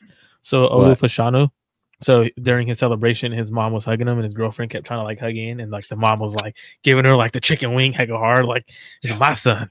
I respect that. That's so cool. I mean, you're the girl. If you're not the wife, I mean, who was that? Step to the side. What player was that the other? It was CeeDee Lamb, where his girls like trying to like look at his phone. He's like, "Get out of here!" Yeah. That was a couple of years ago. Remember? Yeah. That was classic. Funny. Russell Wilson. Good. Russell Wilson's a true king. Well, he Dave said, "Is this as interesting as it seems? Good guys are left." Yeah, bro. It's exciting. Okay, I know there's only 3 minutes left. Could this be one of those trade down spots for one of those teams trying to get in the first? Look what you guys did. Like, do you think they're entertaining offers right now? Because teams like Arizona, teams like Washington, maybe even Houston at 42. Yeah. I still say, I'm going to believe it when I see it. I'm going to still say, I know you said the Ayuk trade is out. I don't know. I wouldn't rule it out completely. I mean, if it's the Patriots at 34, it's close, right? Especially with all this talent. To me, I never thought it was going to happen. And I know the same with you. We've all said it was most likely not going to happen, whatever, all these other things. But I'm not going to rule it out completely until we get past like pick 40, 45 tomorrow. But I don't think it's going to happen. I never did. Here's the thing where I was thinking about, though, is that originally they're like, hey, we need to move up to get a guy like A.D. Mitchell. Well, maybe you don't. And then I want an offensive tackle. And I like Kingsley Suamataia. Or I like whomever. And all of a sudden, they're there without much movement with players that you might have first-round grades on. And Marco, you did say you confirmed that there were talks to the Patriots, which was corroborated by two other people that I talked to. I know it was reported by somebody as well. So right, and I'm interested. Lions trade up. Lions just traded up from 29 to 24. Probably smart on the Cowboys. Trade up just happened. You called it. You said that this was a trade back scenario. Yeah, and I think the Lions are going to. They're going corner, right? No, they're going to look at Graham Barton. Or O-line. O-line maybe. O-line. They're gonna go inside. They're gonna go Graham Barton. Oh, they had a hole, right? Jonah Jackson just left, so they need a guard. No. But they got Zeitler. They got a Pro Bowl to replace Zeitler is not the answer. Why not go get Terrion Arnold? I'm just saying for a year. Terrion Arnold it is. Corner, man. Marco just called it. Albert Breer. Detroit is taking Terrion Arnold. There you go. That's fine. I have Terrion Arnold. Makes the most sense. Yeah, I had him above McKinstry. I think they're going to be serviceable cornerbacks. I'm not banking on them being anything above league average. But you got to go out and get those guys. Listen, man, they went and got 3 corners either through the draft or free agency. They are making sure that secondary is improved, and that is very smart. And then they also got themselves some beef up the middle with Reader. They are, listen, Detroit's right there, man. Detroit is right there. Corner is where you have to go. They did need a starter, though, right? They needed a starter because of the Sutton issue? They do. And the first round picks is usually where you need to find elite corners. It's also where you have the highest amount of volatility. And if you look back in draft history, the corners are where you can get guys like Sauce Gardner and your Surtans and things like that. But you also get guys like that just beef out of the league, and Bless you, Marco. at this point, Oh, this is where you want to draft a corner that might have volatility, not at the top 5, right? Not in the top 10. So I think it's a good selection. Dude. Okay. But I'm who's happy on the board because now? I didn't have them as a guy that I wanted to draft at 31 for the 49ers. And I don't think they had a grade on him there. So I'm stoked. And now we're at what? This is 25. Who is this? Because I'm looking at tracker. This tracker is so Green Bay. Is it Packers? This is where I think they go I think they go McKinstry or DeJean. Oh, DeJean. So DeJean. I don't know. I don't see them line. going right. I think I also could they're see going Newton. line. I could see Go Patrick. Newton. I'm going to say Patrick Paul is a guy that might be one of those guys that comes up here as a pass protector. I know. I don't like him. Guyton's still there. I get it, but I'm just saying. I could see them going Guyton. If it's Paul, dude. I mean, whatever. It's Green Bay. I don't really care what they do. I'm just saying that's a bad pick. I'm going to go Kool-Aid McKinstry. Okay. Would they go Johnny Newton, though? I think they go Johnny Newton, man. It just makes a lot of sense defensively. Well, I'm going to say I'll go Cooper DeJean. I'm going to go with that, and because I want to keep up the Great White Hope for the Great White North. But I will say that I think it's either going to be DeJean or McKinstry. So the Lions traded back 5 spots and got a 3rd rounder. They got picked 73. 3rd round. I mean, the Cowboys. The Cowboys. Yeah. That's good. What the Cowboys. heck is going my on bad. today? Cowboys. To get a 3rd, picks to move up this that's damn. Okay. And I think that this draft is still solid through the 3rd round. So that's a very smart trade by the Cowboys. Okay, here's something. Can we talk about this as a possibility? Yeah. So if the 49ers were talking to the Patriots about pick 34, do we that's what we know. That's the information. We assume Ayuk. But were they talking about, hey, if this receiver falls at 31, would you be willing to swap picks with us and then we'll give you something? I think that's a possibility too, yeah? Yep. That's definitely a possibility. Okay, Jesse, walk me through that one more time. So if the Patriots and 49ers had talks about pick 34, right? We assume that those talks include Brandon Ayuk. But what if the talks were really, hey, if this receiver falls to 31, are you willing to go back to 34 and we'll give you X pick and throw it in there?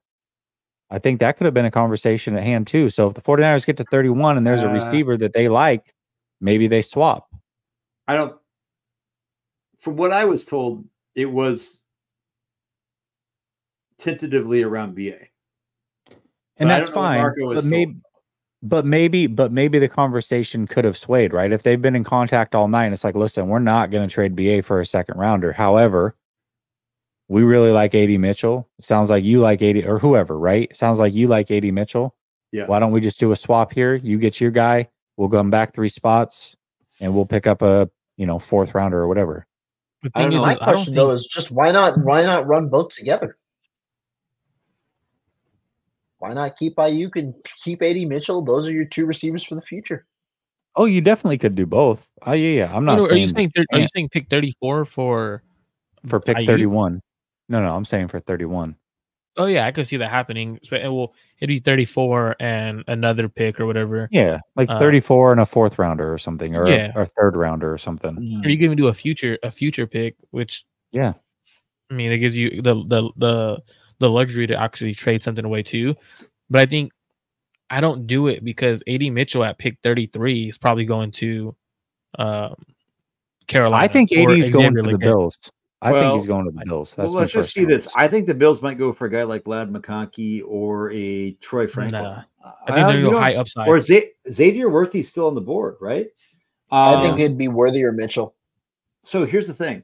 We've got 6 more picks before the Niners. And here's the best available right now. Barton, DeJean, Newton, Wiggins, McKinstry. This is just ESPN. I'm not saying that's ours. So Barton, DeJean, Newton, Wiggins, McKinstry, Leggett, Mitchell, Darius Robinson, McConkey, Guyton, Worthy. You got to think that there's some guys that the Niners like. At least 2 or 3 of those guys they've got to have grades on. I would think so. Yeah. And I thought Cooper DeJean was going to fall. I said that he's going to go late 20s. And there's the Packers on the clock, correct? Yeah, they're still there. They're still there. They've still got 8 minutes and some left. My guys are telling me Packers will select Jordan Morgan. My guy, Jordan Morgan, baby. Let's go. That's not my guy, and I'm glad. I'm glad. I'm glad. No, I'm glad they took him. I'm glad that they took him. I might think have that's just taken the Dallas Cowboys pick. I think that they might have just taken Dallas's pick. To be honest with you, I think Dallas thought they could trade back and get Jordan Morgan. But I also thought Dallas saw it as they've got 3 guys that they want in terms of those interior guys, and they could just one of the 3 is going to fall. Wow, that's crazy. Okay, let me get these super chats. Dave Barclay says, "Is this as interesting as it seems?" Yeah, we got that one. Okay, sorry, Dave. Jay Garza says, "I think the board is falling very good for the beautifully for the 49ers. This is perfect." Dave says, "Jess, you need live hats today, long and political." Dave says, "This will give good insight on if Kyle's smart." Okay. Dave says 80 falls to us. Packers get Kool-Aid. Well, Packers just got Arizona tackle guard Jordan Morgan. So there you go. Which I think is a good pick, man. I think it's a good pick. Well, who we got now? I wonder, did they try him at right tackle? Bills. Right tackle. But here's the thing. This is why I like Morgan out of a lot of these guys, is that Morgan can fall back on being a guard, and I think he would be an elite guard in the NFL. That's me personally. You know, you're not wrong. He would be an elite guard. So it's like he either pans out at tackle, and if not, worst case scenario, he's an elite guard. Like, that's the way that I see it. That's why I liked Morgan the whole time. And then a lot of these guys are just tackles, especially at this standpoint. Like, we're getting to guys that are more just tackles, and if that's the case, if they don't pan out, then what are they? You know what I mean? Yeah, I think. Go ahead. Well, see the Bucks sitting here. I think this is Barton or JPJ. Barton, right? Feels like Barton or JPJ. They have a is it the Bucks and then the Bills? The Bucks have a big need at center. Bucks, Cardinals, then the Bills. Bills are 28. I don't rule out Arizona going offensive line too. No, Arizona does need a line. And they went receiver already. They also need defensive line. I can see the Arizona Cardinals drafting Harrison and Newton, and that's that's damn good. Yeah, I think I could see D-line for Arizona. I could also see, this is my sleeper spot, Darius Robinson. Yep, I could also see the Cardinals going with the Cooper DeJean here too. They're a utility guy in the secondary. They need help in the secondary. Wait, the Cardinals need a lot of help. Tampa Bay, right? Tampa Bay, and then the Cardinals and then the Bills. And what's crazy is just shout out to Jordan Morgan, man. I just want to give him a shout out because he tore his ACL a couple of years ago. A lot of teams and a lot of people thought he was going to be a first rounder because of that. Before that, though, before he tore his ACL, he probably was a top 15 lock. Like, a lot of scouts had him that high. Rehabs, does everything right, comes back, has a great year at Arizona, and still goes in the first round at pick 25. That's pretty damn good. Like, that's shout out to him for that. No, that's really good. That's really good.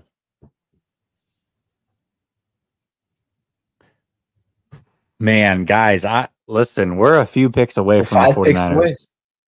And the Niners are trading up to 27. They're going to take Adonai Mitchell at 27. Many good players left. So many good players left. I am so happy with how this draft has fallen. Like I said, if this was a mock draft, I would be ecstatic right now. I would be fine with probably 4 or 5 guys going here. I think I've got more than that. 6? No, I've got 6 guys on my board right now that I would be pretty comfortable with taking. I would go with Barton, Newton, Wiggins, AD, Darius Robinson. The Bucks are going Graham. Barton. I said it. They want interior line. I've been mocking. Yeah. The only reason I hadn't been mocking Barton there is because I thought he was going earlier, and I've been steadily mocking JPJ there. So this is something that, yeah. And I think now the Cardinals are in a situation where they actually could use some interior line help too. I think they're going to go. I think they're going to go Cooper DeJean here. I think they're going to say, you know what, this is an athlete. We've seen his metric. We see what he can do. Yeah, that's fine because I don't want him in the as a man corner at all. Yeah, exactly. But I think he's going to go somewhere here in the first round. Where are you guys seeing Barton? Am I tripping? Jordan Schultz. Schultz. Okay. Schultz is the only guy that sniffed Ricky the dog tonight. Okay. Mirov. Mirov's been good. Mirov's been good. No, not Mirov's been good. We're going to look back at this, the year 2024, where Ricky the dog, how many times did we say Ricky the dog in this? It's like Pee-wee Herman's magic word, word of the day. And you had to scream when you said it. Like we said Ricky the dog. I've said Ricky the dog so many times. I'm going to class tomorrow. I got a lesson plan this. I got to get up in the morning and I figure out how I'm going to integrate Ricky the dog into AP World History, AP Human Geography. Okay? And I'm going to do it seamlessly. I'm going to do it with a straight face. I promise you this. And I'm going to sell it. And I'm going to have it up. And they'll be like, what are you doing, Mr. Lichty? Why are we talking about this guy that has a Giants hat with a dog and he's walking around with Adam Schefter by his underwear? So, wouldn't you like to know? Maybe you should figure that out. Maybe you should try harder. So it's like, I'm doing it. And Graham Barton, by the way, this is a great pick. Bucks, I would have drafted this guy. Several weeks ago, I said completely sold at 31 if the 49ers wanted to go interior. I think this is an excellent selection. And now all of a sudden I'm thinking the Bucks might be. Now I'm wondering, does Dallas trade out of 29 altogether? Like just trade out of the first round? No, I think they may go Kingsley. Who? Oh, I forgot about Dallas. Dallas really likes Kingsley. Some teams think Kingsley is a guard, but they think he could bump outside.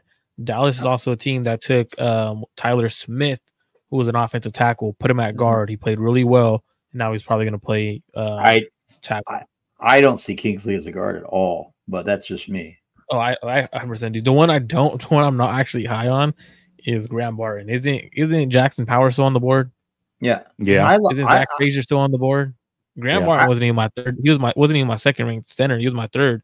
And I think for him, it's more so if you have to say someone is going to be better at this position or this position or this position, and he hasn't really played that position, that to me is a major concern. 6'5", 32-inch arms, or pretty much 33 because it's like 7'8" or like 6'8" or something like that. But I don't think he's the athlete to play center. I don't think he's the athlete. I think that he doesn't have to play center either. He can play. He has utility anywhere, and I think he's smart enough and athletic enough to do all that. I mean, I don't know. In pass pro, he's not consistent. That's the major concern. I'm not too crazy in terms of offensive linemen when people are like, oh, they're great run defenders. Okay, I'm not major. Like, can you pass protect? Like, at the end of the day, if you could throw the ball, you open up the run game. If you can't throw the ball, let's stack 8 in the box, and who cares if you're a great run offensive line? Shady Luke says Dallas has a good track record with offensive linemen too, which he's not lying. So whoever they take, we might want to take notice. They'll probably be pretty good. Oh, yeah. If they take Suamata, or however you say his Kingsley Suamataia. I like Suamataia. He's like, you know what? Just please don't take him because I'm not going to be able to say the name. So that's just that. Please, so don't draft him, please. So maybe Dallas. Go ahead, Dallas, please. He's a good player. I can't say Suamataia. Is that how you say it? Suamataia. I got it. I'm ready.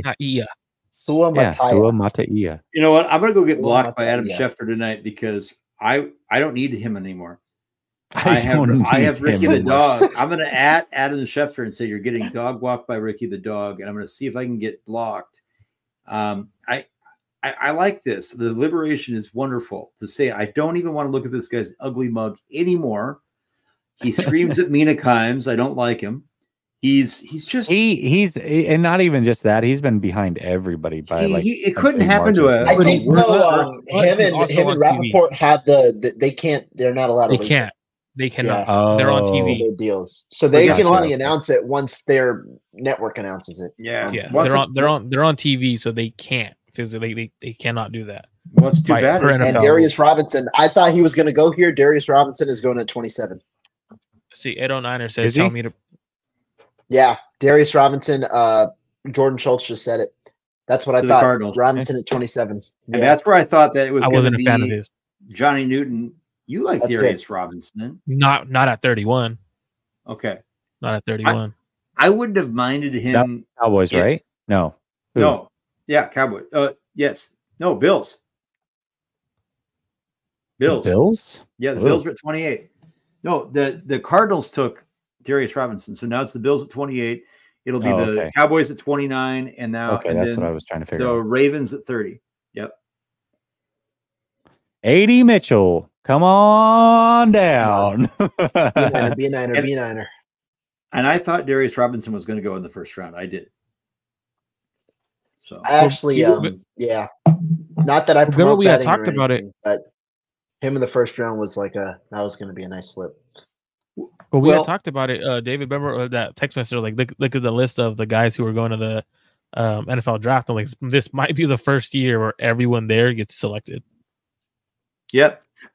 And we also said, I mean, before the draft, I said there were 4 guys I was looking at 31 that I'd be happy with that I thought would be in that range, not just in general.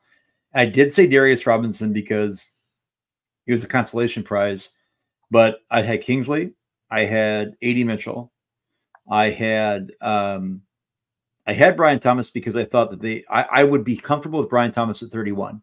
I wouldn't have wanted to move up for Brian Thomas, but I like Brian Thomas. I'll bet on those traits at 31 for sure.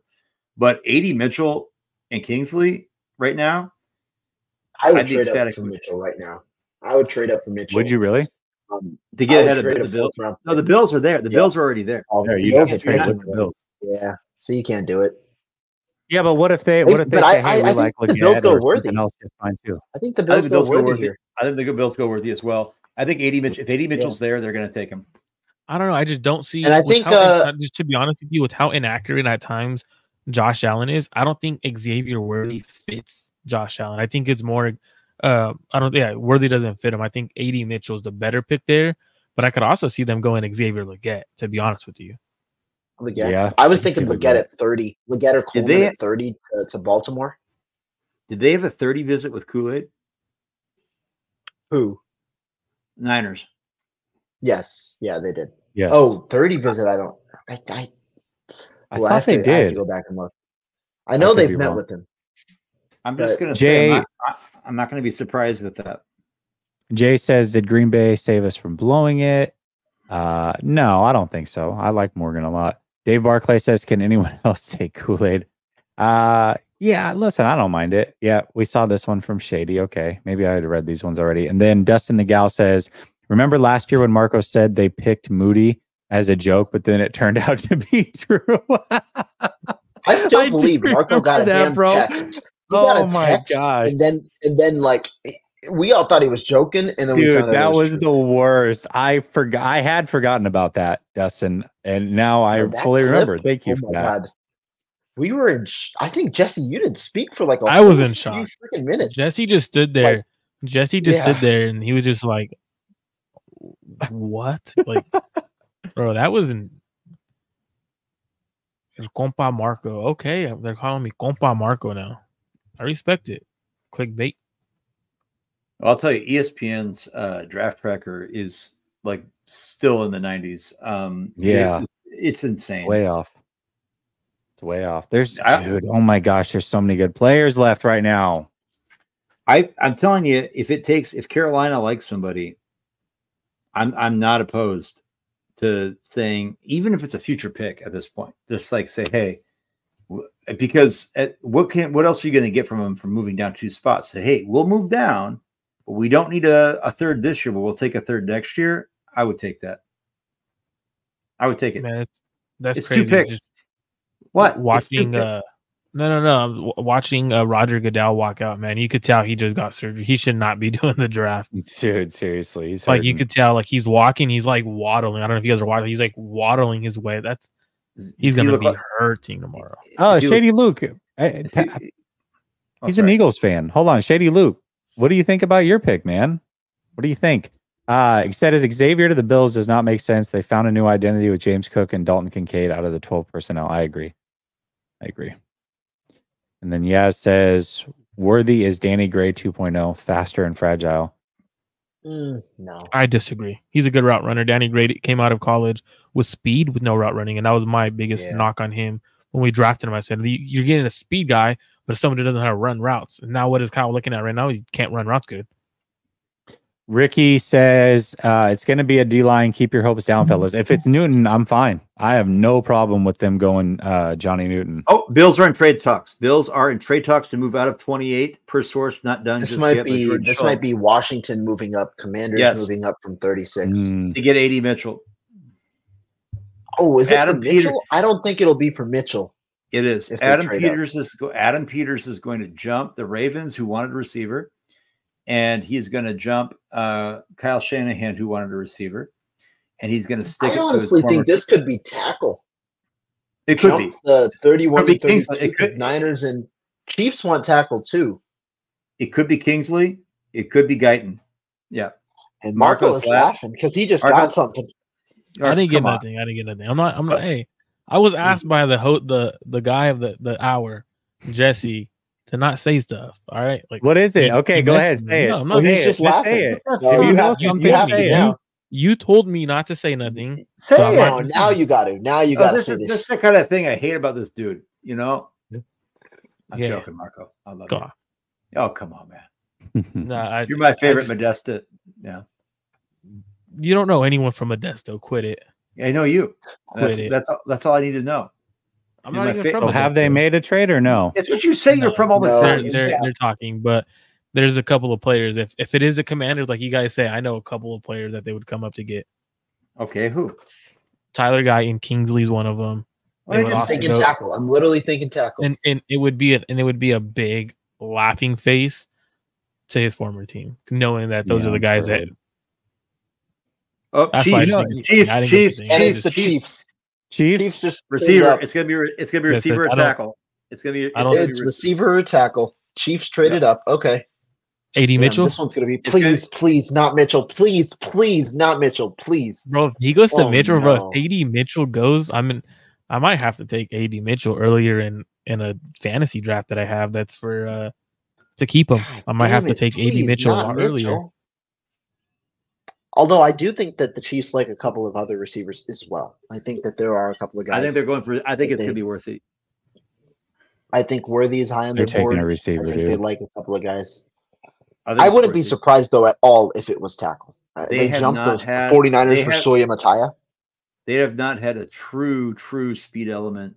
Like I know they have MVS, but that's really not. That's nothing. Like, I could see this being something that is a different level of their offense that offers them something different. I think Worthy makes a lot of sense here. No, Worthy doesn't make sense. Why? Why doesn't it make sense? Why would you go Worthy? All it's trying to do is replace Tyreek Hill for that offense. Doesn't make sense to do something like that. Go AD Mitchell. I know they haven't had Tyreek in a while. I know they haven't. But if you're getting the more complete receiver, that's AD Mitchell. He still has that deep speed. 4.3 speed. Is the deal done or what? Yeah, they're deal done. The Chiefs traded up.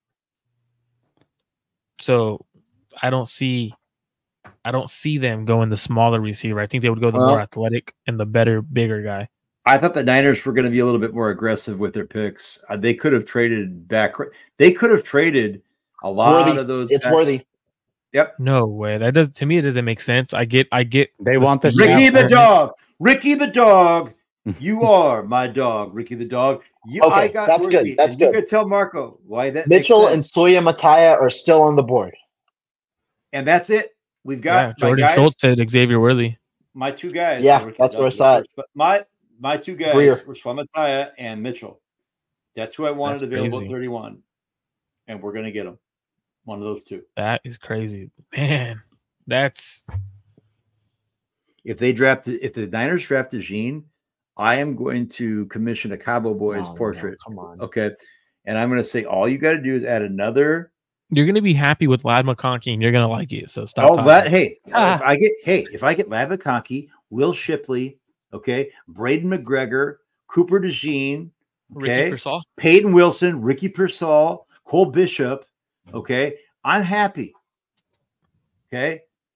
Because I'm a Cabo boy and I put a dip in the locker room. right? I'm a Copenhagen Cowboy. Okay. Honestly, Man, with if the the board Niners right go now, Cooper I to could Gene, see a that's trade back. terrible. I could see a trade back here on the board right No, now. no, the board's still solid. Like we No, still I'm got saying Nate the Wiggins, board you still is got solid, Kool-Aid. which is why I could envision a trade back. I wouldn't be surprised wouldn't. if they go to 36. Yeah, you think them and I think Washington can move up here. But here's the thing. Why? What are you going to acquire by moving back 5 spots? Oh, fifth round. That's a good point. That's a good point. Yeah. Like, and my thing is just get your guy. Like, I don't think the 49ers and Washington are making any trades. That's just me personally. But shout out to KC, man, winning a Super Bowl and then being aggressive in the first round to go get a receiver that likely Baltimore probably would have got, Dallas probably would have got him there. Like that's pretty. Well, here's the thing, though. The Bills were the team that you were worried about usurping the Niners for Mitchell. Well, now they just moved behind them. So now all of a sudden you're looking at. I think it's Leggett for Baltimore, but the deal was 32, 95, and 221 for 28, 133, and 248. So the Bills get a third in exchange for a 4th round pick, pretty much. They move up 30 spots in the 3rd round, and then move up, the 7th rounders, whatever. But move up about 40 spots in the 3rd round. That's a good trade for. You guys want to know what player the Niners should not draft? Who? Tyler Guyton. Yeah. They should not draft him. They're not going to. I mean, if he's there's a good chance that they do, man. And that's what I'm saying. They should not draft him. Get ready for if they take him, I would be like, wow, that's a terrible pick. But yeah, so 32, 95. Oops. How did I not change that, dude? I'm like way behind over here. We've had it for like 5 minutes. My fault. Slacking over here. I had it up and didn't post it. So who is on the clock right now? Dallas. Because this ESPN tracker is it's not intuitive. Dallas, right? Yeah, it's Dallas. Yeah, it's so slow. Well, I would not be surprised if this is the trade down spot though for Dallas. No, I think they have to draft a tackle here. They have O-line. They have a line here. I think this is where they go with Guyton or Swamatia. I really do. I agree, Moa. I agree. How do you say? I don't know how to say his name, but Moa family. I agree. It may be a jinx. You're gonna jinx the us? Niners may get Guyton, and it's the pick that none of us want. Well, and it's a pick that, yeah. Or I don't know if you guys. I don't want to put words in your guys' mouth, but it's a pick that at least I don't want. That's for sure. I don't. Who? Guyton. Tyler Guyton. I don't either. Oh, I don't want Guyton. No, I want nothing. Yeah, bro. And the more he gets closer to him being on the Niners board, dude. No. I don't want Guyton and I don't want DeJean. Those are like the two that please get ready for a Cowboy. And I didn't want Worthy. Worthy's gone, so that's good. We'll see, dude. I think it's gonna be Cooper DeJean or Ladd McConkey. I think it's gonna be a Cowboy. Hey, George Kittle needs more friends. You just George Kittle wants more people to bring with him to WWE events and sit in the front row. Okay, you're a fool. Dallas just took Tyler Guyton. Yes, Dallas took Guyton, baby. There it is. There it is. With the prayer. There it is. Cowboy, baby. Wait, we're gonna get a Cowboy. Wow, this is an amazing board. This is an amazing board. Adonai Mitchell, Kool-Aid. You have you also might get Cooper DeJean. So let me not. Okay, that's good. We got one off. I don't know. We got one off. Was it me and Jesse were on a show a couple days ago when I did a mock with him, and one of the players that we said one of the teams we said Cooper DeJean was perfect for Baltimore. Baltimore is going to take Cooper DeJean. All right, let's speak it into existence. That's now, the case. So then a lot of people are going to be happy. Yeah, I think it would be a good fit for them. I think it would be a good fit for them, right? I think I think AD Mitchell's off their board. Who's off the Niners board? No, the Ravens. Oh yeah. I can understand that. I don't think they really need receiver as bad as everybody says either. I don't know. I never understood it. You had Zay Flowers. You had Rashad Bateman. You had. They also just did extend. They extended Bateman too. They expect him to play. A pretty big role this year. I don't see Kool-Aid. Could you see Kool-Aid going here? Yes. They love Alabama players. Humphrey. I could see Kool-Aid going. Player. But you know what Baltimore always does? They never panic. They just stay there just to take Newton on the board. They never panic. They just take the best player available, and that's Newton. All I got to say is this: the Niners have, and you could say what you want, even if they took a guy like Cooper DeJean and they found a different role for him, which I don't want them to draft him. I can kind of see it, but I don't want that. Johnny Newton. I just don't see it in our system. No, I don't either. But Nate Wiggins, I like. I know you guys. Some of you guys don't like him as much. A.D. Mitchell. I'm not a player. Big guy. I just don't. I'm not a big fan of Wiggins with the Niners as well. Right. Watch out for. I'm wondering, would they do what they did before Balky came? Well, not Balky. Who was the guard that they drafted at the end of the first round years back? Zane Beatles or Joshua Garnett? No, Joshua Garnett. Could this be something like that? Could this be a for the 49ers? Yeah, and who took JPJ? Who took JPJ? No one. Not gone. Nobody. He's there. JPJ. There's a lot of talent. Honestly, if you look at what about my guy Christian Haynes? No, I was about to say. I was thinking you were thinking Haynes, but I don't. Haynes this early. I would prefer a trade back if you were thinking about Dane Brugler. A lot of guys, a lot of people that I think are pretty good scouts had him in their top 30. I'm just saying. Hold on. I want to say this for people in the chat.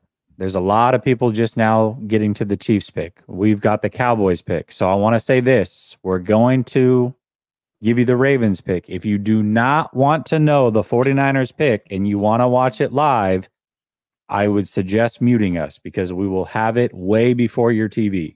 It looks like we're a full pick ahead of y'all. Also, make sure you guys do me a favor. Go over to mine and Rohan's channel as well as Jesse's channel. I know I'm plugging myself. I'm sorry, Jesse, to do this on your channel. Pause. But make sure you guys subscribe to Clutch Gene Sports. Make sure you guys go to Rohan Chakravarty's personal channel. Hit that subscribe button. Help me out. Let's give me to 1,000. I know there's a lot of people here watching today. Yeah. Help me get to 1,000. But shout out to y'all. If it ain't for you guys, we're not doing this today. Shout out to the faithful. The Niners, hopefully they make the right pick. Hopefully in 2024, they finally get a Super Bowl ring. I thought this year was going to be the ring. Instead, I got a wedding ring instead of a Super Bowl ring, which I respect more. Hey, you'll take it. So if you get your wedding ring, why are you plugging yourself? That's what do you mean? I'm just saying, like, I thought the Niners were going to win a Super Bowl ring last year. Instead, I got a wedding ring. My bad. You over your head. You're a young buck. So anyway, I'm going moving on. We're going to go to. Yeah. If you don't want the live ads, I know a lot of people have live ads. Well, that hurt. Man, this is. Dang. He said, "I don't subscribe to Modesto folks. No offense, but I'm not like the Modesto folks. I promise. I'm trying to get out of Modesto. I'm trying to get out of Modesto. I agree. You just said you're not from Modesto. You've told me you're from Modesto, and now you're saying I'm from Modesto, bro. But I don't like Modesto. No one likes Modesto. He doesn't claim Modesto, right? Like is that what you mean? Yeah, bro. It's like who truly likes Modesto? No one. If you say you like Modesto, something's wrong with you. Yeah, but okay. What about Visalia? You move to Visalia? So come on, what are the Ravens doing? What's up? I could see them going DeJean. I could see them going. I could see them going. I could see him going offensive lineman. I could see him going Newton. I could see him going corner. There's a lot. I could see them doing a lot here. So, but you put Newton next to what's his name? Matabuike. Matabuike. Boy, that might be lethal. I will say this. I understand the Cowboys drafting Guyton. I do. At that spot, they knew they had to draft offensive line. I think if he hits, it's incredible value. I don't know if they had a choice in that situation other than to go for an offensive tackle. I mean, I'll be honest. They don't have anybody. And they would have taken him probably at 24, for being honest. They get a third-round pick as well. And this is what I'm saying. I'm just saying, like, I'm not complimenting the Cowboys, but like they did put themselves in a position where everybody knew they had to go tackle because of what they did. They did not. 49ers are on the clock. Who the Ravens? So the Ravens pick is in. It's not out yet. The 49ers are officially on the clock. God, this is so easy. Okay, so let me get to these super chats real quick. Who is it? Schefter just announced Guyton. Oh my God. Shady Luke says, I loved it. I wanted Mitchell or Arnold. You guys got Arnold. Okay. So of course you loved your pick. He said Pacheco's speed and burst are not talked about enough. It's a good player. Great player. Dave Barclay says, are we getting a running back? Nate Wiggins is off the board at 30. The 49ers are on the clock. Okay. All right. Dave Barclay says live ads are killing me. Sorry, dude.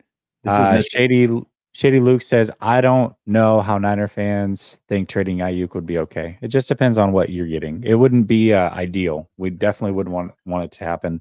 Rohan, where did you see this, Nate Wiggins? Breer. All right. So the board is, all right, you guys have Cooper DeJean. There's Newton, Kool-Aid McKinstry, A.D. Mitchell, Xavier Legette. There's other guys. JPJ, Sul Mataya. Niners are on the clock. Dude, if you don't want the pick early, and you want to watch it on TV or do whatever, do not listen to us.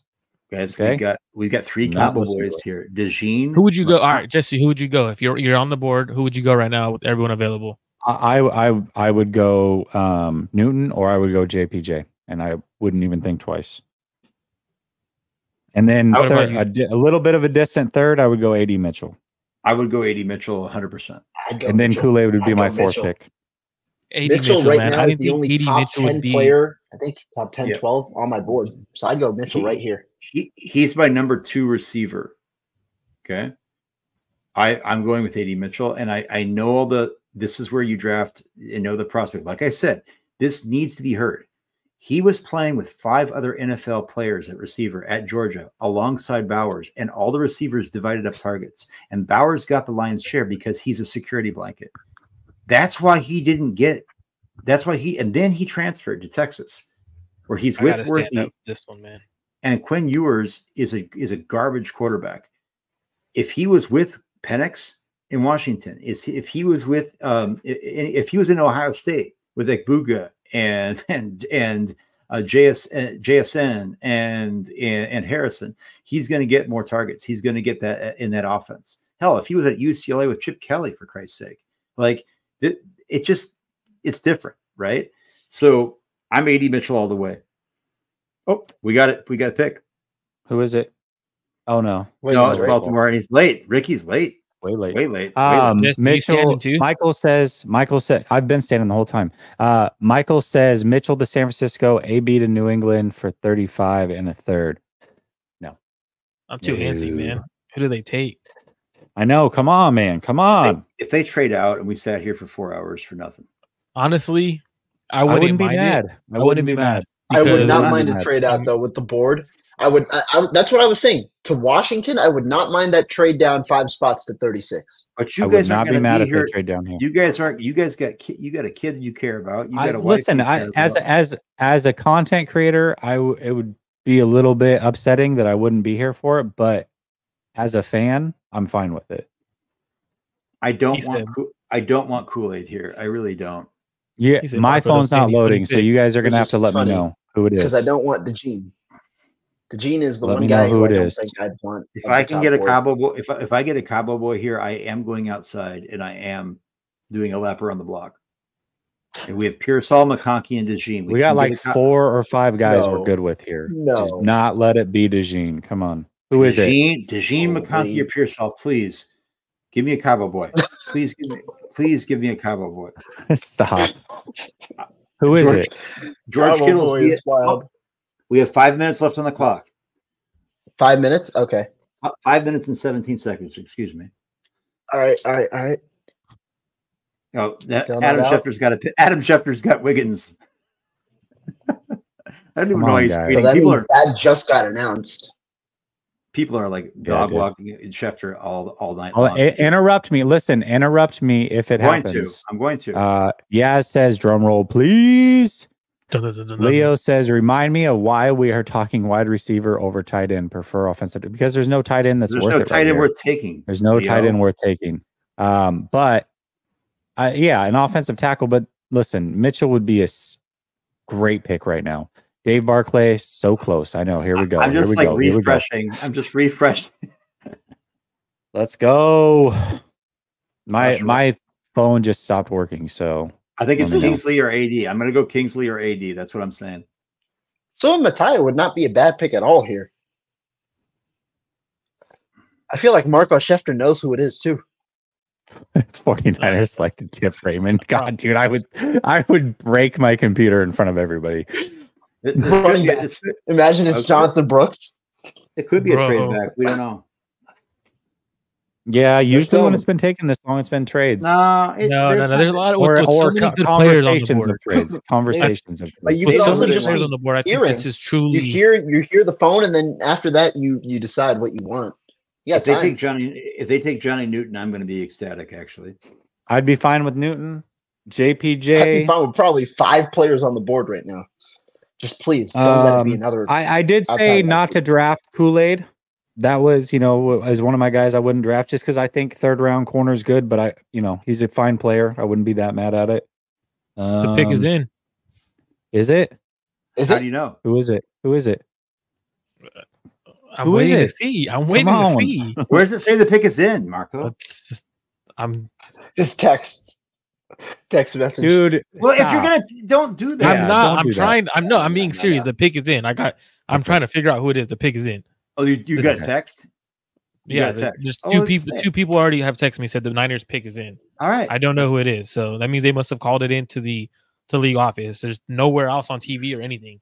I got it. Yeah, because it still says they have 2 minutes and 45 seconds on the clock right now. Yeah, I know, but that's they've already called it. They've already called it into the league. I don't know. So it's going to be within 30 seconds. Somebody's going to tweet it. So come on. I hope they trade out. No, that's in 2:27. The clock is still going. This is ridiculous, guys. Come on now. Taking the whole 15 minutes. Come on. They're going all the way down to the wire.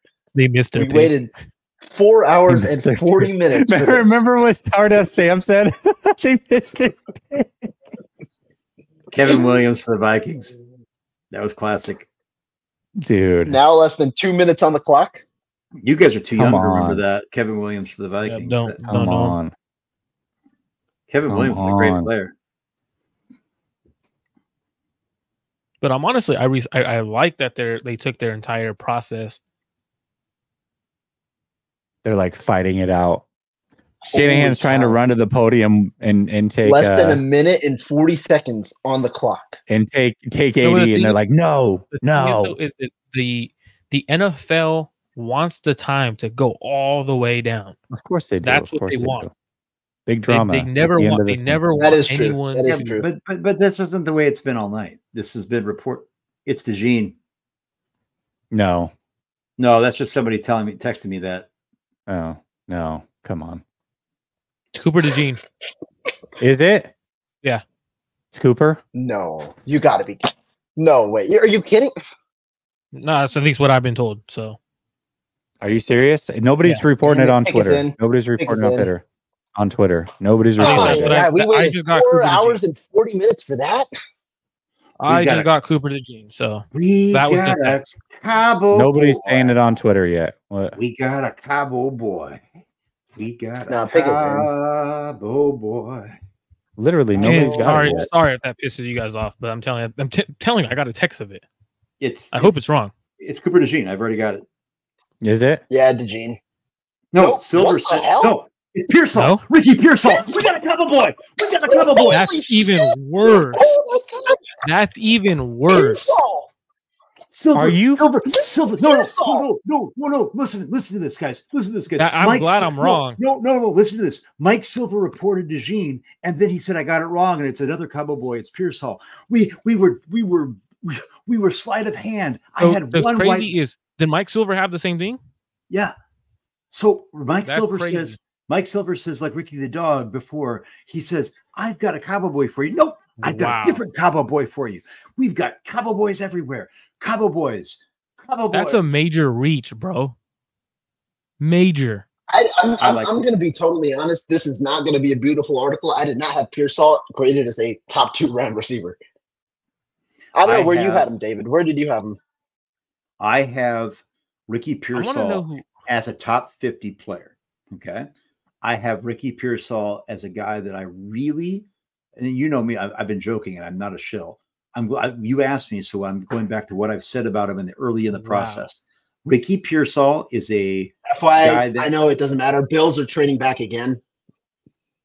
So they're moving back twice. So it turns out I didn't know anything about A.D. Mitchell. And the 49ers have, again, kept things to close to their vest. Wow. So Mike Silver had the same thing. Had the same thing you did. You guys both heard the same thing. It's Ricky freaking Pearsall. Are you kidding me, dude? That's a terrible pick. I'm sorry. Like, there's no other way to put it. Damn, this is not good. This is not good at all. That is a replacement for Deebo Samuel. No, it's not. I think that is. No, it's not. I don't think it is. I don't view him as a replacement for Ricky Pearsall is not a Deebo Samuel player. Ricky Pearsall actually, look, here's the thing. But the thing is, the Niners aren't looking for the gadget guy. They're looking for a receiver. He's not a gadget guy. Ricky Pearsall is a legit receiver. No, I'm not saying that. That's exactly what I'm saying. They're not. It's not a gadget guy. They're legit going receiver to replace Deebo Samuel. And like, that's what it is. Is this one of the biggest reaches though of the first round? No. Yes. Of any team. Second. I think this is a top 5 reach. No. I think Penix was a reach. I think Knicks was a reach. After that, where else? I think this is the third biggest reach of the entire Ricky Pearsall. Listen, I'm not saying I like the pick. I've told you I wouldn't want this. I know he is a consensus on most people's boards in the 40s at 31. Panthers are on the clock. I'm just saying that's not that much of a reach at 31. It's not. Panthers are taking Leggett, I'd assume. Leggett or McConkey? I would assume Leggett, though. Wow. Here's the thing. Dude, what are we doing? But Jesse and Marco, you know me. You know I'm not going to cap for Cabo. Here's the thing, though. Ricky Pearsall is a good football player. He is. He's a good receiver. Not in the first round, bro. No, I agree. I would have drafted him in the middle of the second. And to be honest, I didn't even think he was a second round pick. I know Rohan did we text about him yesterday, or was it? I have my receipt. I had him as an early third round pick, or early or mid. I don't know where I had him. I had him as an early third round pick. Early third round pick as my terrible dude. I'm looking at my board. He's 15th receiver. I had him at 51 on my board, so it's a reach. Yes. How many receivers did he have over him? So Pearsall's about 15 spots, maybe a little less than 15 spots over him. That's terrible. Because again, I don't have 31 first round picks or anything like that. You guys can't deny. You guys can't. I'm just going to be honest with you, and people could not like me for this. I was joking about the Cabo Boys. Yeah, Leggett's there. That's fine. As I expected at 32. I like Pearsall over Leggett. Here's the thing, and that's fine. The Niners have an issue. It's a George Kittle problem. Can we just be honest about this, guys? The Niners have I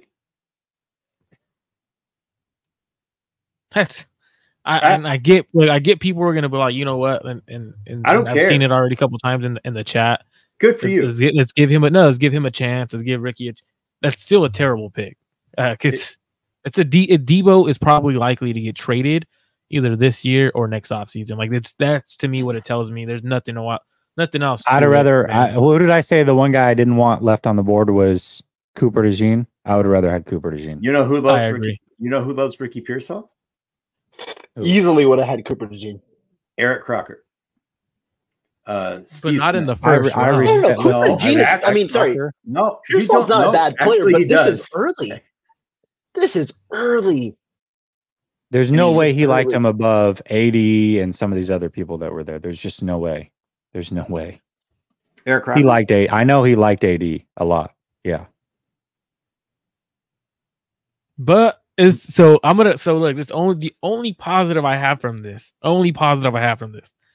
I've been saying the Niners need to go to a new philosophy offensively and let Brock handle everything. And I've been saying that. I've been very confident saying that the Niners need to go a little more pass heavy in terms of getting their playmakers the ball in their hand out of their quarterback. So if you do plan on going more 4 receiver sets, 3 receiver sets, that's cool. But guess what? You know who wouldn't have taken Ricky Pearsall in the first round? Adam Peters at 31. That's true. He wouldn't have let that shit happen. I'm just saying. Well, he took Jaden Daniels over Drake May. Okay, but that's a quarterback 2 and 3. That's reasonable. Okay. So listen, here's took a guy that I had Jaden Daniels at 25th on my board. Hold on. Most hold on, guys. Here's what Croc said. Here's what Croc said. Dude, here's what Croc said. Welp, we got my guy. Just a round sooner than what I mocked him at. Right. I had him at 51. Right. No, that's what I'm saying. I'm not saying guys, you know I didn't want him. You know who I wanted. I didn't mention Pearsall at all. I'm saying that, yeah, I agree. It's a reach, 100%. What I'm saying is at least they got a guy who actually can play receive. He's not like a scrub. He's not awful. It's just such a. He's not awful at all. But he's not where you want in the first round with talent at premium positions available. I completely agree with you. I'm at least glad that we didn't get like Tyler Guyton or somebody who's just going to sit in the bench and toil. Like, man, that's Pearson, terrible. But what do you not like? Okay, here's the thing. You're making me look like a shill. You're making me look like a shill. And all I'm asking is, you don't take a player who's that far of a second round player on most people's boards at pick 31, especially it's the spot. Especially you haven't addressed him as a player at all. All you've said is about where he is. I think he's at best. I think he's a receiver 2, 3. He's not. You take a receiver 1 in the first round. He's not that. He's a good route runner. He has explosiveness. He could catch it he could catch in traffic, but he's not that dude who is a receiver 2 or a 1. You take a receiver 1. You take receiver 1s in the first round. You don't take someone who's going to be a receiver 2, 3 his entire career. When you talk about him as a vertical threat, I think the biggest thing for me though is when I watched him, I thought he was inconsistent against man coverage, specifically against press. I thought he struggled against press coverage. And I think if you're talking about going into a vertical offense where you want, to drop back and you want a more, traditional offense, I think that having a man beater was going to be important. Other guys on the board that I think were still there are better at beating man coverage, specifically Adonai. He struggles against press man and create separation deep. That's the two things I noticed that he struggles doing. It's essentially Deebo Samuel in a way. He's just not the gadget type, but he's good in traffic. He's versatile. I don't know if he's a similar player to Samuel. No, I would say more so Deebo in terms of he can't beat press. Man, that's where I'm saying like the Deebo style. Like I think that's my main issue. That's the issue you saw in the Super Bowl. I thought that was the issue. If you're going to go for a receiver, you wanted to fix. And the thing is, you don't do that when you have guys like, it's just me, Kool-Aid, Newton, JPJ on the board. Like who else is there? We could say, okay, AD Mitchell wasn't one of their better players, but you can't argue that he's better than Newton. He's better than Kool-Aid. He's better than JPJ. Like there's a lot of dudes on the board that are much better prospects and players than Ricky. So who are the guys that the Niners like at receiver? What are you look at their classes? What do they like about them? They like explosive metrics. They like guys who are super agile, like in the 3 cone. Here's a guy who is 93 percentile 3 cone, 97 percentile vertical. He is fast enough. He's 71% bench, even though he's not that big in weight. He's a guy that can go over the middle. He can go outside. I'm saying I had him 51 on my board. That is 20 picks above. That is a reach, 100%. But you are also getting a player, depending on what they do at receiver, who absolutely can be a baller in that offense, 100%. Now, do I agree with the pick? No. Am I like I'd be freaking out more if they drafted a guy like Tyler Guyton. And I think I haven't been told exactly. I know you said about the idea you're concerned about what he does in man coverage. Okay. We've had other players in this team that struggle in man. I get it. And I know you said Adam Peters. We'll see what Adam Peters does. Debo's going to get traded. Adam Peters also hired Cliff Kingsbury, Marco. Bro, as an offense, and that's not Adam Peters hiring. That's a Dan Quinn hire. Head coaches hire and their again, I don't coordinators and care stuff what like Adam that. Peters does or anything like that. I like It's Adam just- Peters. I like Adam Peters, but like I don't. But David, when you look at the board, not even at receiver, just overall with the amount of talent that was there, we were talking about Johnny Newton, we were talking about Soy Mataya, some of the corners, Jackson Powers Johnson. Oh, I think that there you don't have was to a lot more convince value. me. Yeah, I'm just.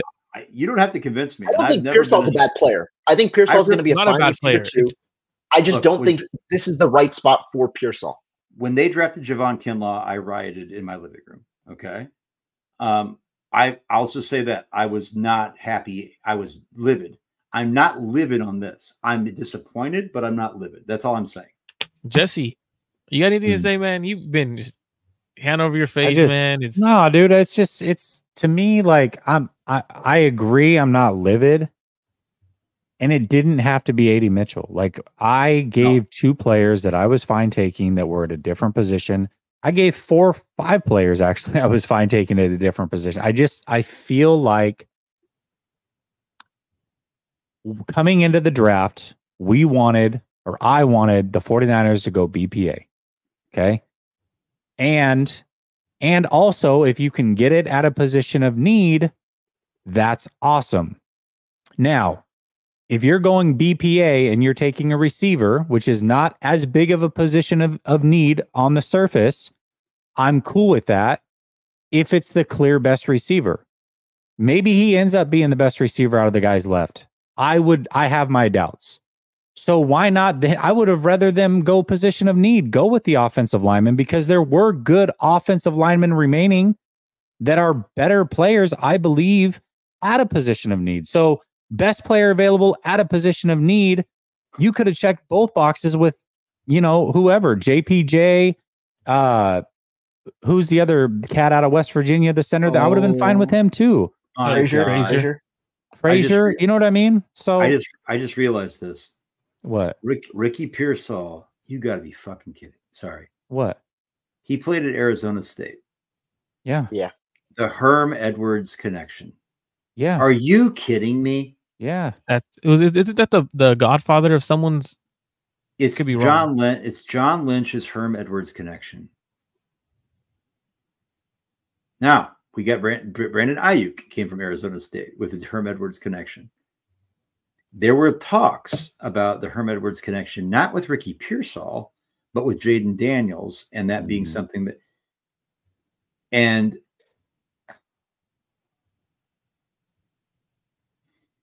if Herm Edwards is a dinosaur, can we just say this? Herm Edwards is probably a great NFL player, a coach that players like. He got ran out of Arizona State because he's not a very good head coach. He's a raw guy like Jim Harbaugh. And John Lynch is a raw guy and a baby kisser. And John Lynch is best friends with Herm Edwards. And he let that dictate this pick. I'm not going to think otherwise.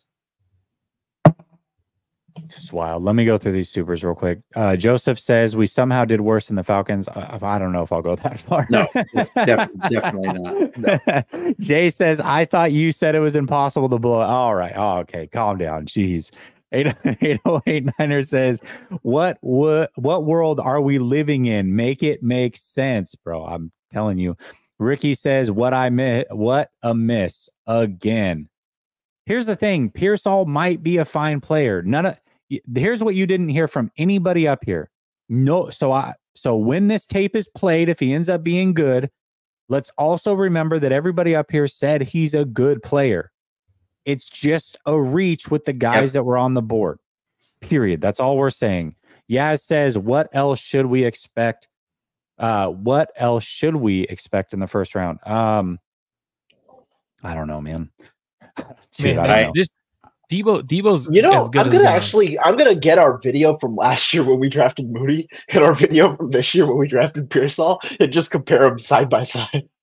See, and here's Smack says Debo's gone. Christian says Niners are cooked. Carl says I was joking, but I'd rather have. Jay says Kyle and John can't be trusted again. Dave says time to trade Kyle. Junior says bro. Man, this went 5 hours. I can't help, bro. I know I can't help but to laugh right now. This is what I do if I'm mad. I'll laugh because I don't want to flip out. You know, it's going to make Niners says, what's up? No, go ahead. 808 Niners says they blow another first round pick. What the F is really going on now? He might have been there with our second round pick. If not, take CMC's, bro, in the third. Athletic wise, I feel like McCaffrey matches up very well. Shady Luke says Adonai Mitchell's better. Yeah, I completely agree. Or Adonai Mitchell. Dave says, why do the Niners suck so bad at this? I'm confused. Carl says, 5th-year option selection. I guess, man. There was so many good receivers there. Really? That I thought were better. My Dave question Barclay for y'all, says, real quick. Yeah. Do you think they had a first-round grade on him? And if not, do you think they had a first-round grade on anybody left on the board? Yes. That's the only way that I see it. Yes. They had a first round. There's no way. So this is reaching. There is a way. They had a first. So you're saying the Niners had a first rounder when the entire rest of the NFL did not? Yes. That's terrible scouting then. Who says it's not? But no. I'm saying I don't think David's saying you think they have a first round pick on or first round grade on Pearsall? I believe they had to have. Yes. They had to have. They had 25 first round grades. Yeah. 22. There's no way. There's no way. I feel like it's more likely they didn't have a first round grade on anybody left than they had a first round grade on Pearsall. Here's the guy, guys. This is a team that drafted Jake Moody in the 3rd round. They took Cam Latu in the top 100. All right. We've taken Tyrion Davis Price in the top 100. This is a team that goes after their gold helmet guys. This bullshit gold helmet. I'm going to say it. Gold helmet guys is the lamest. It's ridiculous. Colton McKivitt's gold helmet guy. It's just stop, right? Like what the 49ers do is they go and get their guys, and it's also evident that John Lynch has played a larger role in this roster. And I'm sorry, guys, I was joking about the Cowboys, but I'm actually kind of dead serious.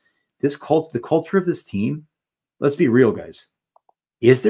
Honestly, is there a team with a higher Cabo Boy concentration than the San Francisco 49ers in the entire NFL? Is there?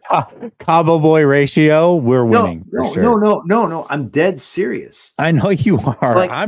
Listen, I'm pissed, so I'm just trying to joke about it because that's my only way through this right now. I said I was going to go do a lap. I got to do a lap still. I always say, I thought it's Cooper DeJean. I wasn't even thinking of Pierce so much, but I did mention him. I said, I mentioned him as a throwaway. Lad McConkey was the one that Mayoko kept on. He got the wrong Cabo Boy, right? So we are, I'm going to add him to the Photoshop with, we were at the MMA fight with Bosa and Trump and Dana White, and you were there and I was there and Jay was there. Marco, you weren't Photoshopped in there. I got to get you in there. Treyway was in there. Kid Rock was there. And now Ricky Pearsall is going to be there with us. So it's going to be, just get ready for the Photoshop tomorrow, boys. It's going to be lit. What's up? Just reading because Jay Harp texted me, and oh god, he knows his receivers. Like he obviously played in the league, knows receivers. He's a receiver. Yep. So he goes Pearsall ? And I was like, wow, just wow, bro. He goes, honestly, I don't even know what to say. I was like, right. He goes, bro, I had a 3rd round grade on him. Yep. 51 isn't that far from it, I guess. So that's just it. Just that so Pearsall's not bad. He's solid in terms of in between traffic. That's something that Brock Purdy's gonna need, right? There's a lot of times he throws over the middle in traffic, so that's something that's a positive, right? I'm just trying to think of the positives. Better route runner than I was giving him credit for earlier. More so, just being upset about the pick at 31. He's a better route runner. He does struggle bad against man press. Man, he does. Yes, you put him in that Super Bowl and nothing changes. He's not getting off the line. So that's for me. I'm just trying to find the positives. He's a better route runner than I was giving him credit for. It's just against press man, he struggles. In my opinion, I thought he struggled to create separation vertically downfield. Even with this 4.41 speed, some people were going to. I don't think he plays a 4.41. I don't think he plays a 4.41. Here's what I've been told. I just got. I don't know. I got 3 different texts that said, with the Pearsall edition, BA is getting signed, This is where Debo trade could happen. They eat the dead money and move on. And this is where you're saying, so hold on, they're looking at Ricky Pearsall and they're not done drafting a receiver. I also got a message about this. So this I was going to say that trade Debo and take a receiver with that pick. So here's the thing. I would not be surprised to see even as high as the 3rd round, another receiver taken, and you're building around Ayuk. You look at Pearsall, and like you said, I get you said you receiver 1. At the end of the 1st round, nobody's drafting WR1 in the 1st round. You're drafting a WR2. That's what and a WR2 is a starter, right? I think that Pearsall has an avenue to be a very. Wait, didn't the Niners take a receiver? I'm sorry to cut you off, but didn't the Niners take a receiver late in the 1st, and he was a receiver 1? 100%. It doesn't always pan out that way, and that's not how then most. You don't take the player if you don't think you know what I'm saying. Like especially when there's other. I'm sorry to cut you off, but there's other players. If he's not a receiver 1 late in the 1st, then you skip that player. You're like, all right, you're not. You don't draft a right tackle. You don't draft. No, even then, if the right tackle, for example, if they didn't believe in Kingsley being a true right tackle or being that dude, cool, skip him. Go. Who's the player that you have? Newton. We had Newton. Kool-Aid. Like Kool-Aid is potentially a cornerback 1. He was so like that's where I was like, all right, like this is your opportunity to get better as positions, and they didn't like they didn't. Their receiver room's not better with Pearsall in it. Like they still have Debo, they still have Jennings and VA on the team as of now. Right? I think even if you trade Debo, I don't think it's better in 2024. No. Pearsall's not better than Debo Samuel. Pearsall's a better overall receiver than Debo Samuel, but he's not a better offensive. I don't know if you can make that argument overall. I don't think so. I could. Like you think Pearsall right now is a better receiver than Debo Samuel? Overall, Debo's not a receiver. I mean, regardless, him with the ball in his hands, that's somebody Debo's offensive. I'm not even saying as a running back. I'm saying as a weapon. And with the ball in his hands, you're going to want him more. No, 100%. And that's what I say. This team is full of cowboy boys. This is the George Kittle team. This is San Francisco George Kittles, guys. It's always going to be that way. It's a CMCs. And by the way, Luke McCaffrey's getting drafted tomorrow. Guarantee it. 100%. Oh, dude, I swear. No. And I would actually be fine with Luke in round 3. I would have rather that than this. I like Luke. I think he's super athletic. I think there's a lot of redeeming qualities about him. I would have been fine with it. I would have actually been more fine with McCaffrey's brother at 63 than I am Pearsall at 31. Yeah, it's just that's. And for me, it's like the Panthers got a solid receiver to get. Like I think he's a solid round 2 receiver, but they traded up because they wanted to make sure they got him. They didn't want, obviously, I think was it Dallas or no Buffalo. But also you get the 5th-year option with the get. Mm-hmm. So it's just I don't know, man. I think with the players on the board specifically, I think that was the main issue. I think I'm not gonna hate the player. I just think it's the position with 100%. The available players on the board. Yeah, I'm looking at especially with Adonai Mitchell on the board as well. Let's look at the board, and there were. Look, I will say this: it was about 25 accounts that came at me confirming that Mitchell's stock was going down for medicals and X, Y, and Z. And it definitely happened.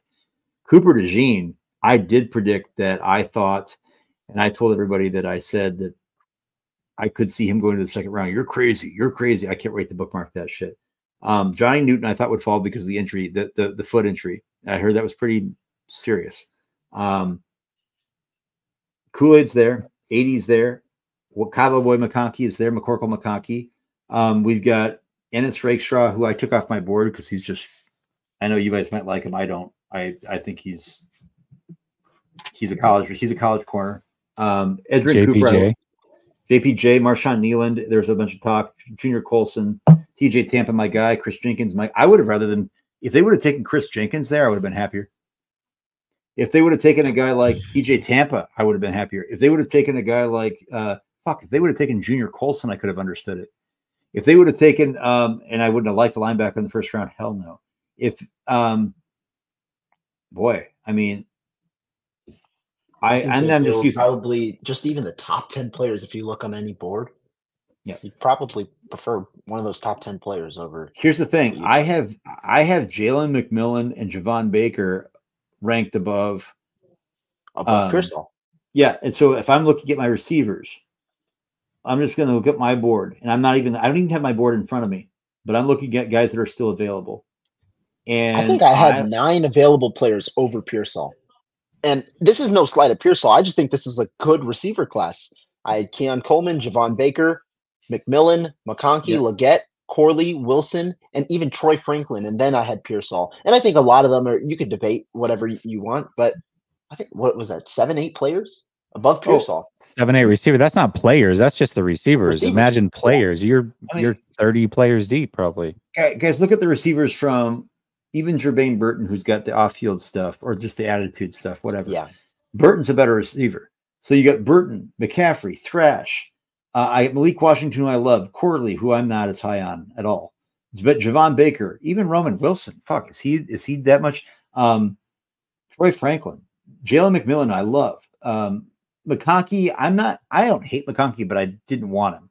I like Pearsall more than McConkey. I will say that. Really? Okay. Yes. Would you guys, just because I know it's Mike Silver reported it, with Debo being more likely to be traded. Yes. Would you take a 4th rounder package? When did he report this? He reported this like right after the draft ended, like right after we picked. I got 3 messages before Silver did it. Yeah. So he tweeted it, but I've been saying I thought the Niners were more likely to trade Debo. But besides the point, would you take the 4th, use that 4th and your second and your 3rd to get up into the draft to go get someone because you took a reach at 31? And who would you be targeting right now? Because day 2 is still going to go. Like, it's not like, so what would you put him? But before we answer that, can we just say that you know that we aren't in the 49ers front office and they don't do normal things. And they draft, look, Aaron Banks is fine. Redshirted, he's fine. He's not elite, but he's fine. I don't trust this organization at all to do anything. Can I say this? We did what we joked about Balky doing. That's what happened tonight. We joked that Balky would take a receiver, but not the one that anybody wants because he wants to be the smartest guy in the room. That's what the 49ers did. In fact, Balky did take the guy that most people would have taken there, and he traded back to do it. That is a little bit embarrassing. I'm not going to lie, because Balky is not good. But you know what Balky did, though? We forget. Balky didn't draft at number 2. Balky still was in the top 10 or below. It's still DeForest Buckner, Eric Armstead, Jimmy Ward, Alden Smith. Those are 4 cornerstone players of this defense for a long time. All pro level players, right? I'm still waiting. Those weren't. Nick Bosa was gift wrapped at number 2 because Jimmy tore his ACL, and Matt Barr made a joke about it and he got eviscerated, and it was like completely true. And and then they had Debo in the same draft because they were up high in the 2nd round. Other than that, what have they done other than stabs in the dark at George Kittle in the 5th round, Brock Purdy at Mr. Irrelevant, and Fred Warner? Fred Warner's the only pick. No, they've done good in the late rounds, but in the 1st round, man, they've been a flop, dude. They've been a flop. Late rounds are lucky. This is the thing. I agree. The Niners have got luck of they have been like, oh, that's a good team. No, bullshit. That is getting darts thrown. And I'm not saying that that's not Adam Peters doing a good job. But they're throwing good darts. You got to give them credit for throwing good. I'm just saying round 1, dude, I agree. They have not. This is on par with the disappointment in round 1. This really is. Like, give me 4 darts in round 5 at this point. Like, at least they got a chance to hit. But here's the thing where I don't give them. Well, people say you throw darts in 5, but when you draft shit in 3 and 4. So then how am I giving you credit for getting the guy you wanted in 5 when you drafted shit before? Like, I just think it's been, I think they've had outliers at 5. I don't think you can expect this to keep coming. And I think that this is right now. I don't know what we thought was going to happen in this draft from what we saw happen last year. Not this. Well, not this. We saw him draft a kicker in the 3rd round, guys. Like, jeez, dude. So you know how excited we were going into that pick. Oh, we got this I player. was This so player. excited going into like the after, most disappointment. Jesse, I could remember think of you and me after we heard Wiggins. Yeah. Dude, And what the hell? I think All right, we were both got a also bunch of disappointed when we heard it was DeJean.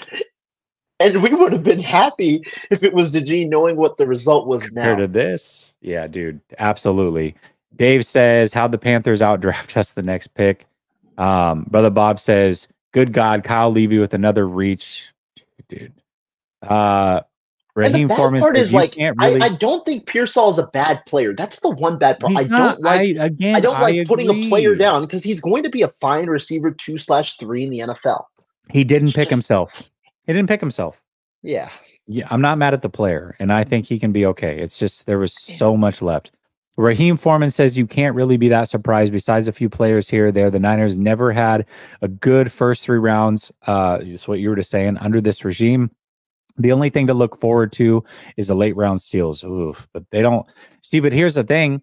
They've already tipped their hand. So if they hit on these late round steals, like, okay, kudos to you. But you said that none of these guys were any good. Dave Barclays said would have been happier with Kool-Aid. I agree.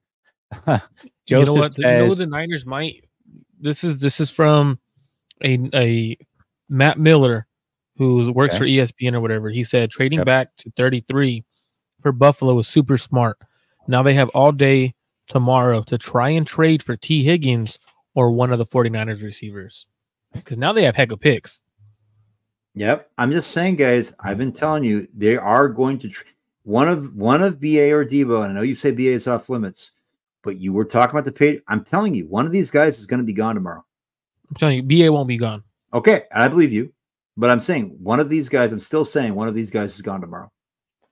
Ooh, old.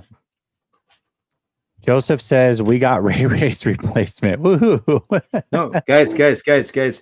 What? The best tweet of the night. It's only got 2 likes. With the 31st pick in the NFL draft, the San Francisco 49ers select Trent Taylor or something.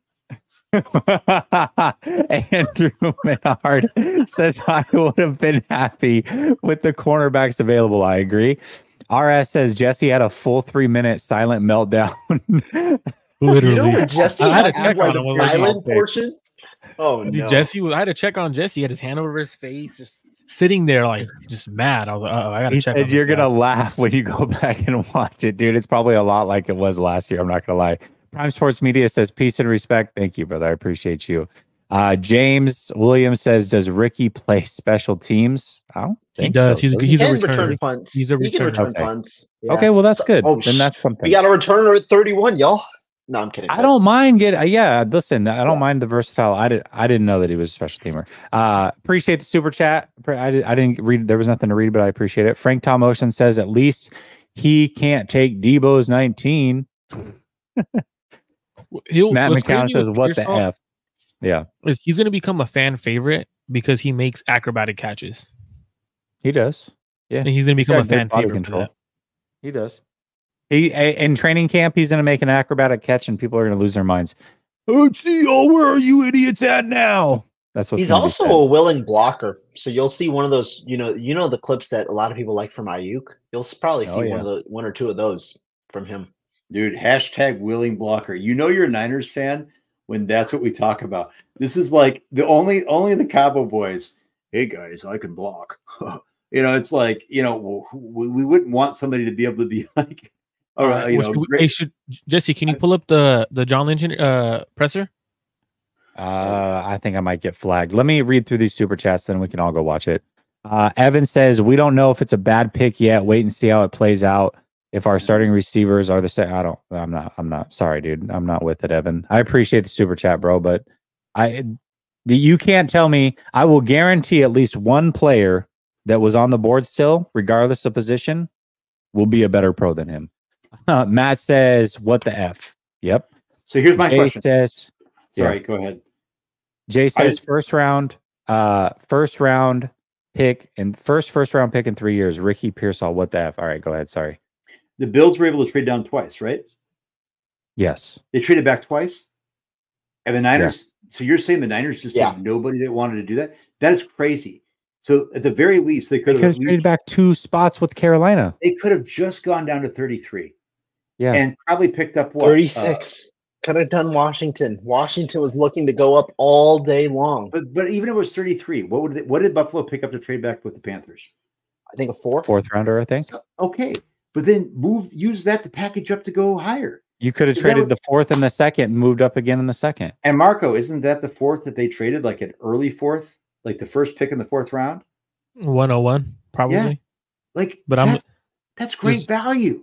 Listening to the presser to start, and first thing Kyle talks about is how great of a route runner he is and how he can line up inside in the slot and how he can line up outside any position, and then talks about how he works on his route running and that's how developed he is, and that's what he fell in love with. He is a good route runner. He could separate over the top, and he could separate under the over the middle, and he has great hands, and he makes defensive backs tackle him. Like you make him tackle.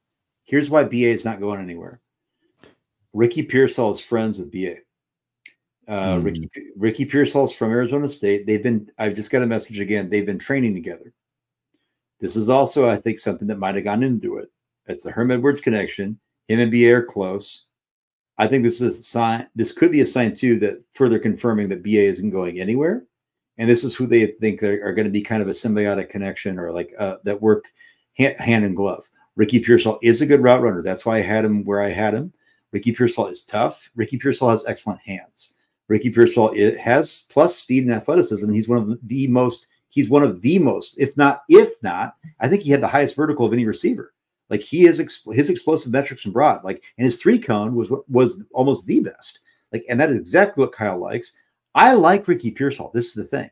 I've liked him. It's a fine player. I just don't think that I think you could have got a different position here instead of waiting. And there's other receivers that are of the same ilk later in that second round.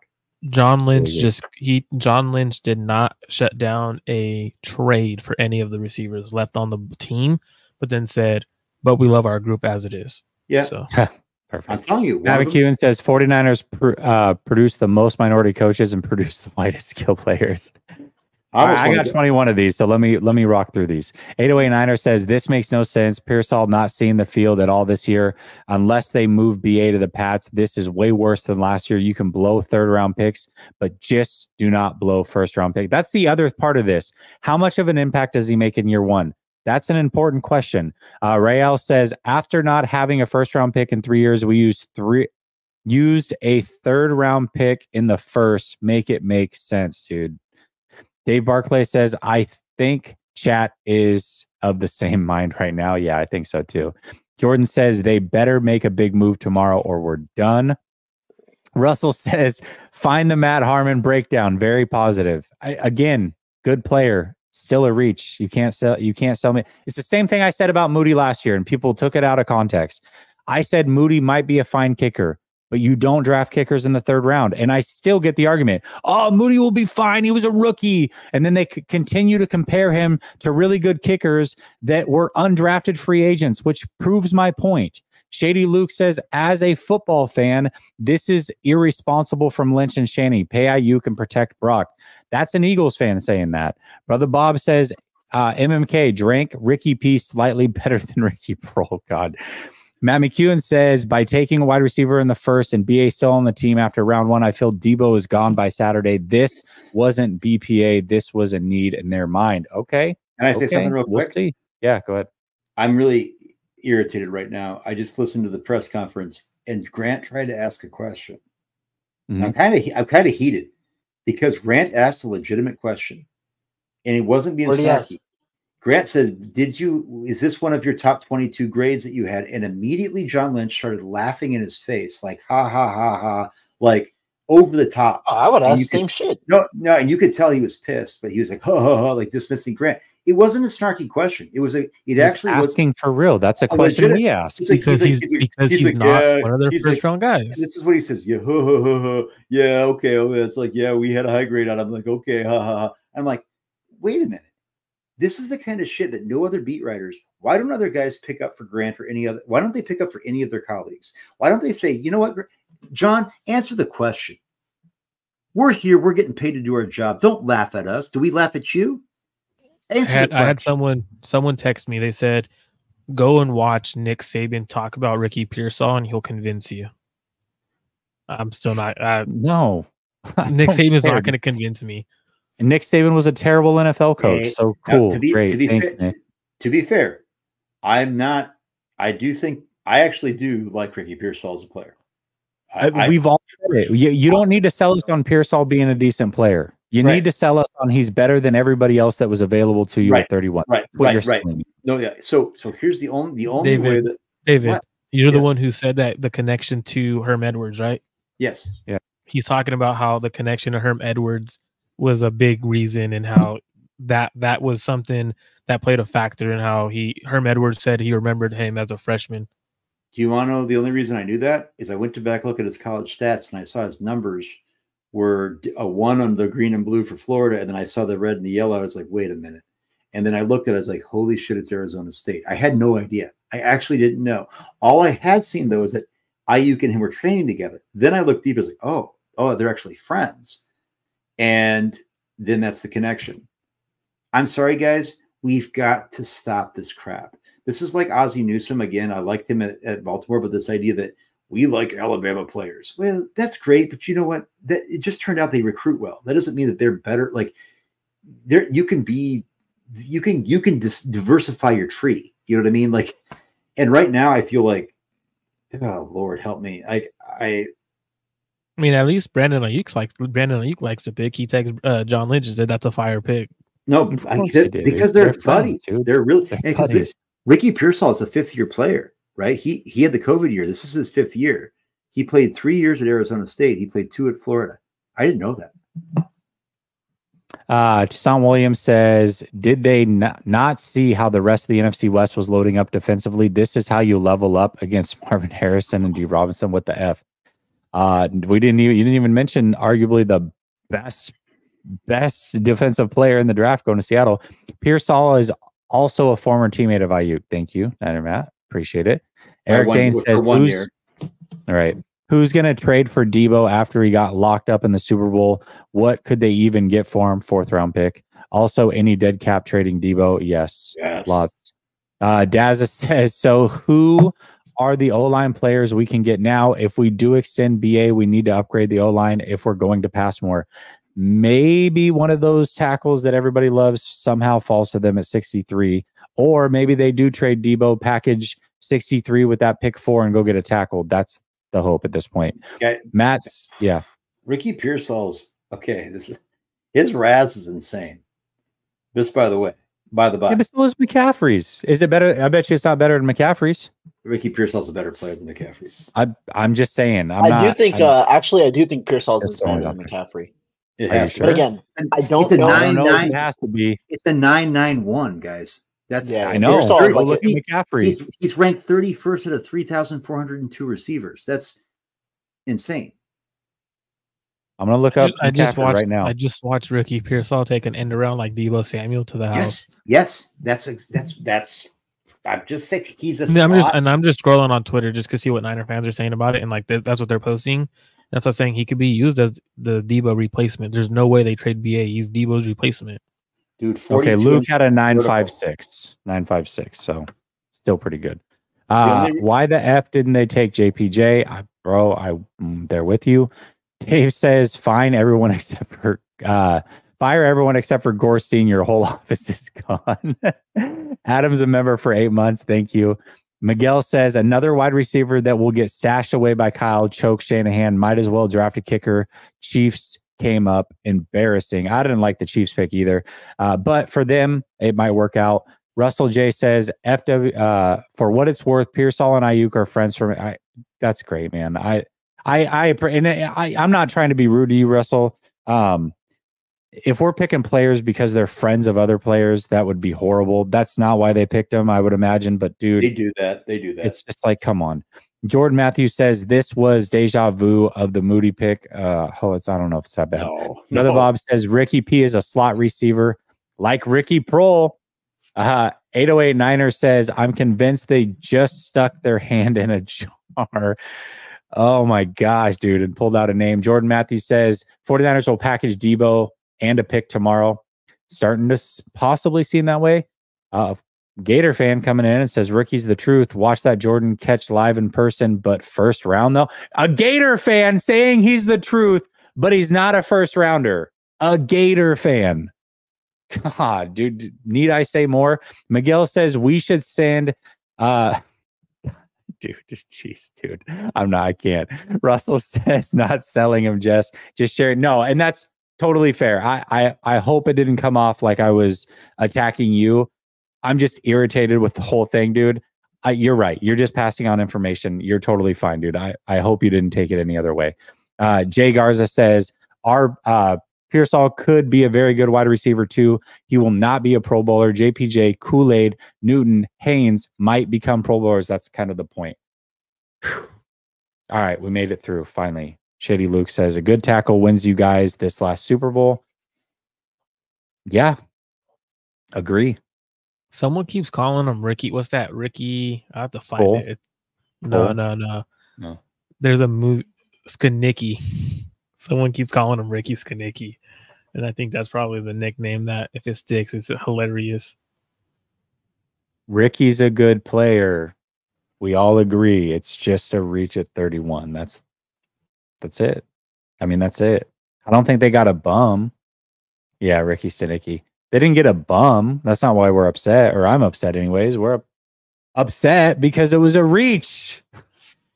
That's all. Yeah, that's the main thing. Like if they had traded back and got him at 30, 31, 33, 34, I wouldn't have been sure. Like, all right, cool. You traded back to get a second round player. When that's your guy, that's cool. But the fact that you get him at 31 when, like other people have said, Marvin Harrison Jr. just got drafted to the Arizona Cardinals. You don't have any corners. Your corners are all unrestricted free agents next year. You had Kool-Aid McKinstry on the board. Trust your You had a center. You had a center on the board. Tackles. Tackles on the board. Defensive tackle, Newton. The Niners love to go defensive tackle. That would have been a great pick. Nickel corners. So it's a lot of things on the board. Like that's where it's confusing. It's like you reached for the player who is a good player, and that's what's gonna suck is everyone's gonna have him as in camp. We're gonna be watching him, and if he's not doing well, they took us.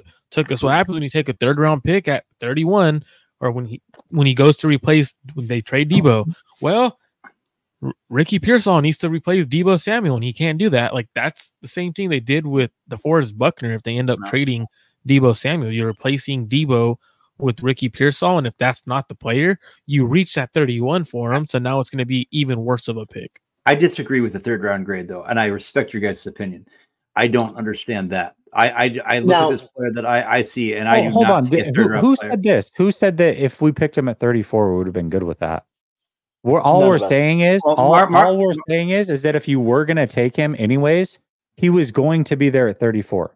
Period. When he was So that's now, David, I will say this. I still wouldn't be cool with it at 34. I wouldn't be cool with it, but I would be better at 34 picking up an extra pick so that I could package that with my 63rd overall pick and trade up again. That's what I would be fine with. That's what Marco was saying. Like Jesse just said, you trade back and you get an extra pick. Like nobody would have been fine with it. But he's saying it's not that difficult to figure out. It's not AJ Jenkins. No way in hell is Ricky Pearsall AJ Jenkins. Ricky Pearsall is a good football player. AJ Jenkins, no. I'm not hearing that. Yeah, but Debo's going to be gone. He's going to be connected to Debo his entire career, or at least for the first couple of years. And how do you replace the gadget guy of Debo? You better make sure Pearsall's getting those end arounds and he could create yards after the catch. I think his acrobatic catching ability is much better than Debo. So as a receiver there, like that's going to help him a lot. Like you just put it up there, I'll go get it for you. Don't even worry about that. So he could do that. But like outside of that, it's like you're comparing, you're going to truly be looking at a lot of fans are going to look at him in NFL wise. I'm curious to see what NFL people graded that grade, because I'm sure some are going to give it an A because they're friends with John Lynch and stuff like that. Now, David, I'll say this. I don't think I'm actually that far off of you in terms of big board. I gave him a third round grade. I don't have 32 first round grades, 32 second round grades. So if I go back and compile the big board, I'm assuming he'll be in the 60, like 50, somewhere in the late 50s, early 60s, similar to you. Still, though, obviously, same point of it being a reach at 31. And I think, like, here's my thing about Ricky, though, is that for what he does, and you know me, guys, I call a spade a spade. I'll go off on the Niners. I'm actually like the fact I'm not geeked, but I'm not deflated because I know there's a player here that really will fit in this offense and have success. It's a reach, but it's not a project. You know what I mean? Like, this is not somebody that I'm like, oh my God, like, how could this guy ever thrive with this team? How could this? He's going to fill a role, and he's going to, I think, do it really well. I think he's going to do it well. And he also, if you're going to do that, if you're going to reach, which we've said is a reach, I want to do it on a guy who I believe in has good hands and also has an athletic profile that's insane. And he does actually have an insane athletic profile. Like, he's in the top 1% of all receivers in the last 40 years. So, like, that's what you want. Martin, shoot, I just got rid of it. Gosh darn it. Hold on. Let me try to find it again. 1%, guys. Top 1% RAS. Hold on. Let me try to find it. But also, too, the raw score doesn't make someone a good player, though. The only reason his RAS score is lower is because of his height. His height brings him down to yellow. All that says is he's an athlete. Like, it doesn't necessarily mean he's a good player. But that's not what he's shown to be a good player, though. Yeah, but it doesn't. The raw score doesn't contribute to him being a player in the NFL. Like, it doesn't. Like, it doesn't. So it's kind of like it's defeats the purpose. Because if we look at receivers, I believe Johnny Wilson scored a pretty high raw score in a 9.7, and he's not a good receiver. So it's like, should we have taken Johnny Wilson because he has a 9.7 of a raw? No, because I don't even have Johnny Wilson on my board. That's what I'm saying. The raw score. That's what I'm saying. Raw doesn't mean you're a good player. Because I get David's point in the sense that the raw score matches what he's kind of part of the puzzle that he does these things, and it shows up on tape, and he actually has hands. Now, Johnny Wilson doesn't have hands. No, don't get me wrong. Like, I'm just saying it just doesn't translate. I'm not a 4.41. And his 4. I don't think he's a 4.41 necessarily, but more so because of his short area quickness. I'm not as wowed with the short area quickness, which is why I also think he struggles a little bit against man coverage, against press specifically. His 10-yard split's 1.48. No, but I think overall, when you watch him in man coverage, you would expect him to be a little bit better in his release package against press. Maybe it's technique. Maybe it's more so with his hands that he's got to improve, and that you can hope a guy improves in that regard. I do think, though, as we go back to our original point, the man coverage is a bit of the bigger issue. But overall, I think he's still a good route runner, especially when he's in space. I think the route running is there. Well, it's KP. Martin says, what do you say? What do you say? He just said, when you know you're not getting moved, because he's talking about the BA saying fire pit can't lie. Yeah, BA is not going anywhere like Martin. Yeah, he's not going anywhere. Martin says it's an Ayuk replacement. I don't think so. Eric says bitching just a bitch. No, bitching just a bitch is not having an opinion and just saying, "Oh, I've got no solution, but I'm gonna bitch about it." We had plenty of solutions as far as players we would have taken. So it's not bitching to bitch. Why are you watching, Eric? It's just weird. Doing? It's weird to watch. No, listen, it's fine to watch, but dude, it's at least come correct. Like if you're going to call somebody out and saying bitching to bitch would be, I'm crying with no solution. Here's a problem, but I'm not giving you a solution. I had plenty of solutions that I would have taken. So that's not bitching to bitch. That is coming with solutions and saying that there's a problem. That's what it is. Okay. So just like, to get away from our 49ers problems, Terry Fontenot, the Atlanta Falcons GM, said this about Michael Penix. If he sits for 4 or 5 years, that's a great problem to have because we're doing so well at that position. This is the number 8 overall pick you're talking about. Thanks. It's a great laugh. So at least, that lightens the mood a little bit. That's least, we're talking about the strengths of our player, while the GM of the damn Falcons is saying already, we're cool if he's sitting for 4 or 5 years because we're doing so well at quarterback. All right. Brother Bob says, was Ricky Pearsall in Detroit or seen on TV with fam?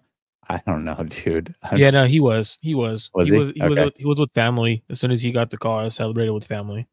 Oh, that's cool. Okay, good. I don't know if you I don't know if he was on TV, but at least I saw it on Twitter.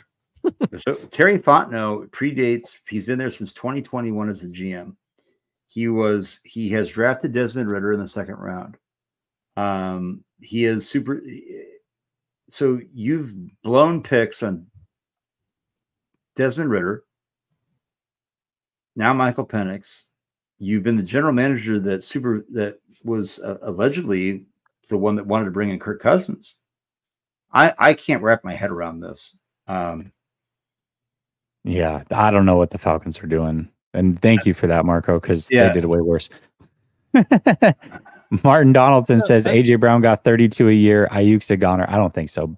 Pearsall is working in the middle. They drafted him for Purdy. No, they definitely drafted him for Purdy. But dude, it's not to get rid of Ayuk, dude. It's just not. It's not. No, it's not. Like, you don't get rid of an elite route runner when you're bringing in someone who's not an elite route runner. Like, it just doesn't make sense. Like, teams are gonna, all right, you want to go without an elite route runner? Let's go man against you. We're gonna blitz you heavy, like a lot of teams have against the Niners when they've had success. Well, look at this. Look at the teams who've had success against us: the Browns, the Ravens, the Chiefs. What do they all do to the Niners? They went, and even the Ravens. My bad. They all went man and they blitzed the Niners. What did that cause the Niners to do? It caused you. It really does cause you to take away Ayuk at times. Forces your other receivers and your tight end to be great one-on-one route runners, and obviously Debo isn't. So what that does, if you have Ricky Pearsall there, it doesn't really change much in terms of man coverage. But now what it does do is what the Niners needed. Throw it up. Let me go get it. That's true. Let me go get it. So that's something they haven't better had. In contested he could do catch that. Situations. He could do that. A lot better. So that's one thing. And Brock isn't afraid to put it up. So that's one thing that I do think is going to be a positive for the 49ers offense. We've complained, like, not necessarily complained, but I know a lot of us on Twitter and social media have said, you know what, the Niners need that big dude who goes up and wins it. He plays much bigger than 6'1". So that's something that's like a positive, but it's still at 31. It's like, if we're going to go big body guy who could go up and get it, win over the middle of the field, Keon Coleman was there. Like, Eric says all analysis on him is good. Hold on, Roland. He says all analysis on him is good. He's not going to be there in a second. That's fine. Not one person has sat up here and said he's a bad player. Go find that. Not one person has said he's a bad player. We just said it was a reach. And again, if you were going to take him, you had the Panthers that were willing to trade up. They just traded up to 32 right after. You could have gotten a 4th round pick. You could have gotten pick 34, and you still could have gotten him.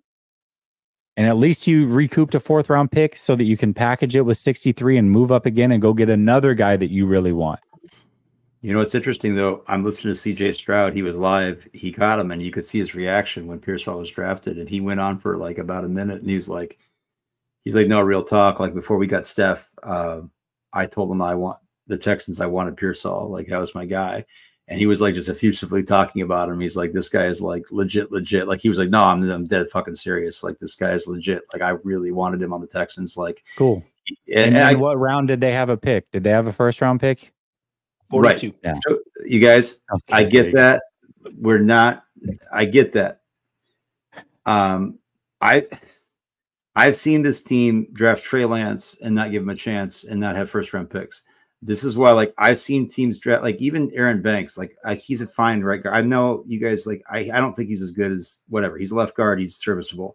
He's a good guard. Was he worth where he was drafted completely? Like, could you not find the quality of him like later in a 3rd or 4th round? Like, I'm looking at a guy like him. Like, I think he'll probably end up superseding that value. And it's 31.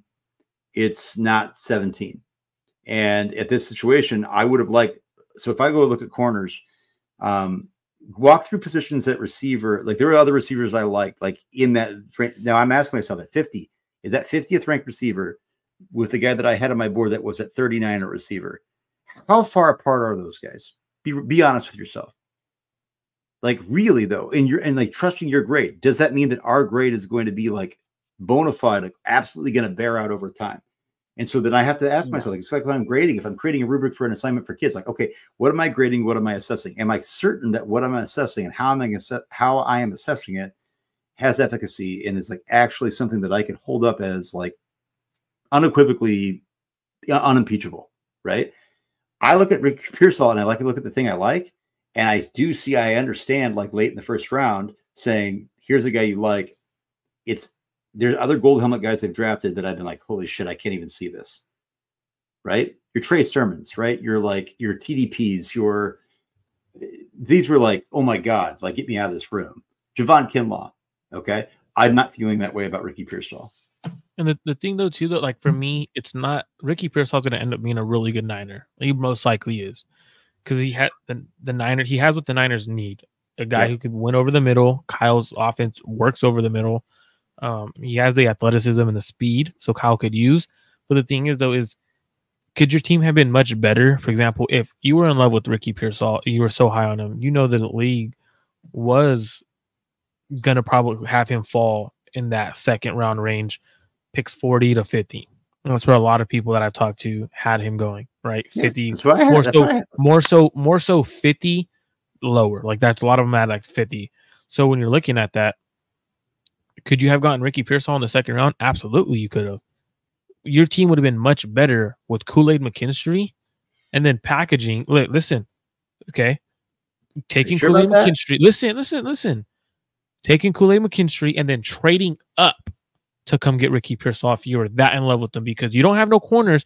You're at least taking a position of value. Corners, a very positional value. We have no corners on our roster who could legitimately cover, and we could argue that the two guys they just signed, they were 1-year deals. Come on, if you really like the guy, why not give him a longer deal? Ambry Thomas, and then after that, Demo and Charvarius Ward are free agents. You could have gotten better at a position of need, who's top of the board for most teams there. Right, if from here on out. So that's where I'm confused, is like you could have got him in a trade up. So to me, that just didn't make sense in terms of taking him now when you could have gotten better at another position, which there's a lot of positions that were really good. Center, I didn't want defensive tackle. I don't have Kool-Aid on my board because I would have, late second I would have drafted. I don't have a first round grade on Kool-Aid McKinstry. Like I don't want to. That's fine. I don't want to draft an adequate like a below who I think is going to be a below average NFL cornerback in the first round. I'd rather. But you did have first round grades on other guys that were there. Regardless, don't get caught on the name. Just go with the player that you like, and then that's so like it could have been. Example, you know what I mean? David, did you have a first round grade on Newton? I did early on. And then I did have to say, when I learned about the Jones fracture, I have reservations. And just was there a player who you had a first round grade on that was still on the board? I liked 80. I was an 80 Mitchell guy, obviously in the same position. Again, I will say that though too, is that as the draft process went on about these things that were of medical concern there too, right? Like, but there were like legit red flags. There's a reason he didn't get drafted in the first round. Right? Like AD? Yeah. I've talked to a lot of coaches at LSU that said all those red flags are bullshit. I'm just straight up. I talked to a lot of coaches at LSU about that one. I mean, there's 32 teams in the NFL. Nobody drafted him, and he's supposed to be a top 10 talent, and I love him, right? So you can't tell me. So you told me the scouts told you that, but the other coaches said no. I don't think it was character issues that made him fall. I said medical. And then the medical is not, it's diabetes. So players can't play in the league with diabetes. We've seen Mark Andrews do it at a very high level. So why is the AD Mitchell falling? I think teams just don't like the player. I think they're wrong on the player. I think they don't like him in terms of who he is as a receiver. I know, but I mean, you said scouts said this, but then all these other scouts for teams that drafted the players said we're passing. Yeah, because they don't believe in the player. I don't think it's character or medical that are making him fall. I think they don't believe in the player. The actual receiver, AD Mitchell, they don't think he's a good receiver. I don't think it's. That's I think crazy. They passed him. They passed on him because of the film, not because of the medicals. That's not what I was told. But like that, I don't see a bad receiver. I'm telling you, I think that's what the teams are saying. Because I've talked to a lot of LSU coaches when it started happening. Because I thought AD Mitchell was a good chance to go to the Niners. So I hit up a lot of guys I know there, and that was happening. Like they're like, no, his medical history is not bad. I thought Kyle was, I thought that it was a guy that, and I'm wondering if some of that stuff soured them. I don't know. Well, the only thing he has medical wise is his diabetes, and then he has a sprained ankle in like 2022 or something like that. Jay Garza says Kyle and John have destroyed the faith and faithful. Roman says, if you've seen him at Florida, Ricky's a dog. He fits perfect with the 49ers. Great hands, speed, and running. We all agree. But brother, listen, I have to do this because I feel like people think that we're just fucking up here spewing nonsense and we don't know what we're talking about. Like we've never watched a game. There you go. There's 7 games of all 22 that I've got on Pearsall. I've watched Pearsall. He's a good player. I just think it was a reach. Okay? Yep. There it is. Is there any other player you want to know? You know what I mean? Like, they're here. Every player you can think of, I got him. Yep. Okay? Now, I haven't watched all of them, but I have watched Pearsall. He's a good player. The argument has never been, is he a good player? The argument is, we believe there were better players available. Simple. I'm just excited. I'm just excited to wish him a happy birthday in September. I'm a September baby. Oh, I just want to say it's been a fun night, and I love that this is the thing about watching this show. I hope people are having fun watching this, is that we find agreement, but then we can still disagree respectfully, or or even say like, hey, like, that's why it's funny. Like, I'll do post games with Jesse and be like, you guys like always we disagree all the time. Like, there's not like, and yet we are finding points of contention, but also points of we're corroborating each other's takes too. Like, and I think that I love the passion that we all have for this. And I think that my frustration with the 49ers is that I feel like they get too obsessed with their own guys. I think the gold helmet stuff is corny as hell. I think it's I think they rely too much on their connections with certain individual people.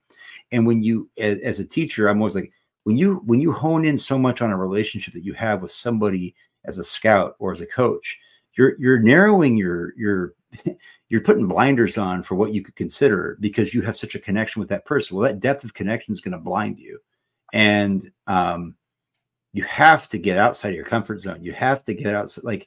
And I feel like, I do think that Pearsall can contribute really well. I just hope that they didn't overlook some other players. And there's probably other players that we talked about that we said they passed on that are going to be worse. And there's probably players that we passed on and there's probably players that we passed on that are going to be much better, right? Yep. So who knows? But tomorrow is going to be interesting. I got to go. It's almost midnight. I got to teach in the morning. Yep. I love you guys, but we'll talk tomorrow. You guys have fun doing how long you guys are going to be on tonight. But I'm going to dig into a couple Steve Smith clips. And I'm going to see how 49ers Twitter is doing and maybe troll David Lombardi. Okay. All right. This guy isn't Devo. I thought we were trying to win a Super Bowl. This pick, look at this boomer. This pick doesn't make this team better. And now people are going to compare him to Devo. Shaking my head. Listen, again, fine player. The player's not bad. He really isn't. I don't want people to misconstrue this. The player is not bad. Just thought that there was better options available. Andrew says, at pick 31, I hope he starts. Win now team. I hope so too. Jay Garza says, this isn't hard to understand. This is about BPA or getting the most value when you are picking regardless of position. That's all. Exactly. Thank you, Jay. Thank you. Completely agree with you. Completely agree. Now, again, I know that was awesome. Listen, I also reserve the right to be wrong. If I'm wrong, if he ends up being better than most of the guys I was fine with, the 4 or 5 guys I would have been fine with there, then egg on my face. We'll laugh about this. We'll probably watch the clip of me freaking out and make big jokes about it, right? But this is not a guess that's uneducated. This is people who have seen him play, not just in a random game on a Saturday, watched film on him, and have an opinion. Right, wrong, or indifferent, the opinion is informed. We'll see. We'll see long term. Let's get some final thoughts on the way out. Rohan, you've had some time to sit on this. How do you feel overall about it? Good player. And after I want to grade with it. I want to grade. Okay, yeah, good player. I think the player is not going to be the problem, especially when you're looking to draft a receiver. If you're taking a top 15 receiver in this class, you're going to be fine. I think that's just the way it is. You're going to get a starter. The question obviously was, when was he selected and who else was on the board?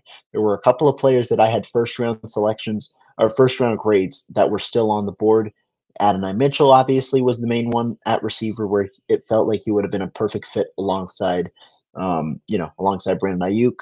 Right now, though, with Pearsall on the team, that's a good player. 49ers are going to find ways to use him. The question now to me becomes on day 2. 1, how aggressive are the 49ers? Are they going to stay at 63? Are they going to try and start trading up after staying put at 31? And what position do they ultimately target in the second and third round? That's kind of the questions that I now have. And then the second part of it is, what happens with Deebo Samuel?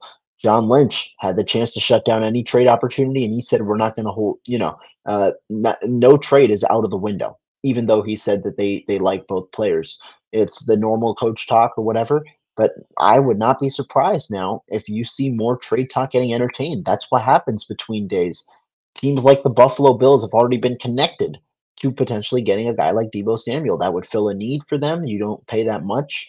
The 49ers obviously absorb a good amount of the cap hit. There's only you have 2 years left on that deal. It's a good deal. And you could go a different position if you were Buffalo, if you get a guy like Deebo Samuel. So I think that there are a couple of things. Ultimately, I think this is an all right pick. Not the best pick. I would probably give this grade of a C. I'm surprised you give it a C because I'm around that range too. But just to talk about the player is a good player. Like Rohan said, he's probably going to be successful with the 49ers. It's just the fact that when you're looking at things, you could have gotten better in a certain spot. And I still think you could have gotten Ricky Pearsall in the second round with the trade up or even at 63. Now, this is a very deep class. So getting the 10th best receiver is still a win because of how deep the class is. Where I'm confused is if this is to replace Deebo, why haven't you learned from your mistake in the past where, for example, they traded away Buckner to replace him with Javon Kinlaw? You're going to do essentially, if you do trade Deebo this year, which may happen, may not, but I think he'll be gone before the start of next year. So if you do trade him within the next year or two, essentially this pick was a future pick in a way to replace Deebo. So still you're replacing him with an older guy. He turns 24 in September, which you do get a guy in his prime until 29. But this isn't a guy you extend after this first contract. So it's like, what's the roster building method here? What are we doing for long term? Okay, cool. He's on the team 4 years. When he wants a contract extension at year 4, you don't extend him because he's 29 already. That's where it's like, all right, what are we doing? Because you could have got a younger receiver in Adonai Mitchell. You could have gotten a corner, defensive tackle. To me, it's more just mind blowing the fact that they went receiver with, well, not necessarily receiver, but Ricky Pearsall rather than the other guys. Now, I do like the fit, and I've said this for a couple of past couple of shows. I want the Niners to change their philosophy to go more pass heavy. I want them to put the ball in Brock. If you trust Brock Purdy, put the ball in his hands more. Go away from the old school 60-40 run style offense or 50-50 run style offense that Kyle likes to run. Put the ball in his hands. Let's change the philosophy. In order to win a Super Bowl, you have to be a little more pass heavy, and you have to have a secondary that could slow the top quarterbacks in the AFC down, which they have too many of them. So that's what I do like, because it does point to, you know what, the Niners have more of a deep threat, which Ricky Pearsall is a better receiver in terms of receiving ability than Deebo. So I don't mind that part, but it's, for me, it's just confusing. Like, that's more so that would be my spot, confusing. I give the pick a C+. It gets a C+ because of the player. The reason why it's not a B minus, whatever, is because of the draft spot. I don't agree with the draft spot, but I like the player. I'm not saying I don't like the player. I think he could do phenomenal stuff in Kyle's offense. It's just not at 31, man. Can anybody go to Twitter and confirm this? I'm curious. Did anybody see it? He did. He posted that he didn't post that he's getting traded. He posted the so people put that Deebo, it's more likely the Mike Silver thing. He's more likely to get traded. Hold on.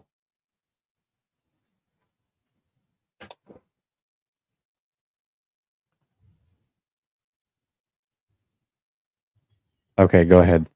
So it was a picture of Deebo. He reposted a picture that was a report I believe it was from either the JPA football. Sorry, I can't hear anything you're saying. You guys go ahead and go. Sorry, I lost my headset. I'll wait for you to say it.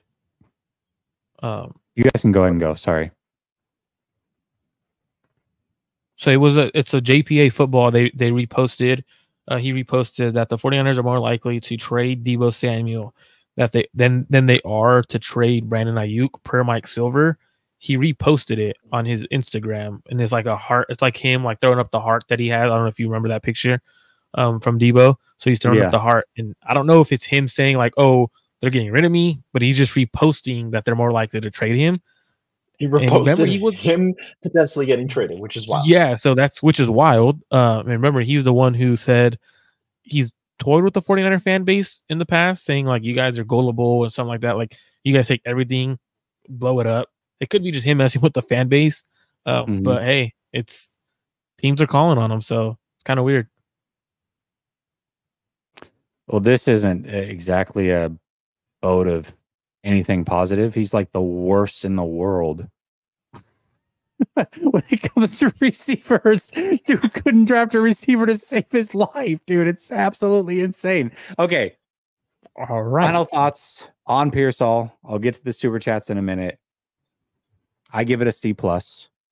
Again, the player is a good player. I like the player. The player makes sense. When you look at what he does well, he's a 49er. Good route runner, blocker, all the things, tough. You love that. As Marco pointed out, by the time his contract is done, if you pick up the 5th-year option, you're talking about a 28-year-old player. So you're talking about an older player. Remember, this is a guy who played with Brandon Ayuk in college at some point, okay? The guy that is now 4 years into his career and you're trying to extend. This man played with him. So he'll be 28 when you go to sign the second contract. So he's probably not going to get a second contract, which makes this interesting because part of the reason that you argue for him in round 1 is, oh, the 5th-year option before you have to sign him. You're probably not going to sign him at 28. You're probably getting the 5 years max, assuming he pans out, and that's it. And then he's going somewhere else. So that's not an argument for me. The ultimate situation that I have here is that I believe that there were players, not even at wide receiver. I'll argue and say, yes, I did like other players that are wide receivers a little bit better, but I could be completely wrong on that. There are other players, though, and again, could be completely wrong on this, but there are other players at other positions of need that I felt are first-round players and much more worthy of that pick. That's my opinion. And lastly, if truly this was a guy you couldn't live without, at pick 32, you had the Panthers trade up and go to 32. That means they were more than willing to go to 31 and give you roughly the same deal. You could have at least picked up a 4th-round pick and gotten the same exact player 2-3 picks later, and then package that pick with pick 63 and gone after another player that you really covet in this draft. So for those reasons, that's why I give it a C+. The only reason I'm not giving it a worse grade is because I actually like the player. I think the player is fine. I just think it was a reach at that position. That's me personally. That's fair. Terrence says Jesse watched all those players on film so he could put down whatever. No, dude, we were giving like so many players before they picked, like, oh man, if they pick this guy or this guy or this guy, or it's such a good pick and da-da-da. Dude, I was excited. And then I wasn't. 808 Niners says, quick question. Yeah. Before you go, do players who normally get picked in the first couple of rounds, don't they normally get like a stack of hats for whatever team they're gonna like get drafted by, or potentially usually the top 32? Or the ones that they project, I think. I don't know why. I think it's the ones like the green room invites, but the guys who don't go to the draft, they'll get all the hats. The green room guys. Yeah. Right. The guys. Oh, so it's only green room. Okay. I think. Or like, yeah. Because I remember usually like players would have like all the hats on like a table or whatever. I mean, kind of aging myself a little bit, but they used to have like heck of hats on the table, and they would go and like finally get their hat. Ricky Pearsall tweeted, "Where's my Niner hat at?" I don't know if he has one or not, but I just think that's funny. 808 Niner says, I mean, as a rookie, he can't be as productive as Debo. If they can move up into the second by trading Debo and pick twice, it's fine, but they reached. It's fair. Martin Donaldson says, you are so off. Nothing to do with Debo. Sure about that? You saw his little message there? Grant called it. It's for Ayuk. Can't wait to see you debate it. Hey, if I'm wrong, I'm wrong. I just never thought Ayuk was getting moved. We'll see. I mean, we'll find out in the next day or two. I'm not even saying Debo's going to get moved for sure. I don't know. I just don't think Ayuk's going anywhere. So anyways, guys, it's 1 a.m. Thank you everybody who rocked out with us through the draft coverage, regardless of the opinion, whether you agree, you disagree. I hope you had a lot of fun. I would love to do this again tomorrow. Unfortunately, I'm going to be coaching my son's football.